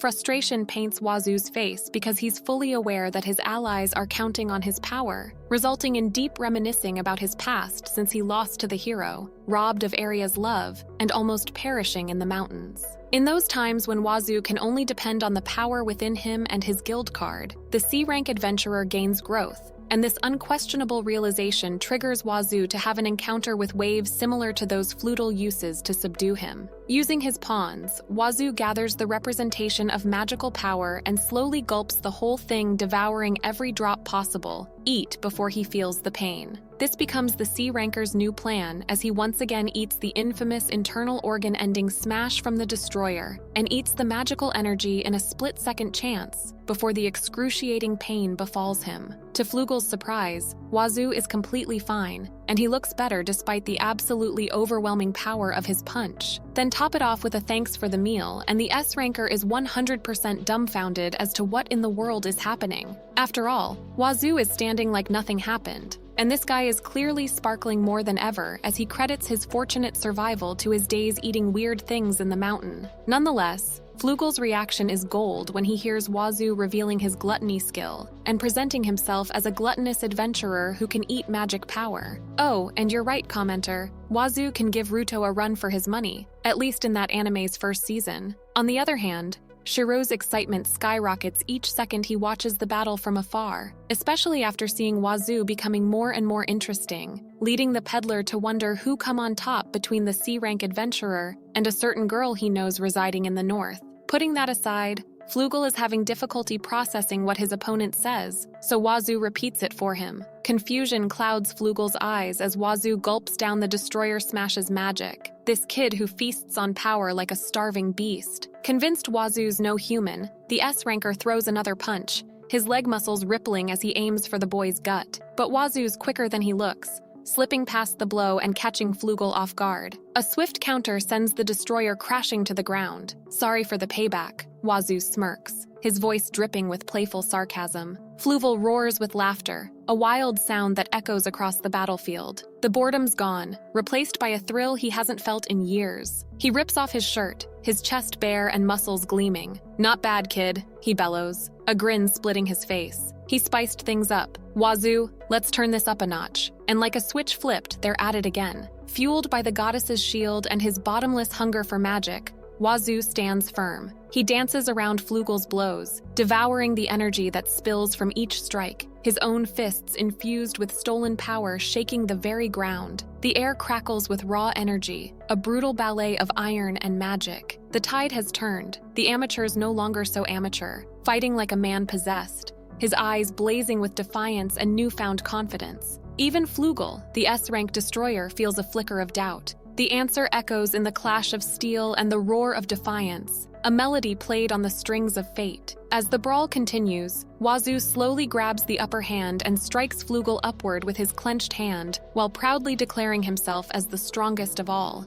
With the destroyer getting utterly destroyed, Wazoo reigns as the victor. Although he looks more serious now compared to when he rains punches on his opponent in his weakened state, Flugel takes back his words calling Wazoo amateur and changes it with a terrifying nickname, Monster. Of course, the young man isn't pleased to be called that, because this adventurer blessed by goddesses has no intention of stopping being a human, regardless of how strong he becomes. Finally, Flugel admits his defeat and respectfully asks Wazoo to fight again next time until he suddenly stops saying a word. No, he's still alive. Maybe due to exhaustion, Flugel falls asleep, and his loud snores are a bit laughable for Wazoo, who eventually stands up because the war hasn't ended yet, and he's excited to get stronger and fight more challenging enemies like Flugel. Thus, Wazoo explores the Bond Plains and spots a vicious wolf on its way to devour a wounded knight and his companion. In the nick of time, Wazoo defeats the beast with one punch, saving the soldiers in the process before telling them to cure the injured while he deals with the monsters. Afterward, Wazoo heads to the horde led by a miner and spends quite a short time dealing with this group by simply playing around with the bull's horn, grabbing it and spinning along with the monster to eradicate the remaining beasts. With complete trust that Naviria will win the battle against Inoga, Wazoo decides not to join them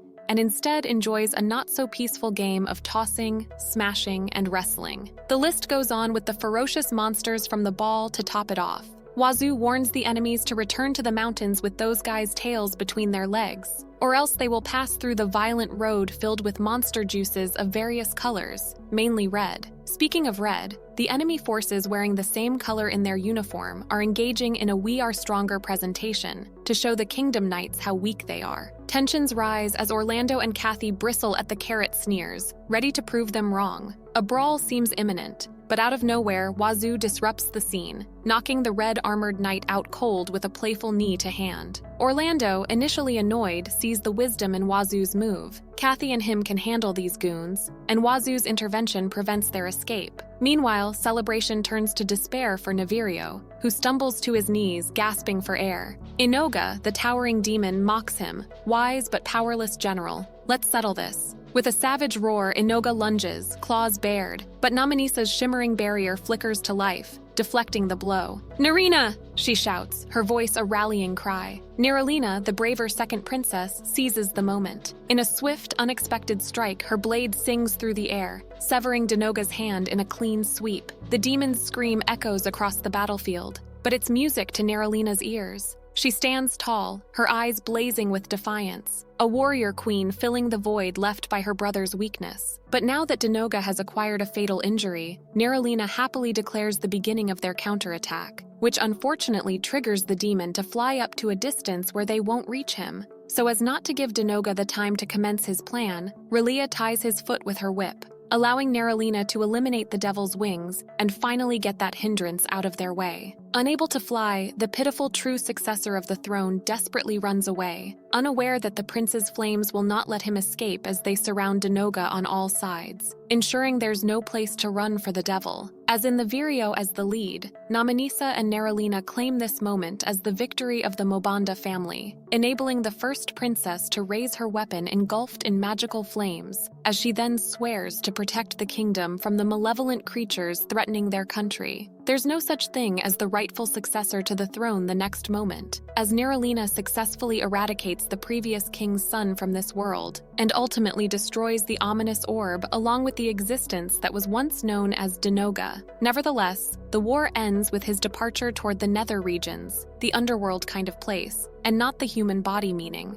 Not to mention, Wazoo grabs almost all of the credits for capturing the red-armored knights who tried to escape. To check if Wazoo gets stronger, Miru hands him his guild card, wherein the C-rank adventurer discovers the improvement of some of his skills, and the addition of one goddess to his heavenly harem collection. Apparently, Mother Earth increases her protection to help Wazoo recover from the internal damage in his duel against Flugel. But it seems like that's an uncalled concern because this guy's humanity percentage decreases to 62%. On top of it, there's the new battle deity who has also fallen in love with Wazoo, and the first goddess feels so jealous and annoyed that she assumes her boy is blushing from the new woman, even though the answer is a big no. But while Wazoo is preoccupied arguing with the goddesses, Shiru arrives and calls the familiar adventurer, asking if he still remembers him. The memory isn't vague at all, however, and Wazoo vividly recognizes this mysterious peddler as Shiro. The cheers of victory echo through the air, but a sliver of unease clings to Wazoo. As Namanisa and Nerulina shower him with praise for his role in their triumphs, his eyes dart to a seemingly harmless figure, Shiru,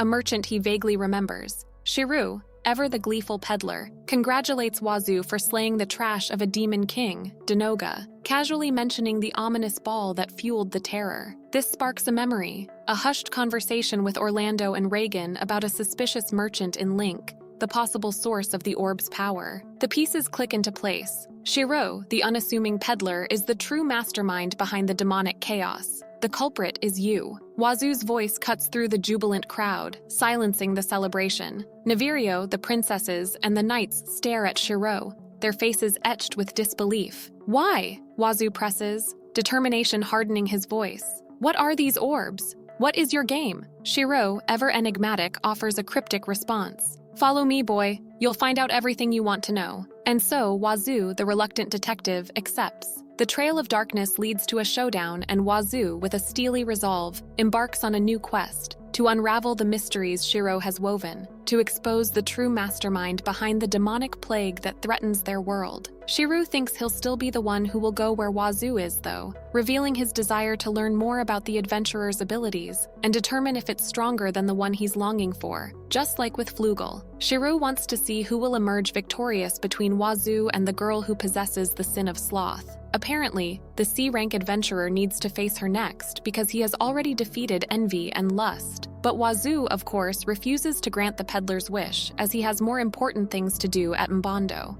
Unfortunately, Shiro has no intentions of letting him go, and he's driven by the desire to witness their battle. So he resorts to a forceful method using a forbidden item to absorb the dragon princess, leaving Wazoo powerless to stop the process with sheer strength that is absolutely useless this time. Seconds after the ominous spell traps Mirror inside a magical prison, Wazoo only yells and does nothing else in shock, while Shiro is on his way to the Devil of Sloth to bring the Dragon Princess and force Wazoo to go to a spa town in the northern parts of the continent where the demon girl lies in wait. Surely it'll be as enemies when these two meet again, as Shiro suddenly disappears out of thin air with a single snap of his fingers, and raging Wazoo, although all he can do is glare at the skies now that Meru is taken from him. Therefore, Orlando and Naviria rush to Wazoo with the latter asking if he'll go after Meru, which is of course an immediate yes, as the adventurer apologizes to the royal siblings because there's no time for a proper goodbye. Nonetheless, Navirio and the princesses urge him to return to Mobando with his dragon partner when everything is settled.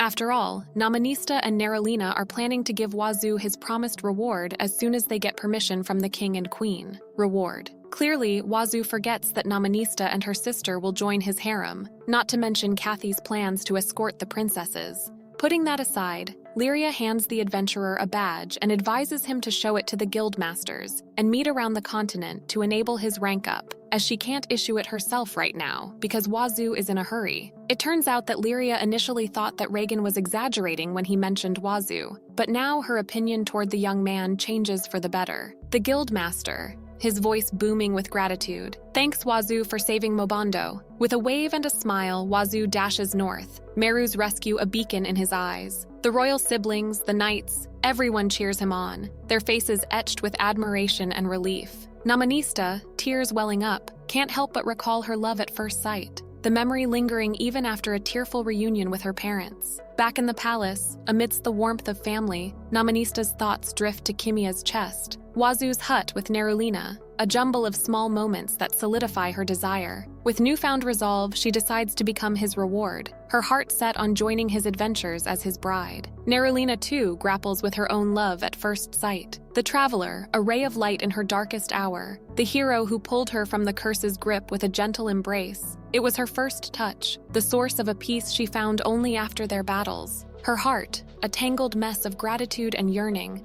whispers the same wish as Namanista's, to walk beside him forever. The echoes of their declarations, unspoken yet undeniable, hang in the air, promising a future of adventure, love, and a kingdom forever grateful. Even though it's a surprise that Namanista shares the same feelings regarding Wazoo, Nerulina can't deny her wish to get attacked by that guy when they were sleeping in his arms. After all, the first princess loves Wazoo so much that she can't stop herself from wanting to protect the adventurer, no matter if he's absurdly strong or not. For that very reason, Nerulina prepares her armor and equipment to depart from the castle and go to where Wazoo is. Thus, the royal princesses assemble to commence their plan to grant Wazoo his well-deserved reward, determined to continue their departure toward the north, whether they acquire their parents' permission or not. What? Wazoo? Yeah, sure. To their shock, Gavirio is perfectly fine in letting them follow their country's savior, even retracting Namanista's marriage to Denoga because that was apparently decided amidst his slumber. Furthermore, Gavirio can handle the succession himself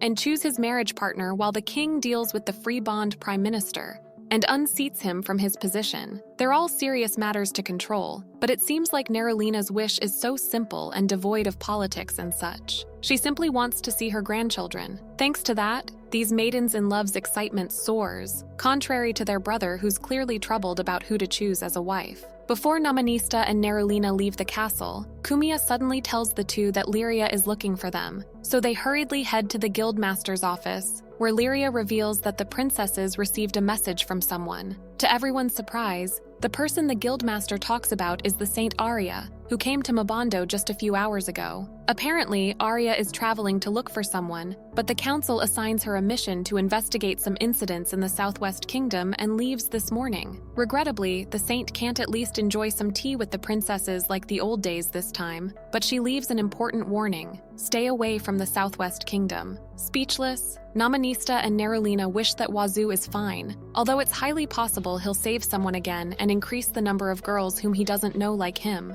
Speaking of those women, we then arrive at a dark alley in Link, where a horde of lawless men surrounds two girls wearing a robe, inviting the ladies to have some fun with them. In a whirlwind of fury, the mysterious figure in white unleashes a storm of razor-sharp air, punishing the brazen thugs who dared to steal from Wazoo. The spellcaster's hood falls away, revealing the fierce faces of Tata and Salona, guardians of Wazoo's privileges and ready to unleash their righteous wrath. But with this thrilling cliffhanger, the manga chapter ends, leaving us eagerly awaiting the next installment. And please don't forget to subscribe and like this video. Also comment Wazoo if you want for the next part. Thank you for watching. Now 4 people's love towards Wazoo and the long-awaited resumption of the serialization will start here.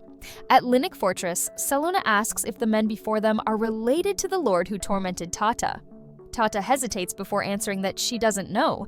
They didn't seem to be looking for her. Salona then asks if she is afraid. Tata flinches slightly, responding with a quiet, "Eh?" Salona clarifies her question, asking if she is afraid to come back to this city. Tata whispers Salona's name. Tata confesses that she would be lying if she said she wasn't scared. However, if she could see Wazoo again, she trails off, unable to finish her sentence. Salona states that she can't say she is Wazoo's replacement, but she reminds Tata that she is an elf warrior. Salona assures Tata that she will protect her no matter how strong the men are that go against them. She tells her not to worry. Tata realizes that she can't be protected all the time. Especially if she is going to join Wazoo's harem, she is going to learn martial arts and swordsmanship from now on, and she will also become strong enough to protect Salona. Salona laughs, teasing if the gentle and kind Tata is really going to learn martial arts. Tata yells to convince her that she is serious about this decision. Salona then tells her that before anything else, she suggests that Tata learn to protect herself. She reminds Tata that Tata never know when she might encounter a formidable opponent, and even the invincible Wazoo is not exempt from this. Salona explains that it's hard to fight while protecting his friends. In such a case, having someone who could use a magic barrier would be reassuring. Tata, taken aback, repeats the words to herself in disbelief. Magic? Barrier? Me? Salona then closes her eyes and speaks sincerely, telling Tata that whenever she is with her, she feels as if she is enfolded in her kindness. She continues, explaining that protection is not just about fighting, providing peace and comfort, as well as supporting others, is also a way to protect. Tata firmly states that she got it and that she will learn magic. She adds that she wants to learn harmonious magic to help Wazoo. Suddenly, Nenya yells out, calling Tata Big Sister! Nenya admits that she thought Tata had suddenly disappeared, but is relieved to find her there. Garrett sharply reminds Tata and Salona that they are told not to go out without permission. Feeling guilty, Tata quickly apologizes, explaining that she was chasing someone she mistook for Wazoo and ended up in an alleyway. Nenya is mad, calling it Wazoo disease. Garrett explains that even though she is wearing a hood to hide herself, there are still bad guys out there looking for Tata because of what happened to the Lord. Salona, observing the situation, questions why they are looking for Tata. Nenya angrily points out that those people who had been enjoying the Lord's rewards now resent Tata because they have lost them. Salona comments that this is a hell of a town to have such people roaming around, and she suggests that Nenya find Wazoo quickly and get out of there. Nenya then feels guilty for hiding something from them. Garrett reveals that Wazoo had just left Linnick when Tata arrived. Tata is surprised at how coincidental it is, while Salona wonders if Wazoo makes some friends. Garrett explains that Kaler said that Wazoo and Orlando were. Meanwhile, Tata and Salona react with confusion at the mention of two men and question if Wazoo is okay with men now. They begin to spiral into wild speculation, insisting that Wazoo has changed his preference because he can't have a harem. They are questioning where Wazoo is going and stating that they have to hurry. Garrett tries to calm them down, explaining that he has arranged a meeting with Reagan, who might know where Wazoo is going. Then, as if suddenly realizing something, she questions, Reagan? Garrett confirms, stating that yes, he is the guildmaster of Linux. Shortly after, a bald man, Reagan, confirms that Wazoo went to the royal capital. Without hesitation, she quickly decides that they should go immediately, urging Tata to follow. Reagan, caught off guard, protests and demands that she at least introduce herself first. Salona, realizing how she sounds, hesitates before admitting that she is being weird when it comes to Wazoo. Nenya immediately recognizes the situation and mutters, "There it is, the Wazoo disease." She then confidently states that she is Salona, a warrior from the elves' village. She then explains that Wazoo saved her village, and she is trying to find him so she can join his harem. Garrett then adds that Tata is after the same thing. Reagan loudly exclaims that Wazoo is so damn popular. He acknowledges the situation and comments that it is normal for a girl or two to fall in love with Wazoo when he is that strong. Reagan says that Wazoo is going to the royal capital. He will write his big sister, Relaya, a letter so that they can get in touch with her. Salona, confused, asks who Relaya is. Tata states that she is the guildmaster at the east of the royal capital. Reagan mentions that it is too late to leave now, so they can stay overnight at the inn if they like. Salona is surprised to learn that the guild has an inn. He also shares that there is good news for Wazoo's harem. The inn is where Wazoo used to stay. Tata and Salona react with shock, asking if she can sleep in the bed where Wazoo slept. Meanwhile, Nenya feels annoyed as she reveals that Wazoo disease is getting worse. They exclaim in excitement, and then it is decided that they both accept the offer. As the conversation continues, Garrett states that if they leave tomorrow, he cannot go any further because they have a store to take care of. He then asks Nenya to protect the two.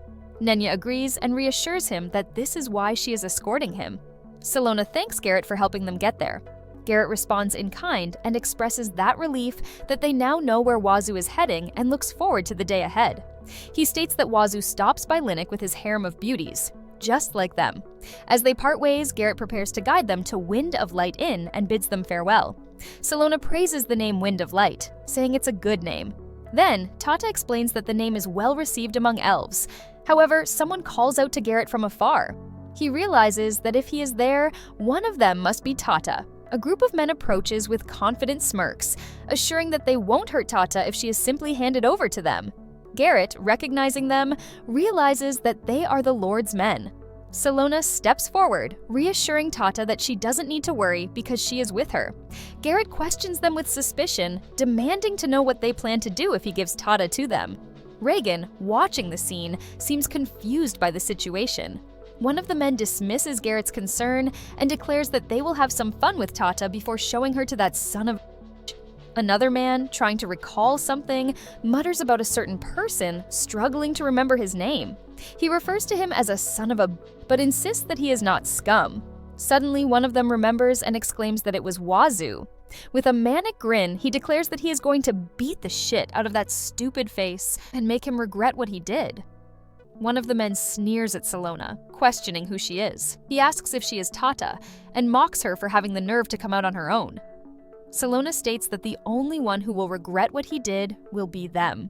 Selena immediately prepares to strike with her knife and aims to stab the man.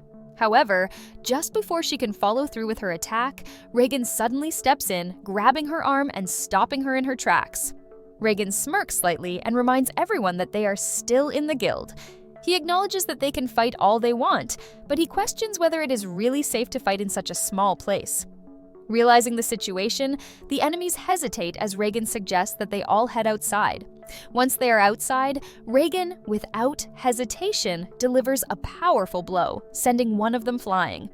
One of the enemies shouts in frustration, accusing Reagan of getting in the way and declaring that he won't show any mercy, even if Reagan is the guildmaster.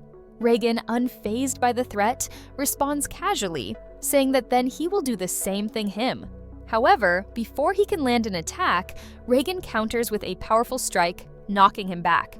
Reagan turns around and questions whether Garrett is just going to stand there and watch. He also tells Garrett that the enemies are planning to beat up Wazoo. Hearing this, Garrett simply laughs, remarking that it's not good at all. If the enemies are going to destroy Linux, so they must do everything they can to stop them. Salona looks on in confusion, not sure how Garrett will react. At that moment, a group arrives, enthusiastically shouting that they are there to help Reagan. With determination, they declare their battle cries, fighting for Wazoo and for Mir-chan. Salona looks around in shock, unable to comprehend the chaotic scene before her. She questions what is going on as she watches adventurers suddenly join the fight and what in the world Wazoo has done in this town. Tata, remaining calm, explains further that if something happens to Wazoo, then something will also happen to Mir. Salona wonders Mir, calling her that cute little dragon. Tata explains in other words, the Dragon King will come down, that's why everyone is trying to protect Wazoo. Salona, taken aback, stutters as she repeats the words, Dragon King. She recalls the legendary dragon who lives in the mountain and struggles to believe what she is hearing. Salona suddenly understands the implication and turns to Tata in shock. She asks if she is really talking about that little dragon's father. Tata shouts back that he is.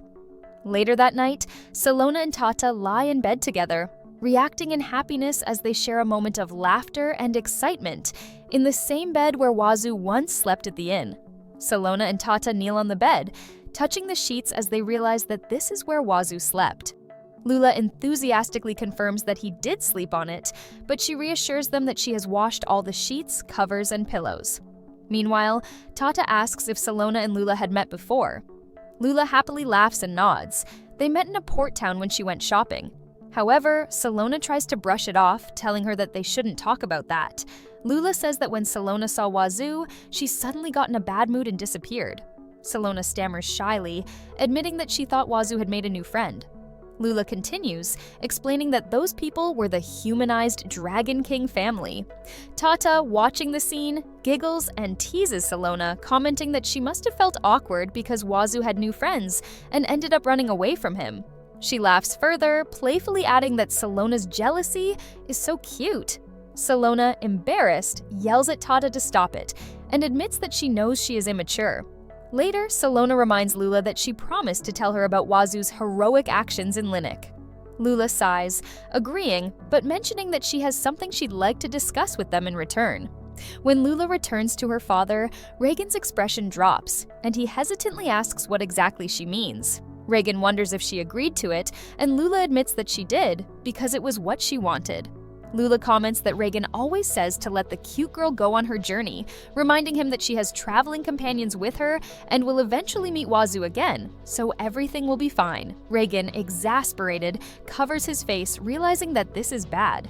He dramatically yells that if their daughter Lula is leaving, he is not okay. However, Lula sighs in response, telling him to calm down and not exaggerate. Lula excitedly raises a banner and cheerfully declares that she will visit all the inns of the world, and her inn tour begins. When Salona says that she is fine with Lula following along, Tata comments that Lula doesn't seem interested in Wazoo, while Nenya, somewhat indifferent, adds that she doesn't care about Wazoo either. Something like that happened behind the scene. Later, in the royal capital of Manbond, a conversation begins with Relaya asking if they know where Wazoo is going. Namanisha's response confirms that a liaison named Floyd has been sent, explaining that if anything happens, they will be able to contact each other through his ring. Relaya reminds them that there will be no escort, so they should be careful on their way. Naralina reassures that Namanisha is with her, so there is nothing to worry about.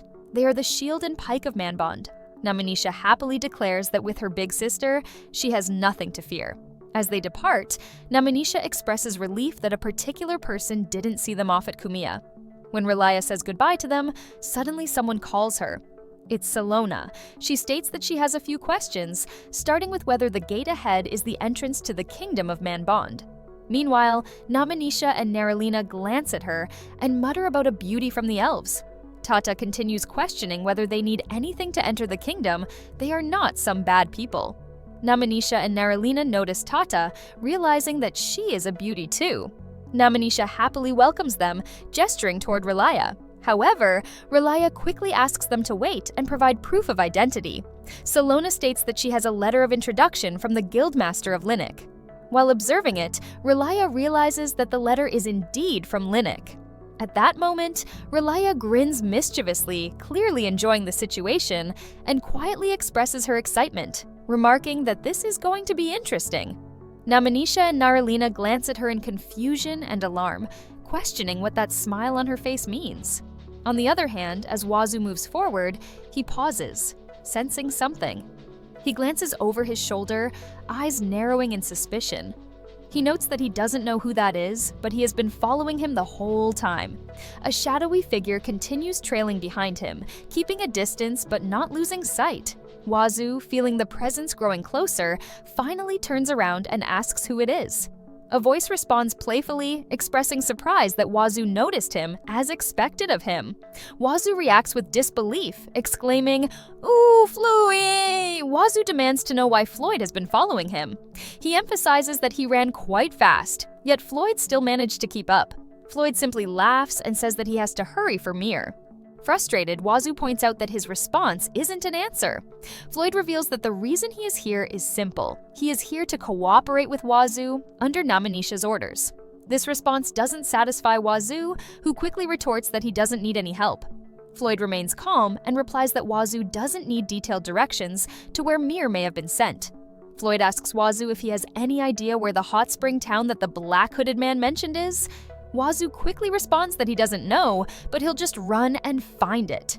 Floyd, wiping his face dramatically, tells Wazoo not to look so annoyed and reminds him that he can get hurt too. He insists that he is just trying to help. Wazoo internally grumbles that Floyd is a pain in the ass.